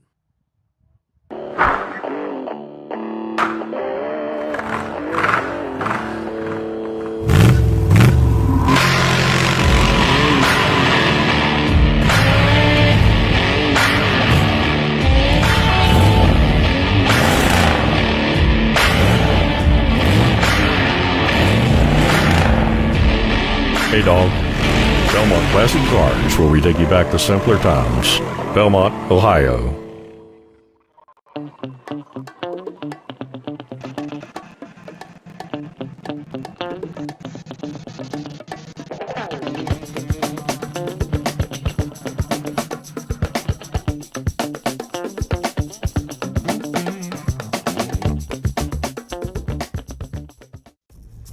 RP Performance is the only premier race shop in the region that specializes in both street and track Mazdas and is located right in the heart of racing at Summit Point's Gasoline Alley.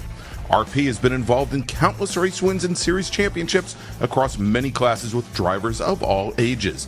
Not just a full-service shop, RP has been helping drivers with their individual racing and other track event needs for over 30 years, providing trackside support, arrive and drive packages, as well as race car transport services. And they're known for its help all attitude.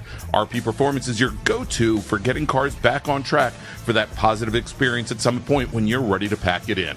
For more information about RP Performance, come talk to them here in the paddock. Call them at 304-728-6749 or email them at Brett, that's B-R-E-T, at rpperformanceracing.com.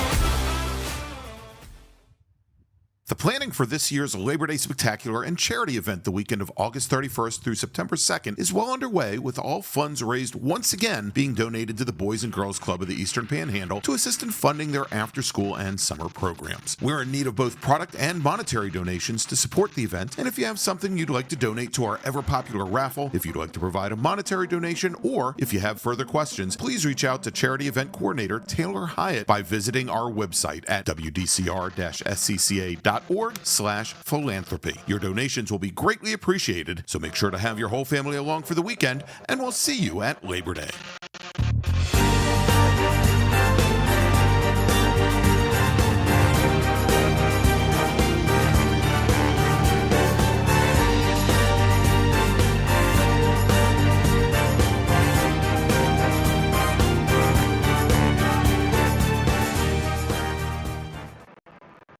Since 1976, Radial Tire Company has been providing the Washington, D.C. area with quality tires and the finest service.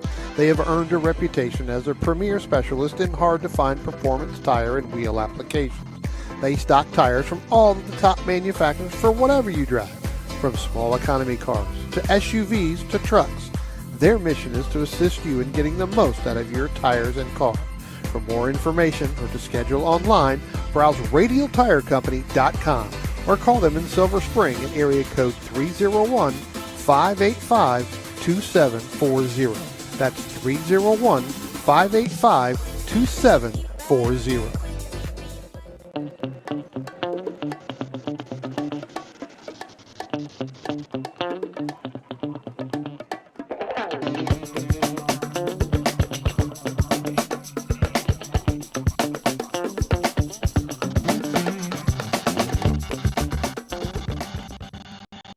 OG Racing carries just what you need to get on the track, from driving suits and shoes to helmets, data and video systems, to your favorite brake pads from Performance Friction, Hawk, and Paget. OG Racing has built its reputation during the last 22 years by providing the best customer service in the motorsports business, and their depth of inventory is second to none when it comes to safety equipment. That's why OG Racing has been the highest volume Sparco dealer for 17 years. Come visit their 12,000 square foot showroom and warehouse located in Sterling, Virginia. Call them at 1-800-934-9112 or order online at ogracing.com. And welcome back to Summit Point Raceway, everybody. It is The July MARRS presented by Belmont Classic Cars. I'm Greg Ginsburg. He's Brian Donati. And heading on to the track right now, it is SSM. And Brian, we had 29 drivers set qualifying times this morning. Let's run down the starting order for this class made up of 1.6-liter Mazda Miatas. Starting 29th, driving the number 85 machine. From Nokesville, Virginia, it's Emil DeGaru. Starting 28th, driving the number 6 car. From Mount Joy, Pennsylvania, it's James Roberts.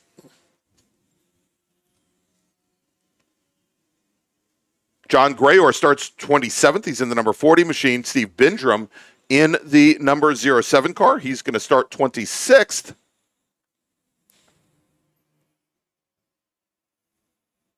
Ted Cahall will start 25th today. He's in the number 72 car. With John Moyer starting 24th, he's in the 113.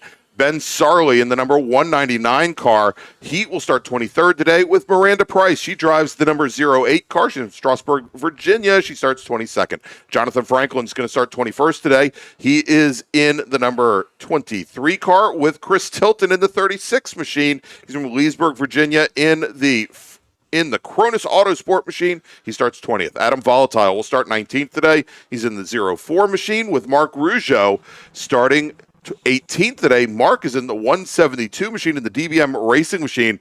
This really, Brian, makes me feel very happy. Mark, very long time starter here in the SCCA and also for IMSA.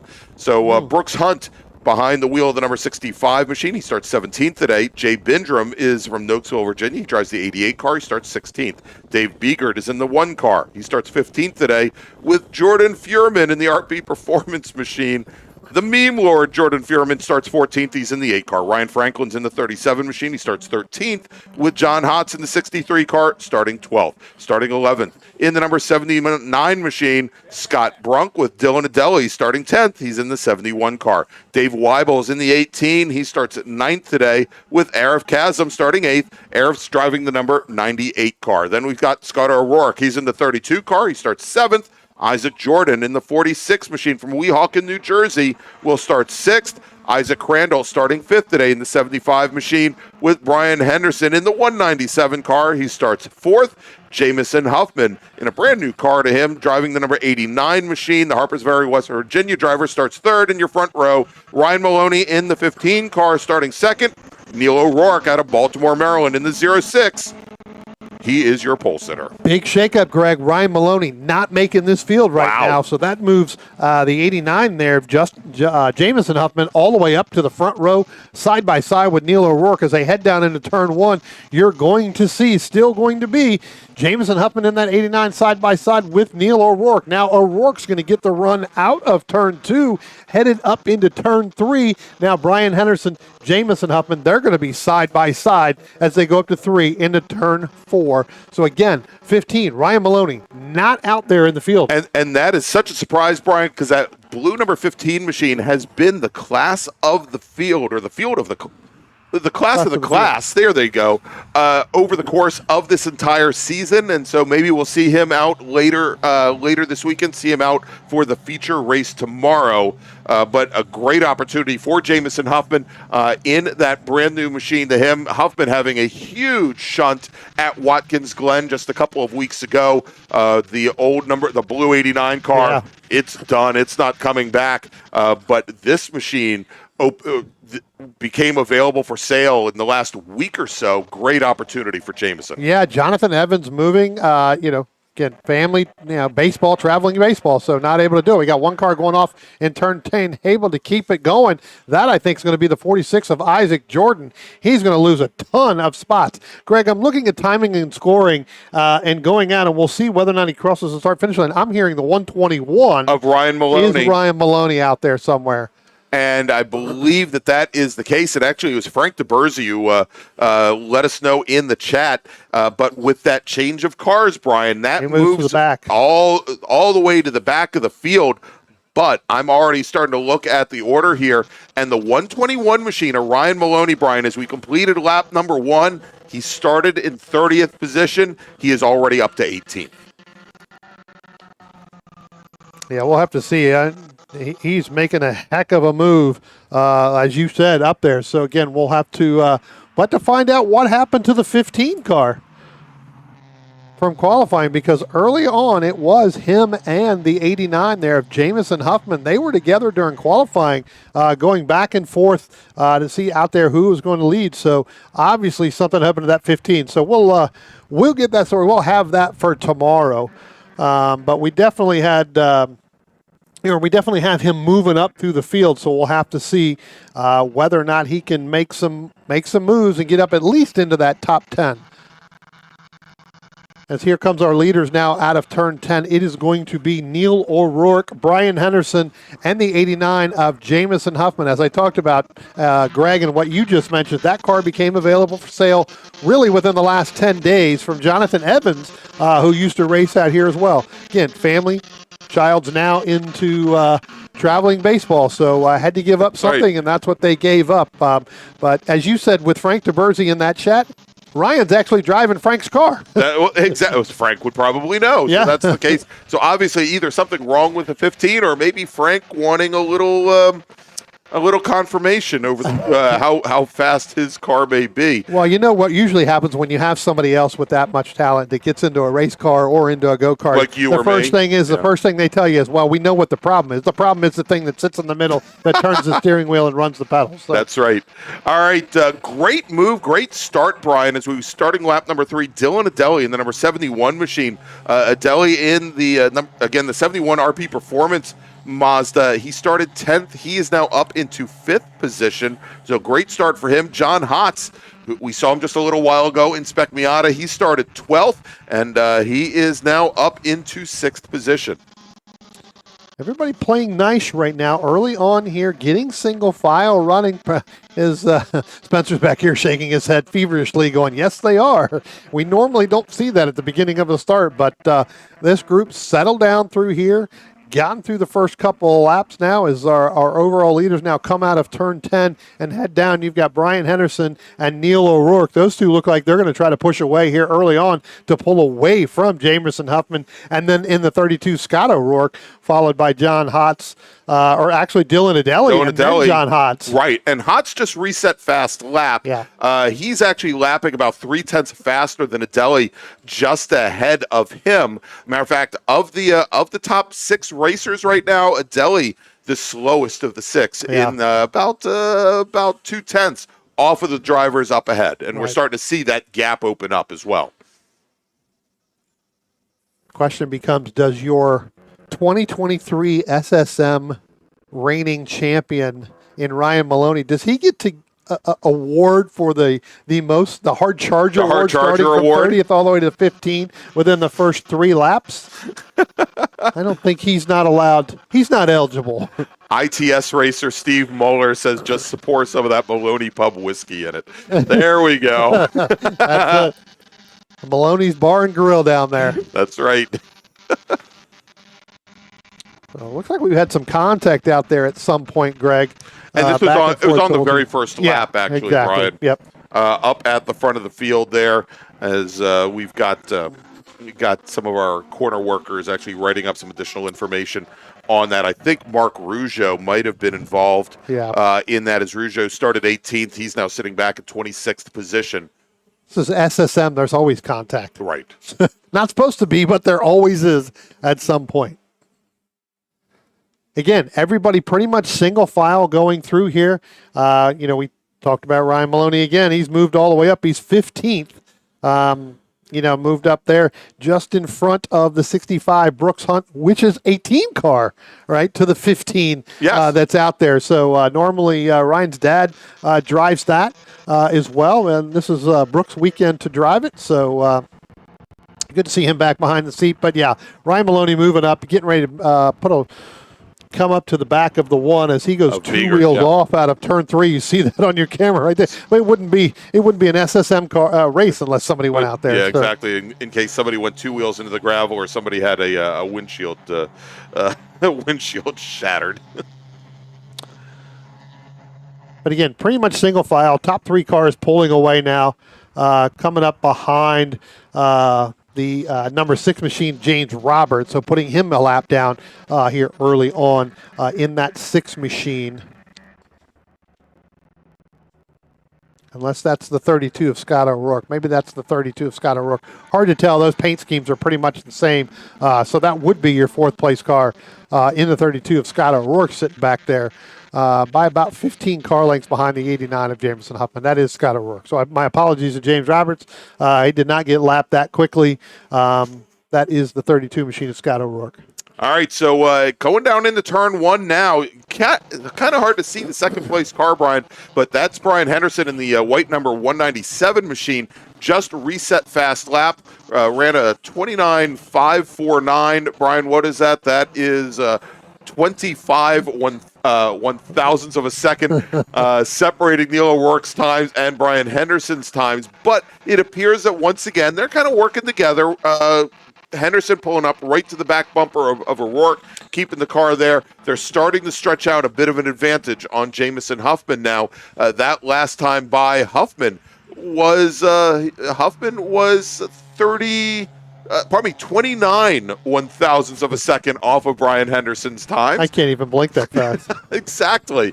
But the gap now, it's about 4 car lengths between our 2 leaders and Huffman. Scott O'Rourke in that 32 machine, a good distance back from there, about another 10 car lengths back. Good run by Isaac Crandall here in that 75 machine. I believe that may be a new machine too for him in that 7th position. So good to see Isaac running up top there within that top 10. I know that he's bounced around a little bit, but I do believe that may be a new machine for him. I think they had the green and at one point they were running the green and orange machine earlier on this year. And you'll notice, Brian, hopefully the folks at home will notice down in the bottom right-hand corner of the screen, the G-Lock brakes and Toyo Tires logos there. 2 wonderful contingency programs for SSM racers. We've got for racers, I think the top 4 and a little bit further back than that even, depending on how many racers show up for each one of our racers, where racers will win Toyo bucks, essentially. Coupons towards Toyo Tires. We also have for some of our top finishers a contingency for purchase of G-Lock brake pads as well. A number of racers responsible for bringing those sponsorships and contingency programs in. Emil Degaro, for example, instrumental in bringing that G-Lock brake package to our SSM racers, and really want to thank them for doing that kind of work, and it definitely helps all of our SSM racers here, and want to thank those 2 vendors as well. A couple notes here on this group as we're starting to really spread out a little bit here amongst our early leaders here. But Ted Cahall racing this number 72. It's an RP Performance car, trying to go out for that Ironman award. I talked to Chris Tilton down in the during lunch, asked him how his car was doing, found they had a cracked brake rotor during qualifying, so they had to get all that changed, plus the brake pads. Basically, the pads came down in just in pieces. So yeah. Attention in the paddock, first call to the grid for race group number 7, Spec Racer Ford Gen 3. Spec Racer Ford Gen 3 racers, please head to the grid. Funniest comment of the day so far in the chat, Brian, from Alan Olson, as he's talking about Ryan Maloney in that 121 car working up through the pack. And all he could say is expect a video from Jordan Fuhrman when Ryan goes by. Yes. I'm just wanting to know, did Ryan dye his hair in order to get into that car? Oh, that is a prerequisite, isn't it? I'm sure that, Frank's watching. Frank, did you make him dye his hair before he got in the car? Because that's the only way that car runs.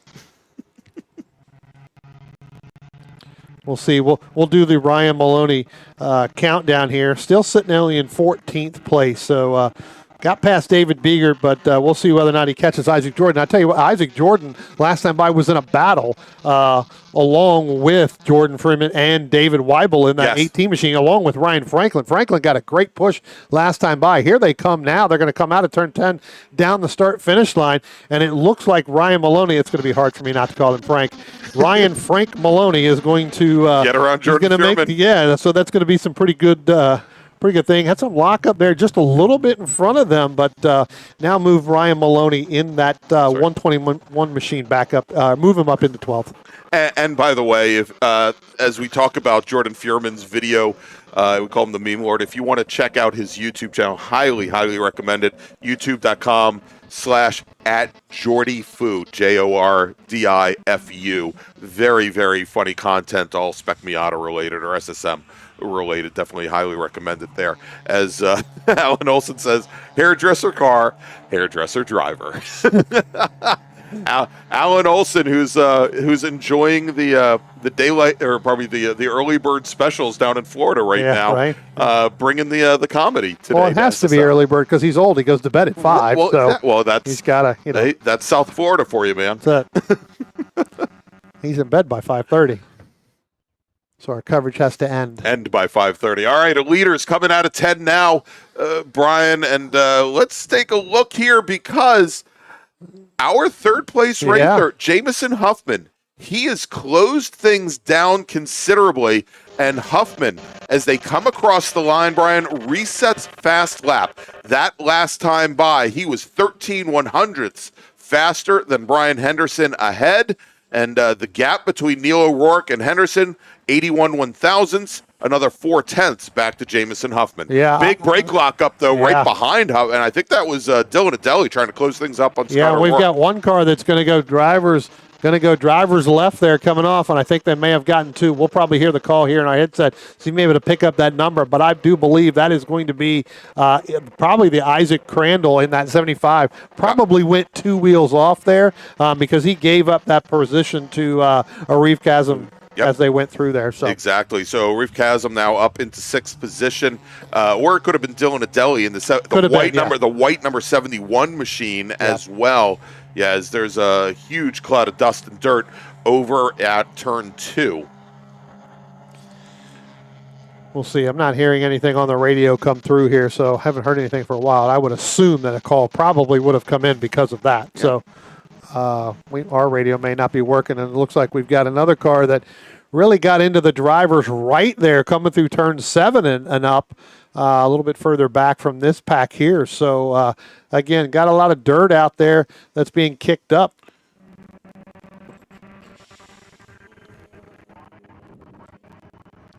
Those are leaders now.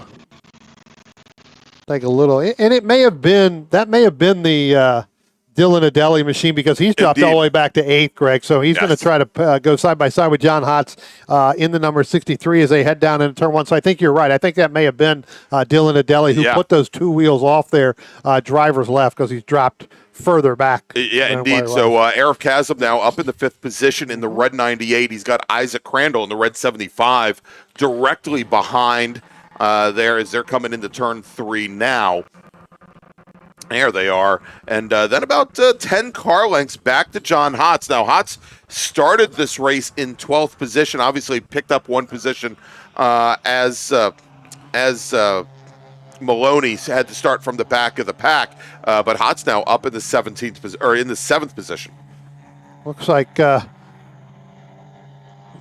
like we've got, that's Ryan Maloney getting the most out of Frank Taberzi's car as he can. As he went 4 wheels off into turn 3, continued that car. But, look, that's a normal line there. I'm not sure why that's really... Well, I don't know about 4 wheels off being normal through there. But, yes, he's making sure that all 4 corners of that car get equal treatment under the law. All right, our leaders now coming onto the front straight. And once again... there, Neil O'Rourke in that green number 06 machine starting lap number 12. Out of 15, Brian Henderson in the 197 directly behind Jamison Huffman, still about 0.4 of a second, a couple car lengths back from our leaders as they come into braking. But I'll tell you, Brian, Here's where the action is. Back behind Chasm and Crandall, Dylan Adeli, who's now back up in the 7th. John Hotz, Dave Weibel, and Ryan Maloney. Their 7th through 10th position as they fanned out. They're still trying to figure out who should be 7th. Yeah, I was 7th. I was 7th. You were 7th at one point, and I understand the whole video. But the odd man out here is really going to be as Brian Maloney goes again 2 wheels off into turn 3. So not sure if that car is having some steering issues or he just not getting through. I'm sure that'll bring that back and make some changes if he's going to run it tomorrow. But I tell you what, John Hotz dropping all the way back into 8th position. I don't think we've seen John Hotz even in SSM that far back. No. All right, and Brian, the Ironman's day, well, the Ironman might need some magnesium. Ted Cahall comes down the pit lane. The 72 machine looks like his day done a couple laps early, 4 laps early. As our overall leaders now, they're getting ready to come up on the back bumper here of the number 40 machine. That is actually going to be John Grader. As you said, Ted Cahall making a pit. Steve Bindrum here as well. I think he's back, may have dropped off there a little bit. Looks like Ryan Maloney again making another move over the 18 of David Weibel, headed down in turn 1. They're going to be side by side. They're coming into your picture right now. That car ahead of them, that's Dylan Adeli. So Ryan Maloney trying to move up. That's going to move him up into really 8th place now. Actually, in the 7th, as he gets around, Weibel, that'll move him up in the 8th position. Right, and now he's going to come up on the back bumper there. Dylan Adeli is ahead of him, so the next car there is going to be Dylan Adeli in that white 71, Greg. Attention in the paddock, Second call to the grid for Spec Racer Ford Gen 3. Please head to the grid. Your race starting in a few moments, and I only see 2 of you on the grid. Spec Racer Ford Gen 3 racers, please head to the grid. Your race is next. And Brian, just when he needed to, Neil O'Rourke resets fast lap, pulls Brian Henderson along with him. Jamison Huffman now had been as close as 0.4 of a second, now falls to 0.8 back from our 2 leaders. And you can see he's starting to possibly fall off the pace. Now, when I talked to him yesterday, he said this new car is set up very differently than his old number 89 car, which was set up somewhat neutral, had a little bit of push at the front. This new chassis that he just purchased, very, very loose. Now, I'm sure he could dial some of that out, chose to basically see if he could find more speed with a car set up that way, and it's racing incredibly well. We'll just have to see if perhaps he dials it in more to his liking as the season goes on. Yeah, I got to tell you, that car has been set up now for the last couple years. The Evans really did, a lot of work going through that car. Always been one of the fastest SSM cars here we've had. So, again, looks like we may have had some contact between 2 drivers down there in turn 5, Greg, between the 79 machine of Scott Brunk and the 37 of Ryan Franklin. That's 11th and 12th. So we'll see how that pans out there at the end. But, that 89 machine, the Jamison Huffman, that car used to be the number 42. Right. So that car has been, pretty much set up quite a bit. Now, you were talking about Scott Brunk involved in that little coming together down at turn 5. Brunk, who used to race here religiously for years and years, has only been coming out for about 1 race per year of late. He was the 1994 Rookie of the Year in the Skip Barber Miata series, and also had 4 SSM championships in years gone by, as we are now working last lap, Brian. Tell you what, our leaders now head down into turn 1. They get through there. Neil O'Rourke is leading Brian Henderson and Jamison Huffman. The battle on the racetrack, though, Greg, you got Scott O'Rourke there in 4th. Then you got Arif Kazem. Isaac Crandall is now under attack, basically, by Ryan Maloney. That is going to be for 6th position, working our last lap here. But then you've got Dylan Adeli and David Weibel along with Ryan Franklin and John Hotz. They're all within striking distance of, if somebody ends up making a mistake, you could move all the way up from 10th place or 11th place all the way up to the top 6. And so Dylan Adeli in that number 71 machine, as he's just now given up 7th position to Ryan Maloney, he's been looking to improve on his first outing at the very first MARRS race of the year back in April. Brian, Adeli finished 8th in a very tough field. That's where he stands right now. 17 years old, so they teach him young around here, and he's still running a very good race. There's that group now coming through there, and you can see where Isaac Crandall is under heavy attack from Maloney and Dylan Adeli as our leaders have gotten through. Here comes our leaders now. They're coming out of turn 10. That's Neil O'Rourke, Brian Henderson. Looks like it's going to be O'Rourke. Then Henderson moves out at the last second to try to make that pass, not able to do it. Not able to do it. 64 1,000ths of a second, Brian, separating Neil O'Rourke from Brian Henderson. As we've got multiple cars off, coming out of turn 10, Brian, as looks like the number 37 car was involved. Well, it looks like we got the 75. It's got some heavy front-end damage. We got Dylan Adeli as well. We got some damage on the car. And so the 71, the 75, and we had the 37 car was involved as well. The 37 car managed to make it through and make it across the line.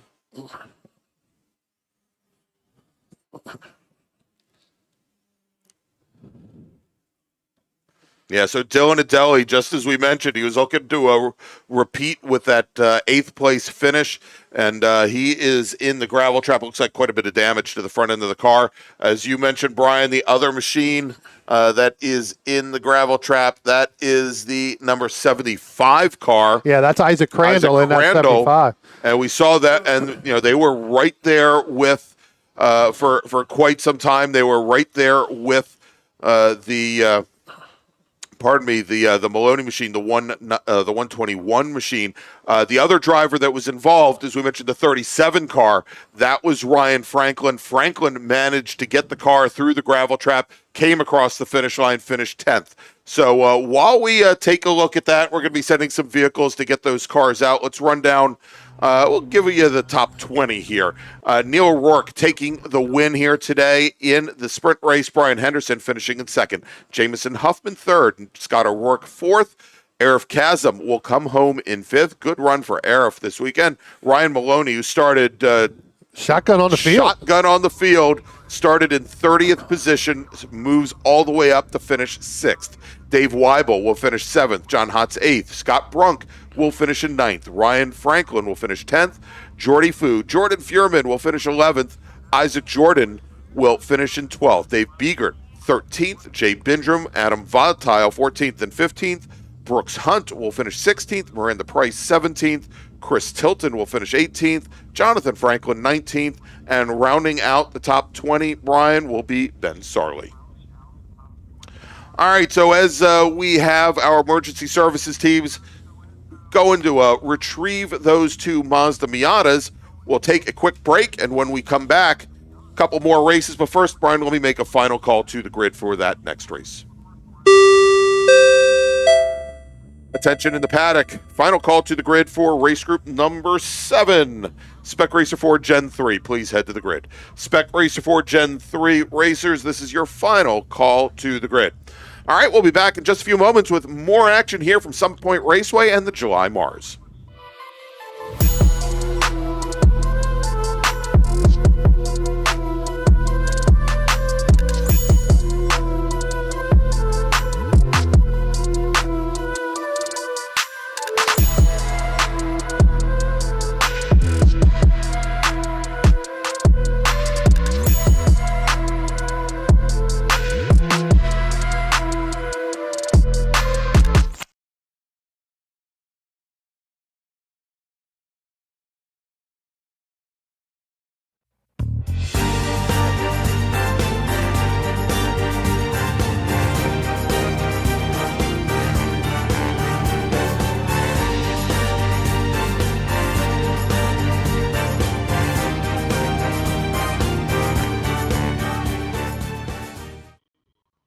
If you like what you see today, become part of the action by joining Sports Car Club of America. Whether you want to drive, flag, or just have fun with cars, SCCA membership opens the door to all kinds of motorsports to feed your obsession, along with 65,000 like-minded members ready to be friends. Ask someone trackside how to get involved or visit SCCA.com for more information.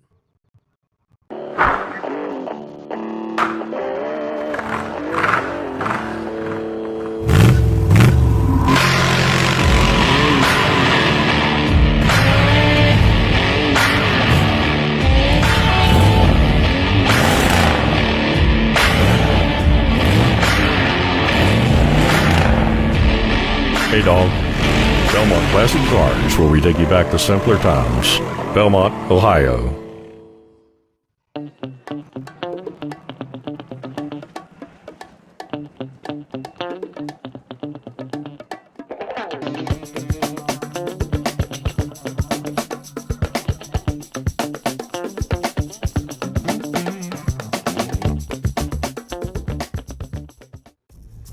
RP Performance is the only premier race shop in the region that specializes in both street and track Mazdas and is located right in the heart of racing at Summit Point's Gasoline Alley.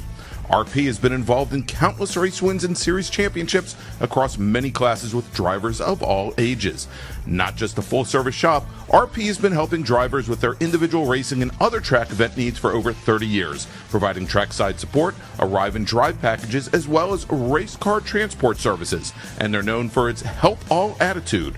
RP Performance is your go-to for getting cars back on track for that positive experience at Summit Point when you're ready to pack it in. For more information about RP Performance, come talk to them here in the paddock. Call them at 304-728-6749 or email them at Brett, that's B-R-E-T, at rpperformanceracing.com.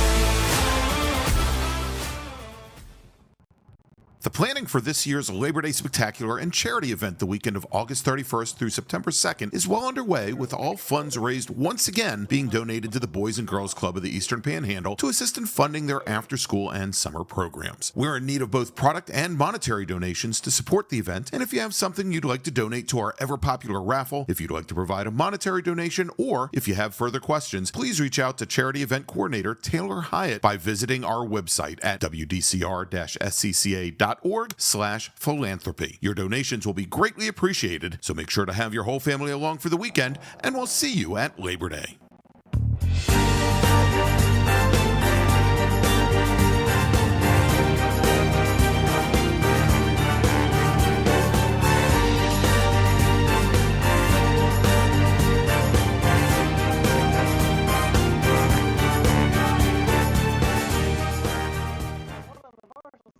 Since 1976, Radial Tire Company has been providing the Washington, D.C. area with quality tires and the finest service. They have earned a reputation as a premier specialist in hard-to-find performance tire and wheel applications. They stock tires from all of the top manufacturers for whatever you drive, from small economy cars to SUVs to trucks. Their mission is to assist you in getting the most out of your tires and car. For more information or to schedule online, browse radialtirecompany.com or call them in Silver Spring at area code 301-585-2740. That's 301-585-2740.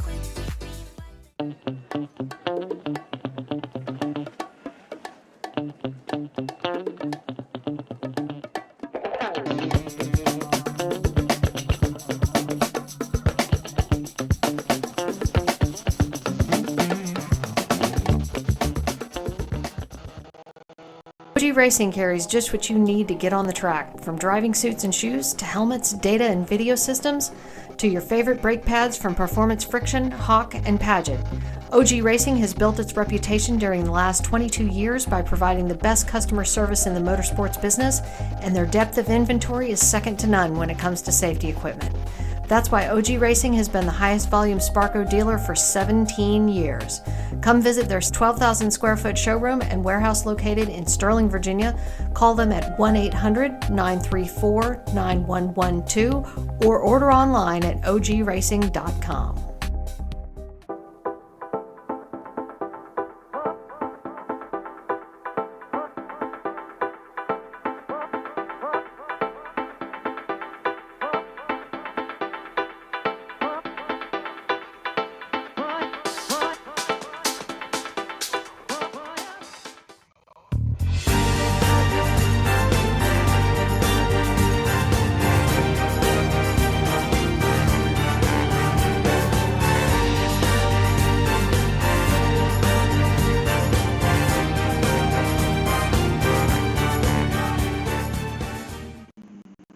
If you like what you see today, become part of the action by joining Sports Car Club of America.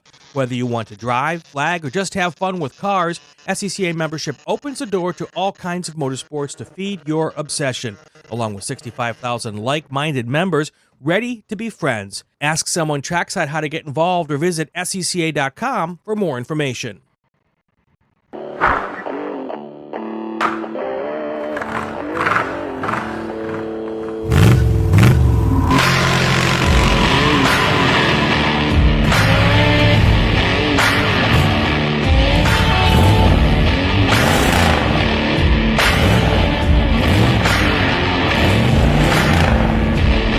Hey dog, Belmont Classic Cars, where we take you back to simpler times. Belmont, Ohio.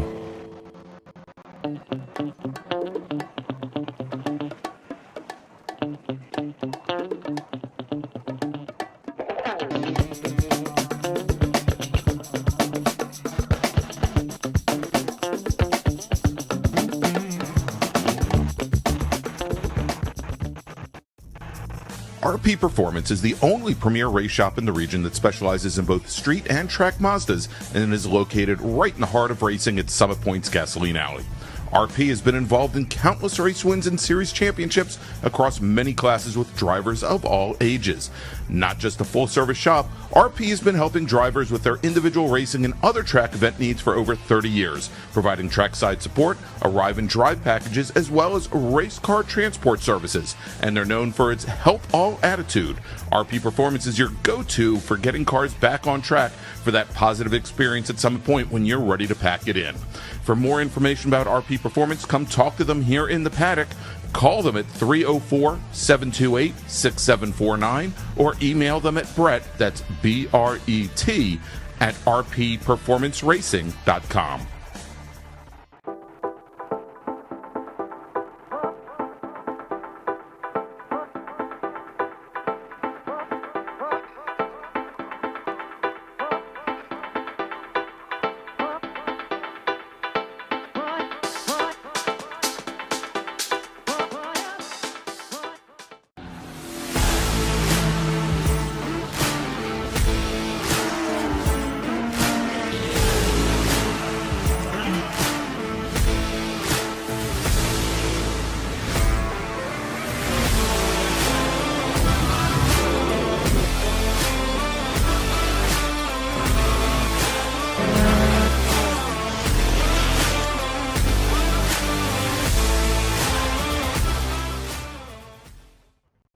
The planning for this year's Labor Day Spectacular and charity event the weekend of August 31st through September 2nd is well underway, with all funds raised once again being donated to the Boys and Girls Club of the Eastern Panhandle to assist in funding their after-school and summer programs. We're in need of both product and monetary donations to support the event, and if you have something you'd like to donate to our ever-popular raffle, if you'd like to provide a monetary donation, or if you have further questions, please reach out to Charity Event Coordinator Taylor Hyatt by visiting our website at wdcr-scca.org/philanthropy. Your donations will be greatly appreciated, so make sure to have your whole family along for the weekend, and we'll see you at Labor Day.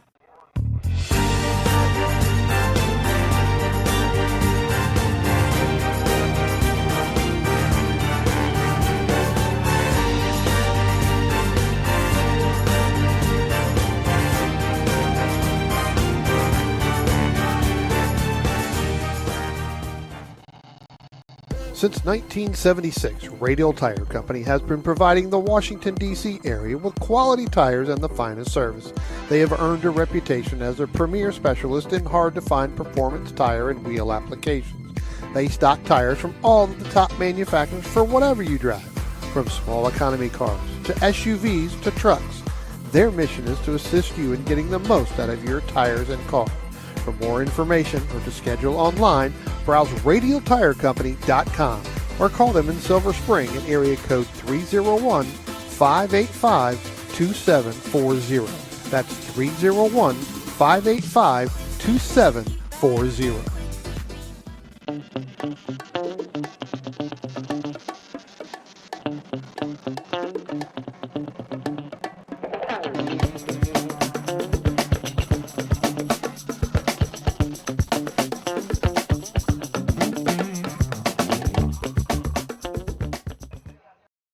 OG Racing carries just what you need to get on the track, from driving suits and shoes to helmets, data and video systems, to your favorite brake pads from Performance Friction, Hawk, and Paget. OG Racing has built its reputation during the last 22 years by providing the best customer service in the motorsports business, and their depth of inventory is second to none when it comes to safety equipment. That's why OG Racing has been the highest volume Sparco dealer for 17 years. Come visit their 12,000 square foot showroom and warehouse located in Sterling, Virginia. Call them at 1-800-934-9112 or order online at ogracing.com.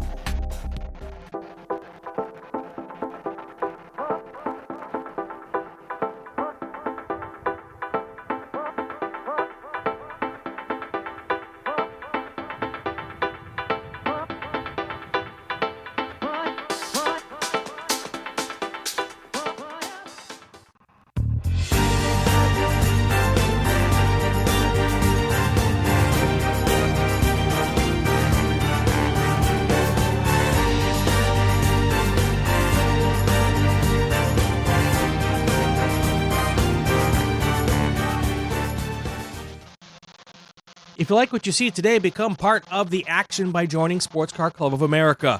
Whether you want to drive, flag, or just have fun with cars, SCCA membership opens the door to all kinds of motorsports to feed your obsession. Along with 65,000 like-minded members ready to be friends. Ask someone trackside how to get involved or visit SCCA.com for more information.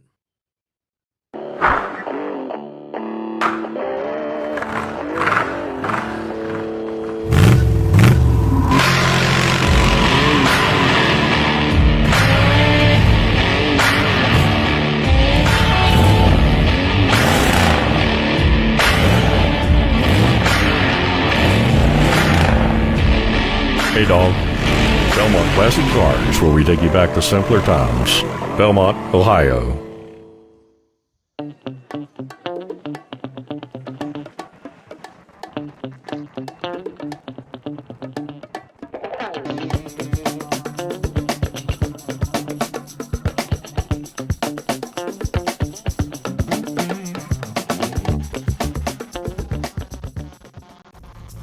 RP Performance is the only premier race shop in the region that specializes in both street and track Mazdas and is located right in the heart of racing at Summit Point's Gasoline Alley.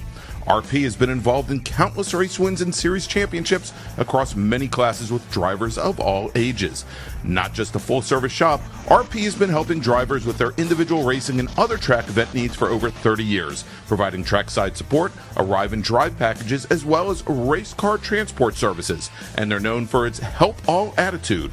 RP Performance is your go-to for getting cars back on track for that positive experience at Summit Point when you're ready to pack it in. For more information about RP Performance, come talk to them here in the paddock. Call them at 304-728-6749 or email them at Brett, that's B-R-E-T, at rpperformanceracing.com.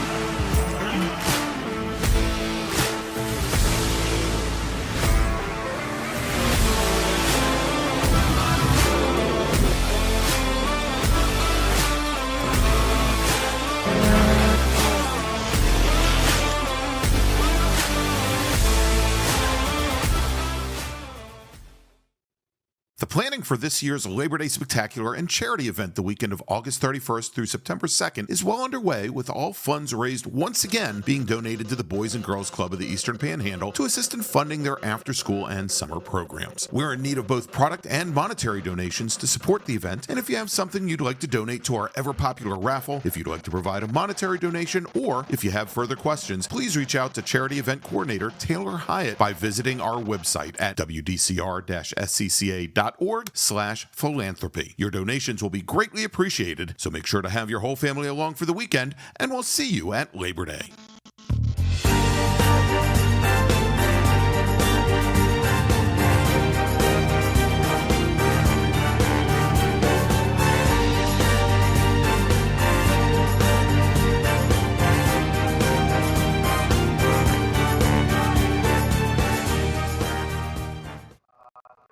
Since 1976, Radial Tire Company has been providing the Washington, D.C. area with quality tires and the finest service. They have earned a reputation as a premier specialist in hard-to-find performance tire and wheel applications.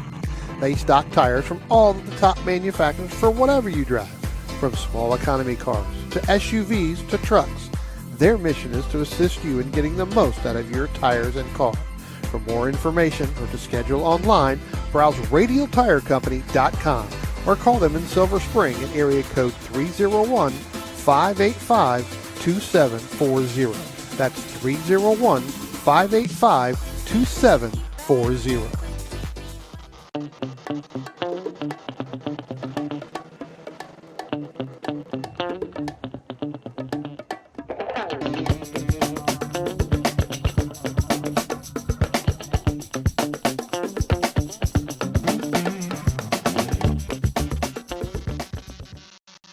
OG Racing carries just what you need to get on the track, from driving suits and shoes to helmets, data and video systems, to your favorite brake pads from Performance Friction, Hawk, and Paget. OG Racing has built its reputation during the last 22 years by providing the best customer service in the motorsports business, and their depth of inventory is second to none when it comes to safety equipment. That's why OG Racing has been the highest volume Sparco dealer for 17 years. Come visit their 12,000 square foot showroom and warehouse located in Sterling, Virginia. Call them at 1-800-934-9112 or order online at ogracing.com.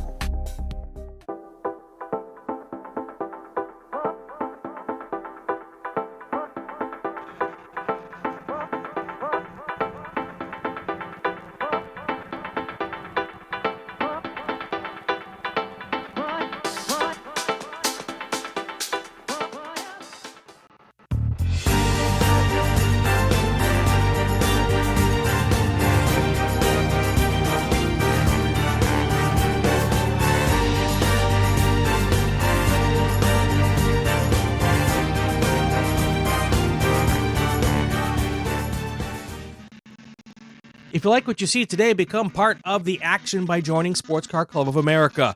Whether you want to drive, flag, or just have fun with cars, SCCA membership opens the door to all kinds of motorsports to feed your obsession.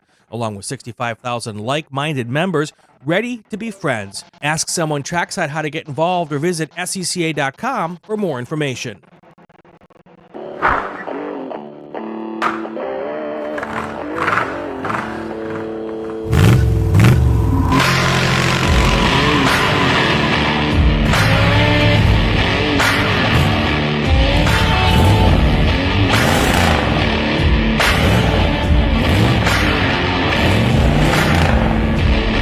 Hey dog, Belmont Classic Cars, where we take you back to simpler times. Belmont, Ohio.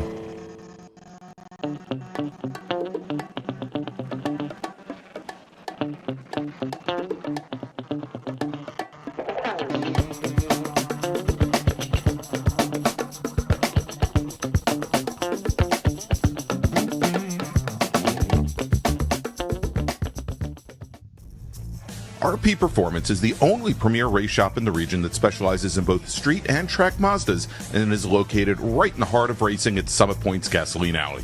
RP has been involved in countless race wins and series championships across many classes with drivers of all ages.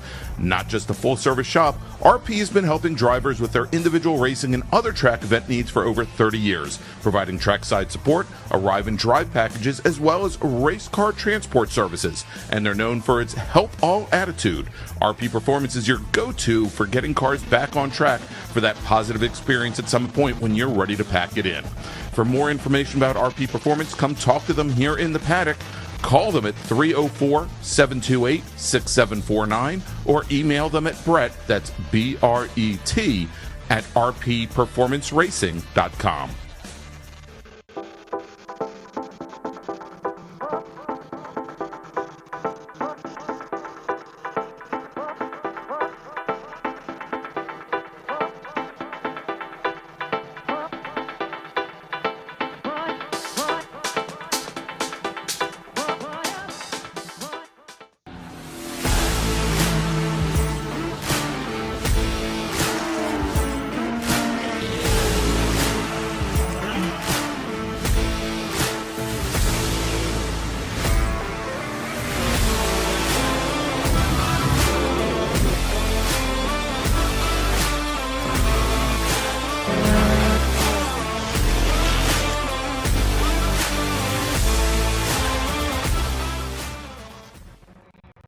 The planning for this year's Labor Day Spectacular and charity event the weekend of August 31st through September 2nd is well underway, with all funds raised once again being donated to the Boys and Girls Club of the Eastern Panhandle to assist in funding their after-school and summer programs. We're in need of both product and monetary donations to support the event, and if you have something you'd like to donate to our ever-popular raffle, if you'd like to provide a monetary donation, or if you have further questions, please reach out to Charity Event Coordinator Taylor Hyatt by visiting our website at wdcr-scca.org/philanthropy. Your donations will be greatly appreciated, so make sure to have your whole family along for the weekend, and we'll see you at Labor Day.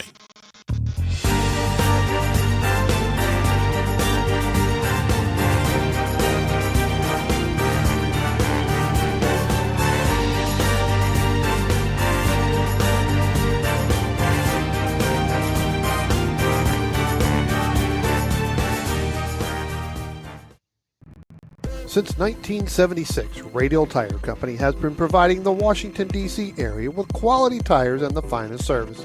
They have earned a reputation as a premier specialist in hard-to-find performance tire and wheel applications. They stock tires from all of the top manufacturers for whatever you drive, from small economy cars to SUVs to trucks. Their mission is to assist you in getting the most out of your tires and car.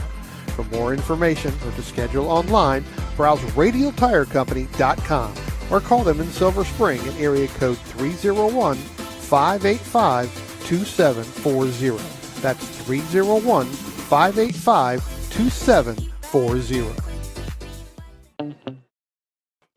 Welcome back to Summit Point Raceway, everybody. It is the July MARRS presented by Belmont Classic Cars. I'm Greg Ginsburg, along with Brian Donati, Spencer Gaynor, and after a little bit of cleanup, we are back and ready to go here. Brian, we've got two more sprint races today on track right now for their Pace Lap Spec Racer 4 Gen 3. Tell you what, we got 15 drivers going to go out here. Let's start in 15th position from Gibson Island, Maryland. That's the 07 of Amy Gould. Starting in the 14th position in the number 23 machine from Washington, D.C., that's Robert Skinner. Starting in the 13th position from Fogelsville, Pennsylvania, that's the 06 of Ron Race. Starting in the 12th position from Millersville, Maryland, that's the 31 of Bruce Kuminga. Starting in 11th position from Westchester, Pennsylvania, that's the 5 of Mike Kosu. Starting in the 10th position from Columbia, Maryland, the 14 of Kevin Silbert. Starting in the 9th position from Oakland, New Jersey, that's the number 8 of Michael LaMena. Starting in the 8th position from Pittstown, New Jersey, that's the 75 of John Milo. Starting in the 7th position from Staunton, Virginia, that's the 11 of Jisoo Kim. Starting in the 6th position from Annapolis, Maryland, the 7 of Keith Frazier. Starting in the 5th position from Gibson Island, Maryland, that's the 09 of Matthew Polk. Starting in the 4th position from Chesapeake, Virginia, the 174 of Joe Blanks. Starting in the third position from Martland, New Jersey, that's the 54 of Mike Thomas. And starting on the front row and starting in second from Gainesville, Georgia, the 17 of Trey Ayers. And starting on the pole from Washington, D.C., the number 30 of Mac Harrison. There you go. And as we talked about earlier in the bracket races, Trey Ayers, former national champion, 2017 national champion in Spec Racer Ford Gen 3, taking that win at Indianapolis Motor Speedway, Brian, as we've got Mac Harrison, who has had such a strong season here in Spec Racer Ford, finished second in the championship to Sam Schechter this past year, back in 2013. On the pole here today as the field comes out of turn 10, turning things over to Mac Harrison as our starter looks over the field, and green flag is in the air. And so we have on the front row now Harrison and Ayers side by side, Brian. Neither row getting a real advantage over the other. Blanks and Thomas, they're kind of bottled up right behind as our leaders come down into turn 1 for the very first time. And our pole sitter Harrison, he's going to take the point, Brian, as they come out of turn 1 and head into turn 2. Yeah, started to go side by side there, but you can see that the experience between Mac Harrison and Trey Ayers running here at Summit Point Motorsports Park. I tell you what, Mac Harrison had that line coming up through there out of turn 2. That propelled him in front of Trey Ayers in that number 17 machine to take the overall point early on. And we have somebody in the chat, appropriately enough, named Spec Racer Ford, Brian, and he says, get ready for the best in senior citizen racing. So here we go. As the field comes down into turn 5, heavy on the brakes for the first time. No brake lockups there as the field all comes through nose to tail. And already, Brian, we are starting to see our top 5 cars starting to separate out, starting to gap each other here. And Mac Harrison now with about 8 car lengths on Trey Ayers. I think that's Joe Blanks and Mike Thomas behind, a couple car lengths separating them, and then Keith Frazier in that number 7 machine sitting back in 5th position. Good to see Matt Polk back in the field here. Yeah. Polk of Polk Speakers fame used to be a regular in Spec Racer Ford here over the years, and we get to see him now once or twice a year. Good run and good start there from Mike LeMain, who started 9th. He is now up into 8th position, having gotten around John Miello. So move Miello now back in the 9th. Looks like we're going to go 2 wide there, a little bit further back, and I think that's going to be between the 14 there, Kevin Silbert, and the 75, John Miello. That's 9th and 10th. They ended up getting back single file coming out of turn 2, but they were side by side there for a brief moment going through turn 1. All right, Brian, and we had a big brake lockup going into turn 1, and I believe that was the Miello machine there. Pushed a little bit wide, lost some ground, managed to keep it on the course, but I think that moves Kevin Silbert now up in the 9th position with Miello falling back to 10th. Yeah. So difficult 2 Just corners. kind of like the legends of racing right here. Is that Yes, is that what exactly. this is? Legends in their own minds. That's Brian. it. Legends in their own minds. I think when you talk about the older racers, it's not the seniors. It's the legends or the veterans of the sport. That's right. Brian, I would have felt much more comfortable talking about that 30 or 20 years ago. Now you fall into that category. Now that I've got the double nickel, I don't know. It hurts me to the core. As our leader now, Mac Harrison, Brian, as they came across the start-finish line, 3 seconds on the rest of the field. Joe Blanks drafts up right to the back of Trey Ayers. So we saw this during the bracket race, Brian. The 2 college roommates, Trey Ayers and Joe Blanks, nose to tail, and then a couple car lengths, about 8 car lengths, back to Mike Thomas, Matt Polk, Jisoo Kim, a little bit further back from there.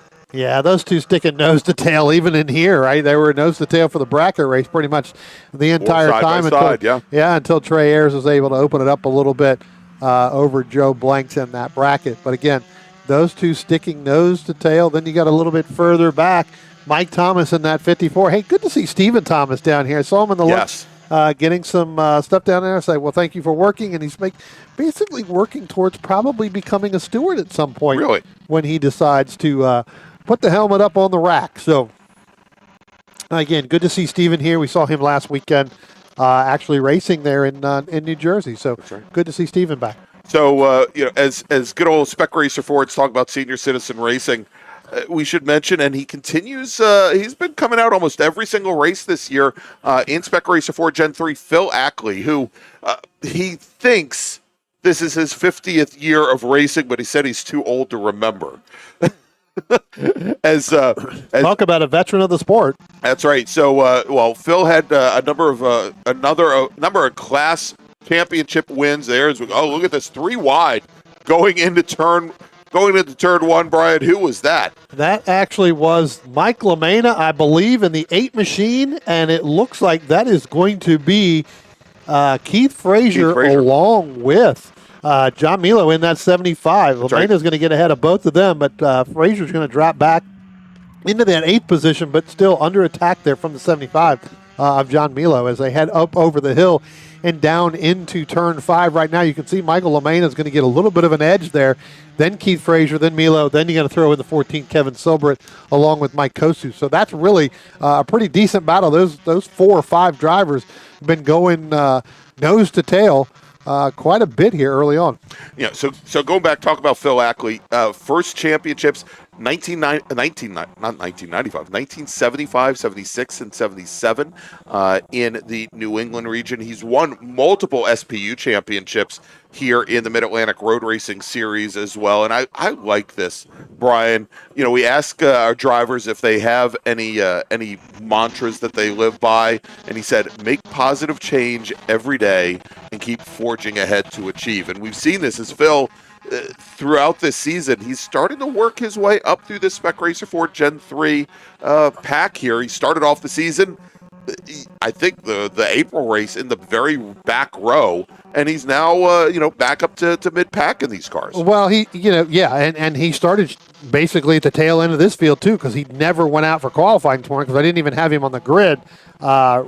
Really didn't even know he was out there. I thought he was in the chat when he first said that. So unless he's typing from the keyboard of the car, Phil was my driving instructor here back in 2015 when I came in and started racing here at SCCA. And back then, Phil was driving the Baby Grand. So I went through school in a Legend car, so he knew exactly what I was feeling, which actually really worked out because he could tell me kind of really what to expect because of the power to weight ratio of those cars. All right, Brian, and over turn 5, that sounds like the 7 of Keith Frazier getting into the back of John Mielo. Mielo's name coming up quite a bit, and as our racers cross the line to complete lap number 5, we've got a car coming down the pit lane. That is actually Keith Frazier. Again. You get, and I'm looking out here of the window through the binoculars. You can see it on the left front. A little bit of the piece missing here, and actually we can see it on the camera now. You can see a piece of that left front missing. So looks like maybe Milo probably checked up a little bit. Not sure if Keith's going to go back out or make that right-hand turn, and it does look like he is going to make that right-hand turn. Looks like his day is done. And again, that's going down into turn 5, heaviest braking corner, with the exception of maybe turn 1 here. And certainly, with these Spec Racer 4 Gen 3s, almost any race car, if somebody gets on the brakes, even 5 feet ahead of what you're expecting, right, exactly, it's going to be difficult to get the car woed down. Here, going to and setting a new fast lap, Mac Harrison at a 120.747. He has now increased his advantage over Trey Ayers to over 6 seconds. Ayers now coming across the line to complete lap number 6. Yeah, almost 8 full seconds separating Harrison from Ayers. Ayers is now gone in ahead a little bit, left his college roommate behind. Joe Blanks now running about 3 seconds back from there. But Joe Blanks, he is under attack right now, Brian, from, I believe that's Mike Thomas. Car 54, where are you? Well, he is right on the gearbox of the 174 machine ahead as they come now down into turn 3. And you see them there all locked in. And, and again, they're not that far back.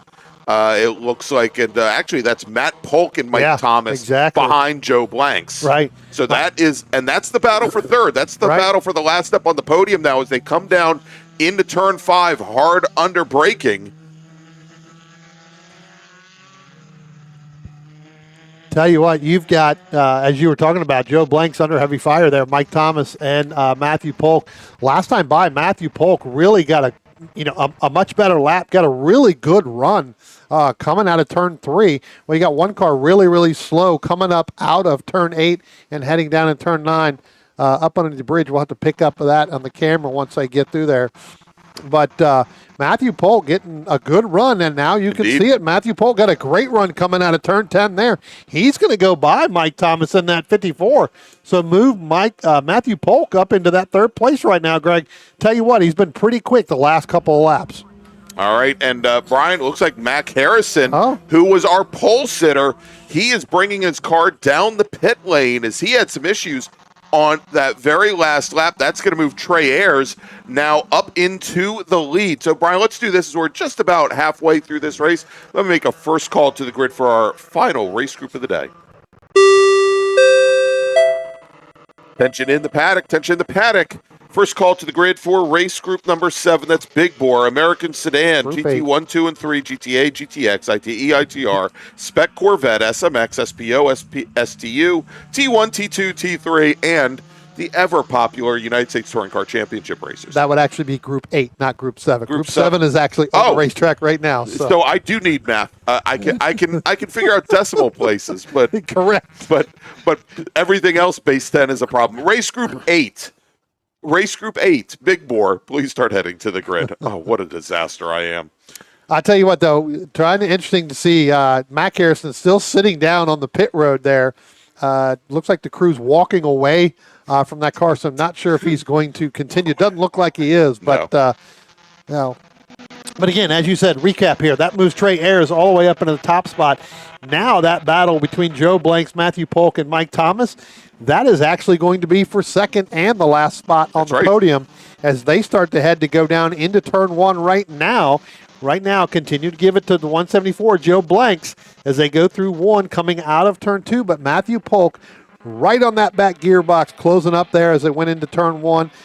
You can see Joe Blanks opening up just a little bit, but I have a feeling that Matthew Polk is going to end up catching Joe Blanks because of the lap times over the last several laps are just a bit quicker. That's right. A little bit further back, just back from them, Mike Kosuth starting to close things up on Kevin Silbert in the battle for 7th. Kosuth, who saw his father work for 30-plus years at Firestone, Brian, got his start in racing when Dad took him to the 1972 round of Can-Am at Mid-Ohio, and this is, I believe, only his 5th year racing, but he's been around racing all of his life. As we just saw them come up out of turn 8, they're going into turn 10. They're at the back end of this field right now. Yeah, that's actually Michael LaMena and Jisoo Kim there. Jisoo Kim in the yellow 11, Michael LaMena in the blue and yellow number 8. Michael LaMena running pretty good lap times here. A little bit slower than Jisoo Kim that time, but he was able to close up on him coming through turn 10. I don't think Mike got through turn 10 very well at all. No, not at all. Because where he was gaining on Jisoo Kim, he has now dropped back by about 6 car lengths. So very uncharacteristic of Mike LaMena not to get through turn 10. See whether or not he's going to be able to grab that, as you saw there on your screen. If you want to subscribe to the region here, that way you can get some notifications when we're on air. Again, we're trying to get to that 1,000 before we get to Labor Day race here at Summit Point. Greg needs a math class, so do I, obviously, and got to get some new glasses. New glasses for both of us. Right, exactly. Because when I say, and you know, Spencer's getting up in years also, but when I say I'm at the double nickel, I think I'm the junior member of the team here.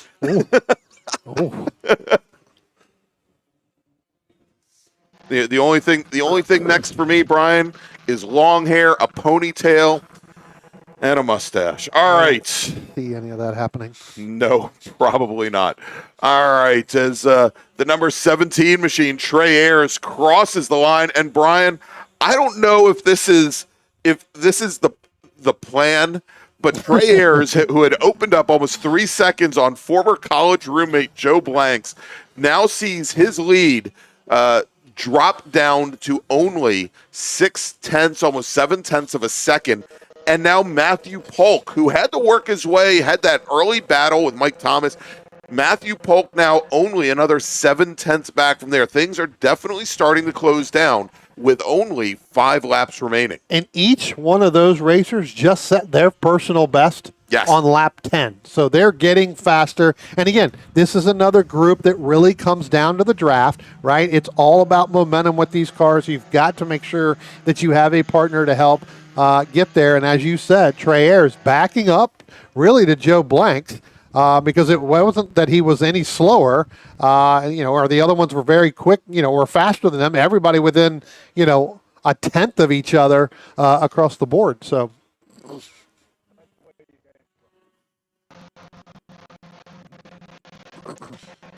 like we may have had some debris out there, Greg. Yeah, some debris that, maybe a little target fixation. Phil Ackley impacted on the way through turn number 8. That debris now off the track surface. I'm wondering if that may have been some debris from the Keith Frazier, from that left front. Or Mac Harrison. Or Mac Harrison, yeah. Somebody may have hit that. And again, Mac Harrison's still on the pit road there. Well, I was going to say, because the impact between Frazier at the time and the other driver was Mielo, if I remember correctly, that was actually down at turn 5. Right. So it might be something else. May have carried it a little bit. Somebody got it stuck up underneath the car there. I mean, there are a lot of groundhogs that run around through this place also. Grabbing debris, bringing it out. That's right. Our overall leaders. Catch it in the paddock. Second call to the grid. Sorry, Brian. For race group number 8. Big Bore, please head to the grid now. Big Bore racers, please head to the grid. Your race, the final race of the day, is next. I was going to say our overall leaders now coming out of 8 with Trey Ayers and Joe Blanks. They're going to come up on the back gearbox there of Amy Gould here in about, couple seconds. She's just now coming out of turn number 10, and they're just now going into turn 10. So they will probably catch her halfway down the straightaway. So they're going to have to set up to whether or not both of those are going to be able to get by her as they head down into turn 1. Again, nose to tail coming down into turn 1 is your overall leader, Trey Ayers, and the 174 of Joe Blanks. They've opened up 2.5 seconds over the 09 of Matthew Polk. So that gap there is starting to stretch a little bit. Indeed. And then you got another 9/10 of a second, almost a second back to the 54 of Mike Thomas sitting in 4th. So again, those two will battle. That will be the for the last podium spot. But I think this win between roommates or college roommates or college teammates, whatever we want to call them, old college buddies, friends. something like that. Yeah, so Blank's certainly now in the draft as we watch those racers going out of turn 5. And great recovery, not a recovery for him, but to make up almost 4 seconds and get back up to the leader again, Trey Ayers, former national champion in Spec Race 4 Gen 3. And, frankly, here, Matt Polk, although he may have dropped off the pace of the top 2, he's still in line for a podium, but first he's going to have to hold off Mike Thomas because that last time by, Thomas made up a couple tenths on him as well. Well, that one there coming up out of turn 8, excuse me, it looks like Matthew Polk got stuck in behind Amy Gould as she came out of turn number 8 and coming up the hill. She moved over driver's right. So did Matthew Polk. I guess he thought there was a little bit more that he could catch some draft off, but then ended up not being able to get back to driver's left to get back online. So that slowed him up just a little bit, and that's going to allow Mike Thomas to close that gap. Yeah, and that has got to be disconcerting for Polk. Of course, we always tell drivers to hold their lines, to be predictable, and I think Amy Gould, in trying to be, to try and let the Polk car by, pulled offline to let him by, Polk not expecting it, as they both made the same move at the same time. Right, exactly.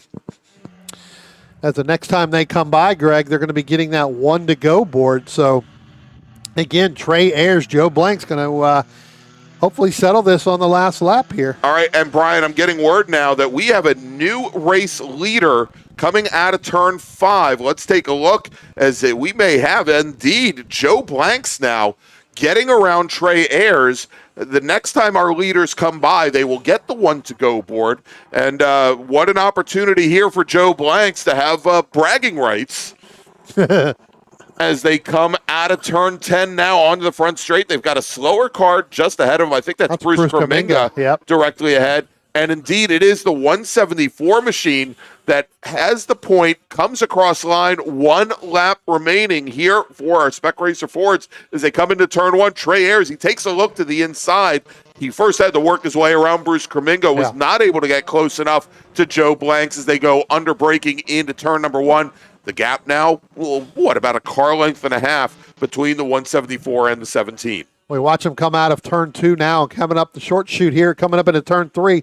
That car length and a half, Greg, that's half a car length now as they head up over the hill and head down into turn 4. This is where Joe Blanks made that pass the last time. We'll see whether or not Trey Ayers is going to set him up and try to get him back by in the same position. All right, well, as they come down the hill, we will probably see Joe Blanks go and defend. He keeps the car to the left of the center of the track to make sure that the 17 machine cannot come underneath, and holds him off now, and it's going to just be a draft race, not even a drag race, Brian, as they come out of the carousel and start to make their way up the hill.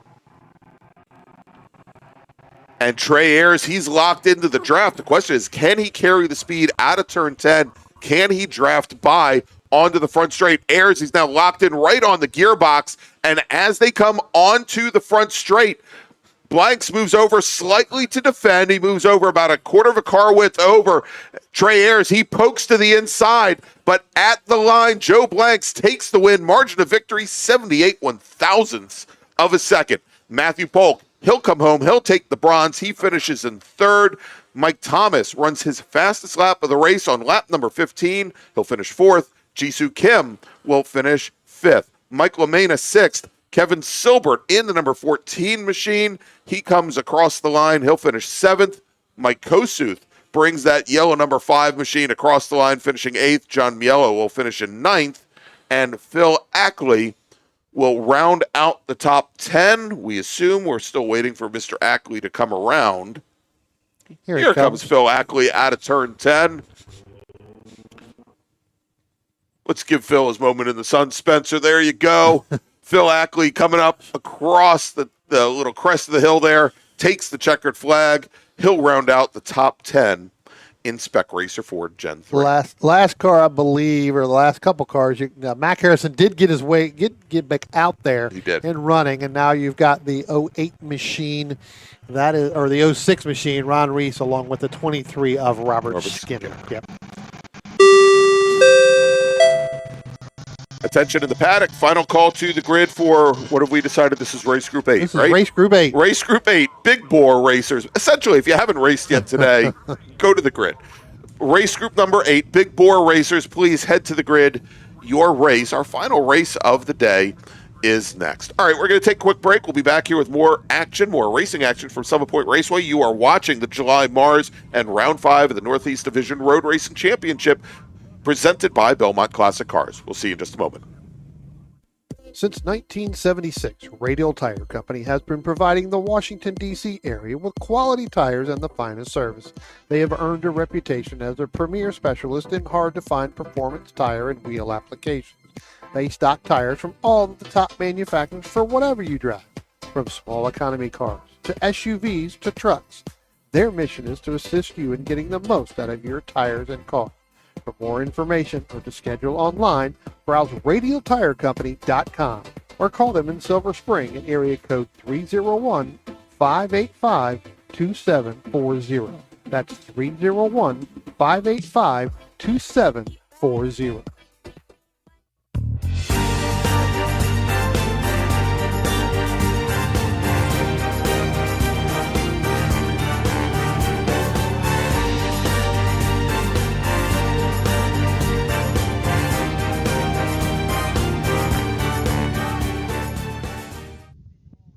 If you like what you see today, become part of the action by joining Sports Car Club of America. Whether you want to drive, flag, or just have fun with cars, SCCA membership opens the door to all kinds of motorsports to feed your obsession. Along with 65,000 like-minded members ready to be friends. Ask someone trackside how to get involved or visit SCCA.com for more information.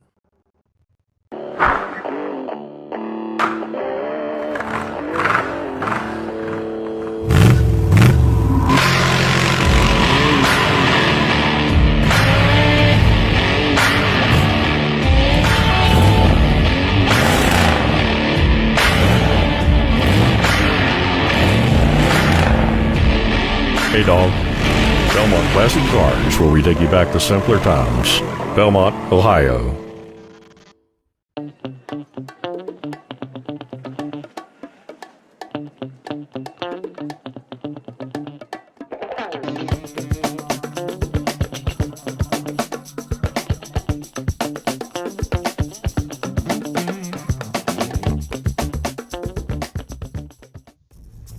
RP Performance is the only premier race shop in the region that specializes in both street and track Mazdas and is located right in the heart of racing at Summit Point's Gasoline Alley. RP has been involved in countless race wins and series championships across many classes with drivers of all ages.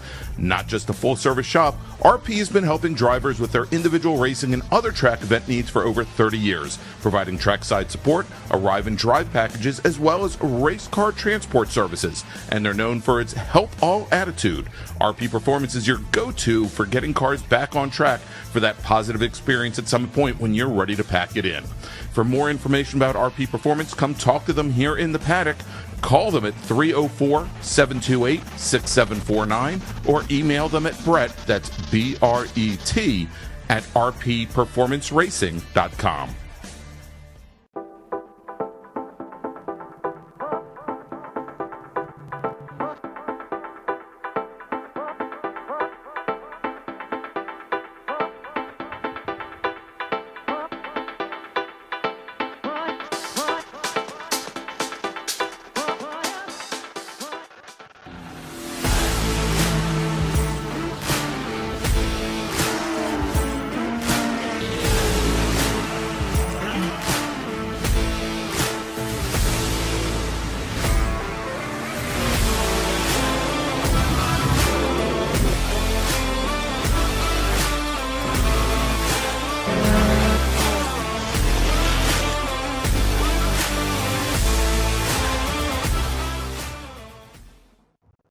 Planning for this year's Labor Day Spectacular and charity event the weekend of August 31st through September 2nd is well underway, with all funds raised once again being donated to the Boys and Girls Club of the Eastern Panhandle to assist in funding their after-school and summer programs. We're in need of both product and monetary donations to support the event, and if you have something you'd like to donate to our ever-popular raffle, if you'd like to provide a monetary donation, or if you have further questions, please reach out to Charity Event Coordinator Taylor Hyatt by visiting our website at wdcr-scca.org/philanthropy. Your donations will be greatly appreciated, so make sure to have your whole family along for the weekend, and we'll see you at Labor Day.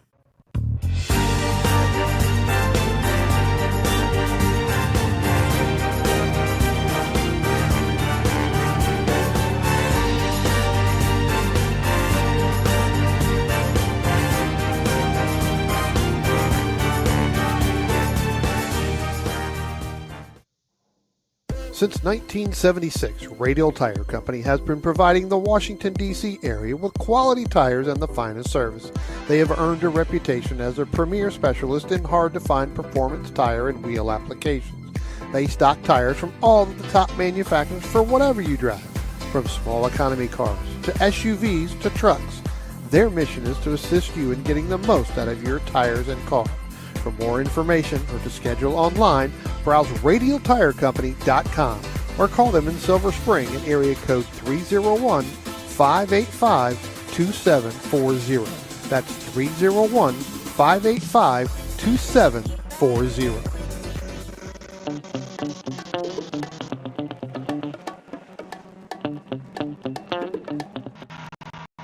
Welcome back, everybody, to Summit Point Raceway for the July MARRS presented by Belmont Classic Cars. I'm Greg Ginsburg, along with Brian Donati, Spencer Gaynor, and it is race number, Brian, 1, 2, 3, 4, We are 5. in race group 8, Race Greg. group 8, the big ground pounders. Here, our GT cars, the biggest of our touring cars, and actually, I think for this field, it's primarily GT cars, Brian. We actually have a Miata in this group. Oh, Greg. actually, we do, and we also have Rob Hines in his Touring 3 Nissan 350Z as well. All right, let's run down the starting order here for our final race of the day. All right, starting in 8th, we've got the STU machine. That is Anthony Pacelli in the number 73 from Mauritown, Virginia. Starting in the 7th position from Hackettstown, New Jersey, that's the 50 of Joseph Folia. Starting in the 6th position from Liberty, North Carolina, that's the 17 of Devin Mistack. Starting in the 5th position from Arlington, Virginia, that's the 4 of Rob Hines. Starting in the 4th position from Leesburg, Virginia, that's the 04, and that's Greg Arsenault. Starting in the 3rd position from Belmont, Ohio, that's the 88 of Andrew Mistack.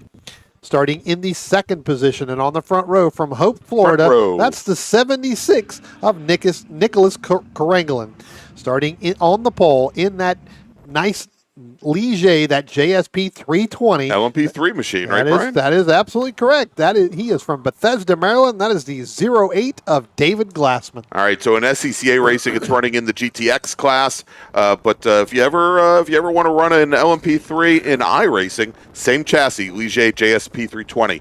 As field now, you can see here the beautiful pace car, safety car cam. I never knew the Pontiac could drive that fast. Brian, I was going to say, he's got it cooking now. There we go. It's Glassman. It looks like he's trying to back up the field a little bit there. Even flashing the headlights, maybe telling Graham Taylor, slow that Pontiac down. As Graham Taylor now on the pit lane, turning things back over to David Glassman. So Nick Karangelin was our 2023 GT2 MARRS champion. And field now being looked over by our starter, Brian, and green flag is in the air as the field now heads down into turn 1 for the very first time. We got Glassman in the Ligier, Karangelin in that beautiful blue Porsche 911, and I absolutely love the Ginetta G56. And Greg, if you look on your screen right there, we see this multiple times, every single time he comes out here. That's the 88 of Andrew Mistack. Staying driver's right, gets hard on the brakes. That car locks him up, almost spins it out, except this time he's able to keep it there, and then ends up falling in behind the 76 there of Karangelin. And so, Brian, of course, for those of you that obviously are joining the YouTube feed, it is Andrew Mistack's GT2 Chevy Camaro that was used in the thumbnail for this weekend. Unfortunately, I did not have a photo of him locking up the brakes going into turn 1. It seems that car every time always. We're here, that very first lap really makes it difficult. That's right. And I think the last time when we were here in June, there was a bet going on between Andrew and son Devin. Andrew got out to a big lead and then ended up braking, came in, and Devin had the took the win, took the family honor, and of course the Mistacks. They are Belmont Classic Cars. So I want to thank Andrew Mistack, the owner of Belmont Classic Cars, for promoting the Mid-Atlantic Road Racing Series and the Washington, D.C. region's race programs. Could not put on these broadcasts without him. So thank you very much. Tell you what, Andrew Mistack now has got that thing wild up because he has now went by Nicholas Karangelin in that 76 in that Porsche as they start to head up out of turn 2 and head up into turn 3. You can see it. It's about 5 car lengths there. Then you got to go back a little bit to that 04 Greg Arsenault in that GT2 in that Ginetta G56 machine. They're starting to open up a little bit, but I know earlier on this morning, Karangelin was a little bit faster.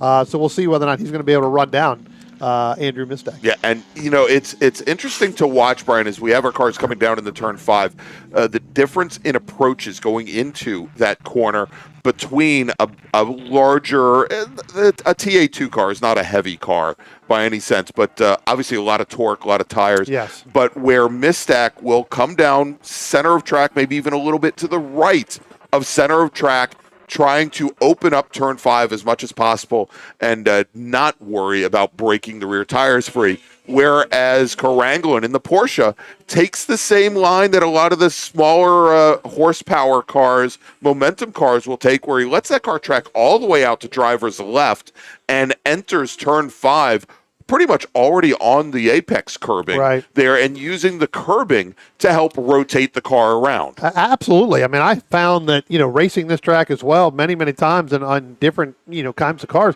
using that curbing there in the apex does help your car turn a little bit. Absolutely. Well, for us front-wheel drive racers that have trouble in slower speed corners getting a car to rotate, it is absolutely key there. So neat to see the Porsche that has all that weight on the rear, that as soon as you maybe get the rear end to step out a little bit, maybe a little pendulum effect, and get that thing rotated around. And, of course, with the Porsche, with that engine in the rear, you go and mat the throttle, all the weight transfers to the rear, and you get a good dig out of a slow corner like that.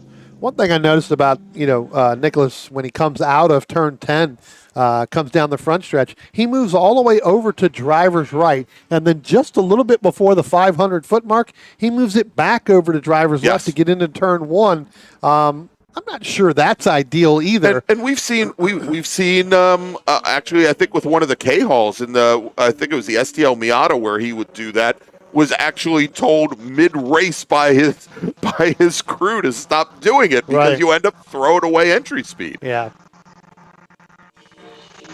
And I know that, since the repave we've had here for several years, that crown is starting to come back again, and you don't want to kind of get there because there is a little bit of that crown. But moving all the way over to driver's right, coming out of turn 10, and then really basically right before the 500-foot mark, diving back over to driver's left, you're right. I mean, that does definitely scrub some speed off that car. Yeah, indeed. Look, if you're running a defensive race and you're trying to ensure that somebody doesn't try to pass you on the inside going into one, wonderful, great, do it. But it's certainly not.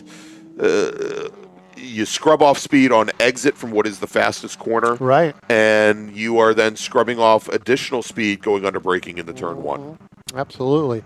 As we were talking about it earlier, you can see here the coming up out of turn 8, Andrew Mistak and Nicholas Caranglin. Caranglin getting in right on the back bumper there, coming through the carousel last time by, a long way through turn 7 and turn 8. Now Andrew opens that up. We'll see whether or not Caranglin's going to be able to close that as they come down off the front stretch here, down start finish line, down into turn 1. That seems to where he's able to close in on Mistak. Mistak has the power to get off the corner a little bit. Hey, let's do this, Spencer. Can we watch? I want to see the Ligier go down on the braking in the 5. He should be heading down the hill now if we can pick it up. There he comes. Yep. Stays centered to almost driver's right, and then comes through there and kind of straightens out the corner, opens up the corner going just a little bit. I think that car handles probably a little bit better. Obviously making that corner as straight as possible. It's got some definite aero grip advantages that most of the other cars that are out in this group with it don't have. I don't think you'll see David Glassman using the curbing there to make that car turn. I don't think it needs it. Not unless he wants to spin the car around. Those things are so low to the ground, you end up high-siding it on the curbing. Yep. And I should just add, and I know it may be hard to pick up the noise, and you probably hear our cameras starting to clip and make a whole bunch of strange noises, but that Ligier has a beautiful roar. I know a number of them had Nissan V8s behind the driver. I don't know if that is one of the Nissan powered machines, but they just make glorious noises. And if it is a Nissan motor, it's the first truck sounding Nissan motor I've heard. Looking around here, Greg, I'm not seeing the 76 Nicholas Caranglin come back through the start finish line. He was right on the back. As a matter of fact, if you look at a turn 8 camera, Spencer, you see him coming up the hill, barely going to make it up over that hill and down into pit road. So it looks like Caranglin's day now done as he drops out of this GT2 battle. Andrew Mistak in his Camaro, your leader in GT2, running second overall. Greg Arsenault in the Ginetta, and the Ginetta just doesn't seem to have the pace of the TA2 Camaro. Arsenault now running second in GT2, and Devin Mistak running a distant third, as the Porsche of Caranglin now does make it onto the pit lane. Looks like he is running, just not a lot of power. It may have cut off or potentially overheating problems, maybe. Possibly. Not sure.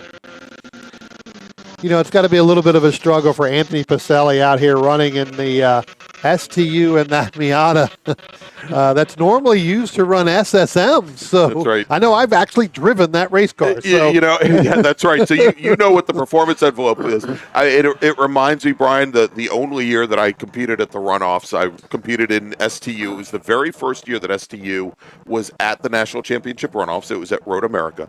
And I had engine issues in my race car, and rather than at the last moment drop another engine into my car, I still had to qualify for the runoffs. I went up to Watkins Glen in Jeff Janoska's ITB CRX, all 105 horsepower of it at most. And that's tuned at 105 to the wheels maybe. And at the time, STU was made up primarily of ex-World Challenge touring cars.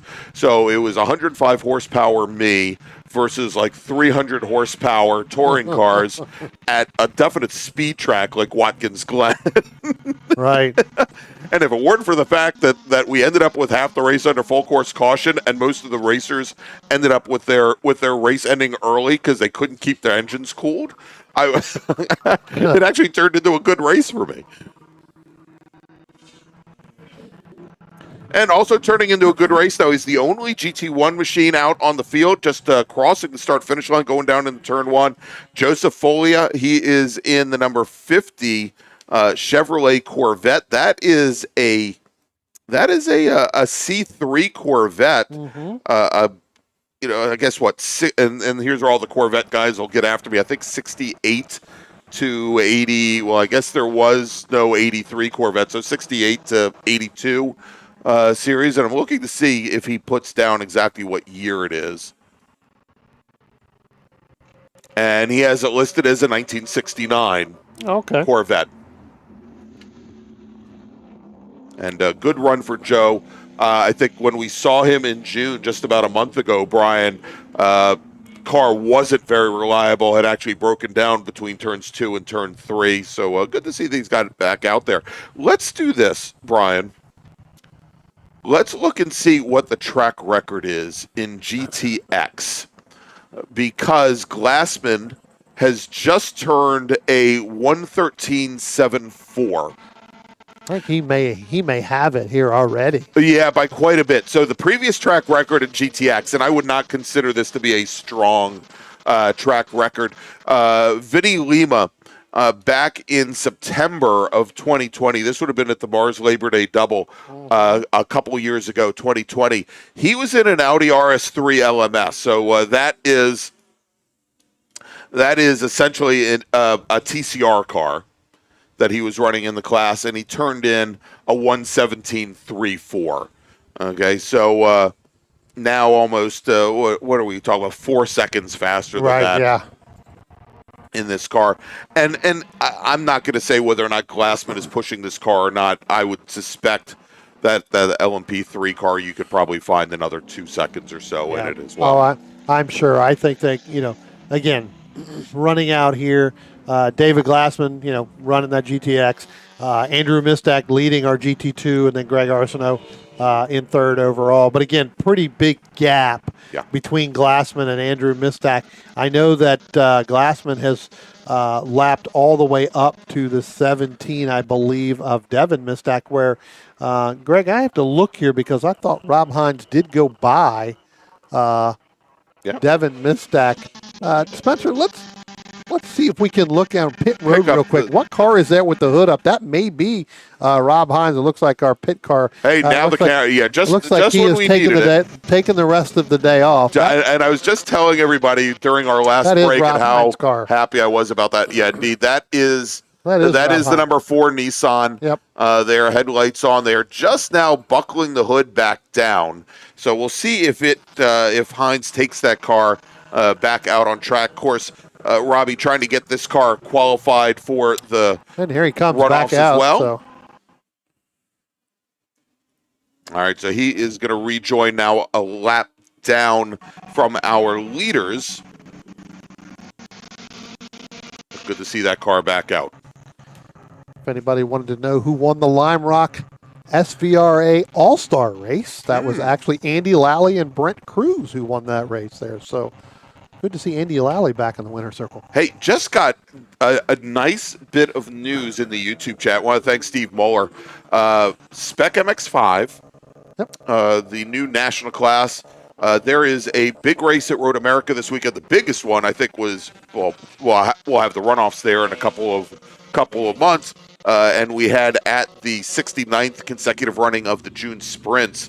It was the largest June sprints ever with over 500 entries. But this weekend is what is known as the Cat Majors, that is run by the Milwaukee region of the SCCA. And in SMX, race win and new Road America SMX track record for your friend of mine, Camden Gruber. Very nice. Washington, D.C. region racer, Camden Gruber, ITS track record holder here at Summit Point. Camden Gruber, great to see that. All right, 5 laps to go here. Let's go ahead and just do a recap here. So again, David Glassman working lap 12 here, finished lap 11. So in that 08, in that Ligier, that LMP3 car, Andrew Mistak, again, leading our GT2 class in that 88 machine. Greg Arsenault in the 4, he's second in GT2. Devin Mistak sitting in third in GT2 and fourth overall. Then you have Rob Hines ahead of Joseph Folia, along with Anthony Pacelli still out there running in that very underpowered STU. That's right. Mazda Miata. Again, Anthony probably running this car to get somewhat qualified for further runoffs there. Maybe doing some work on his car. And then again, the challenge that Nicholas Karangelin had after 4 laps, 76, that is actually going to be your 4th car in GT2 and 8th overall. So.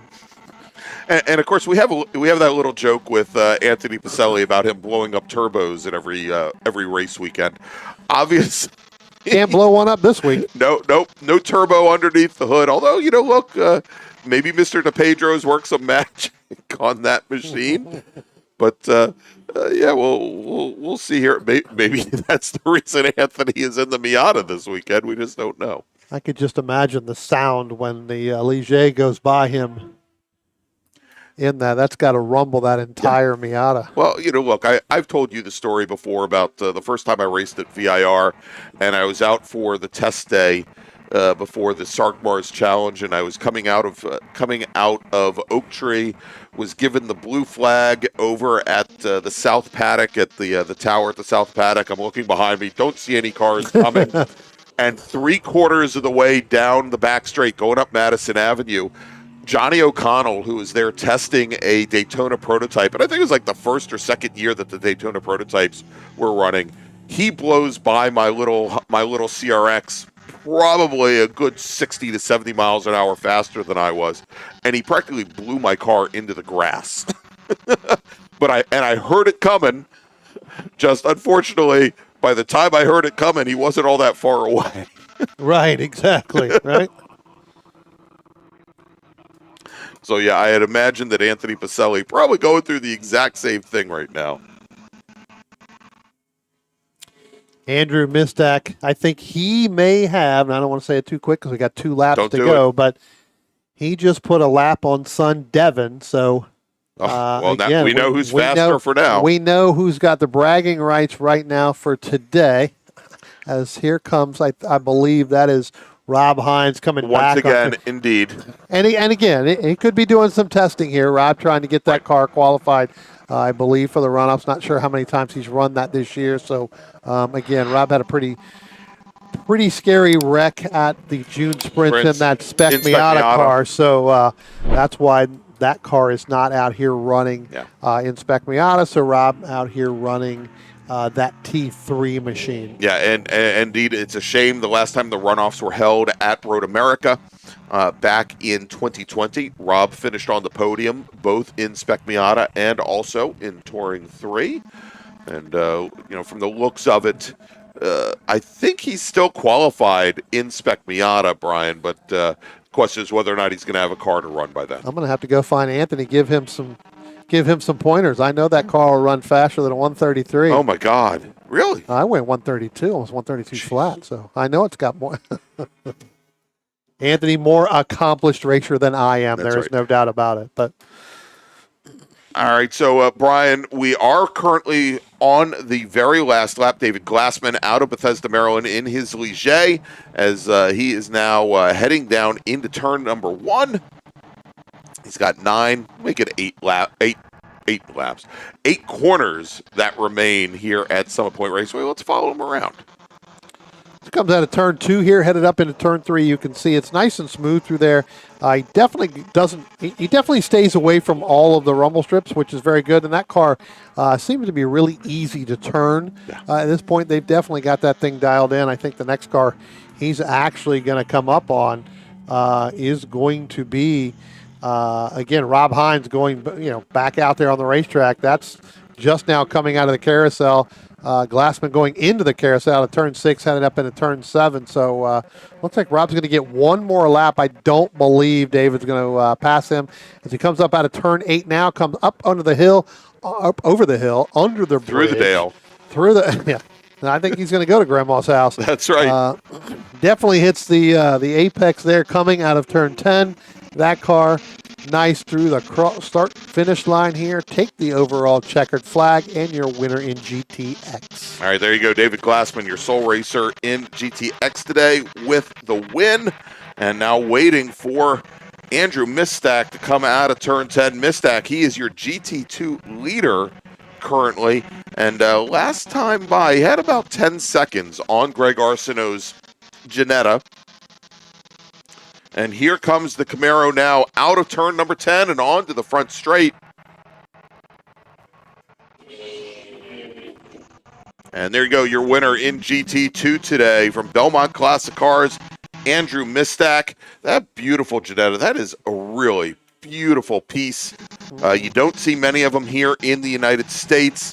Very big in Europe and in the UK where they have a Ginetta G55, probably G56 series, right? indeed. Yeah. So Greg Arsenault will come home in second, and Devin Mistack will take the bronze in GT2. Joseph Folia in the Chevy Corvette, that 68 Chevy Corvette.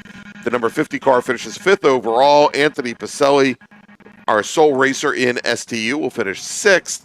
Robbie Hines crosses the line.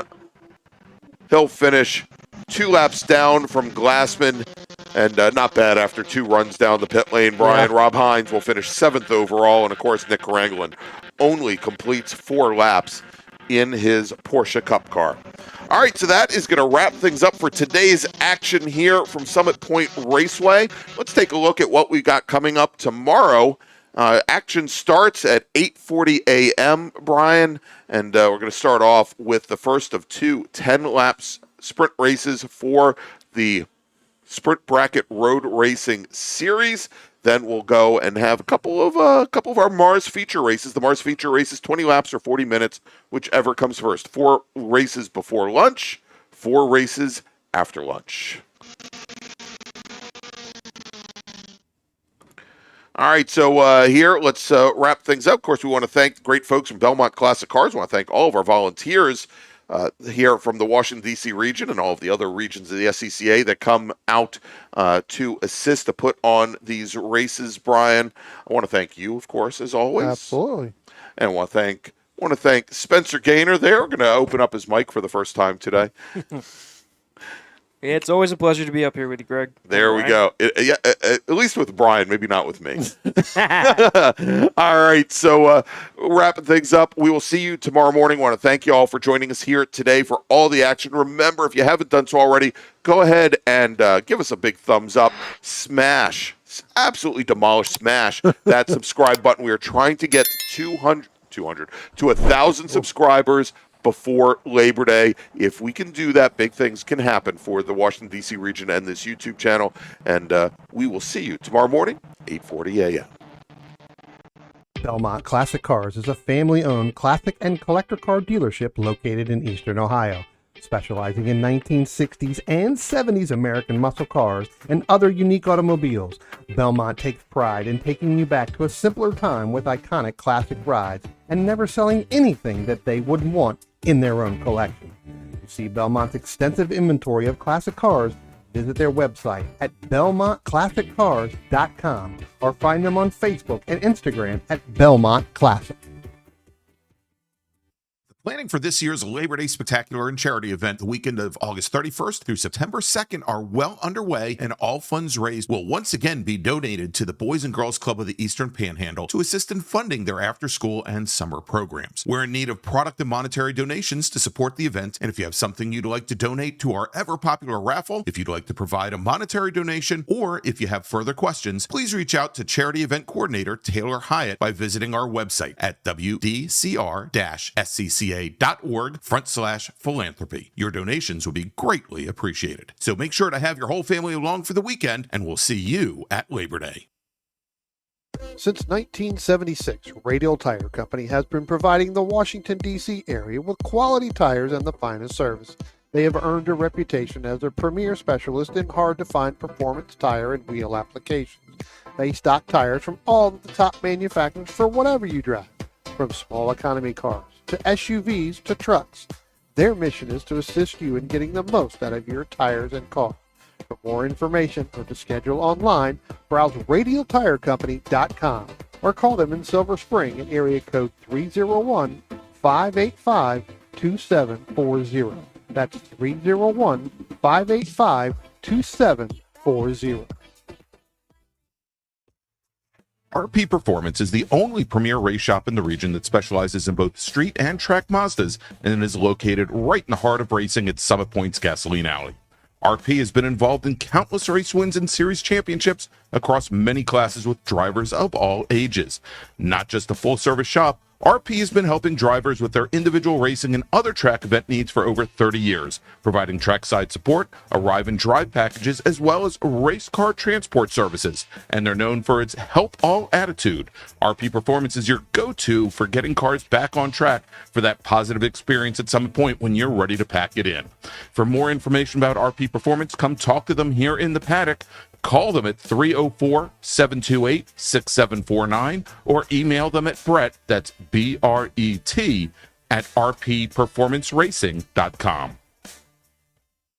OG Racing carries just what you need to get on the track, from driving suits and shoes to helmets, data and video systems, to your favorite brake pads from Performance Friction, Hawk, and Paget.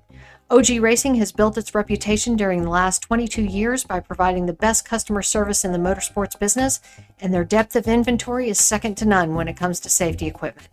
That's why OG Racing has been the highest volume Sparco dealer for 17 years. Come visit their 12,000 square foot showroom and warehouse located in Sterling, Virginia.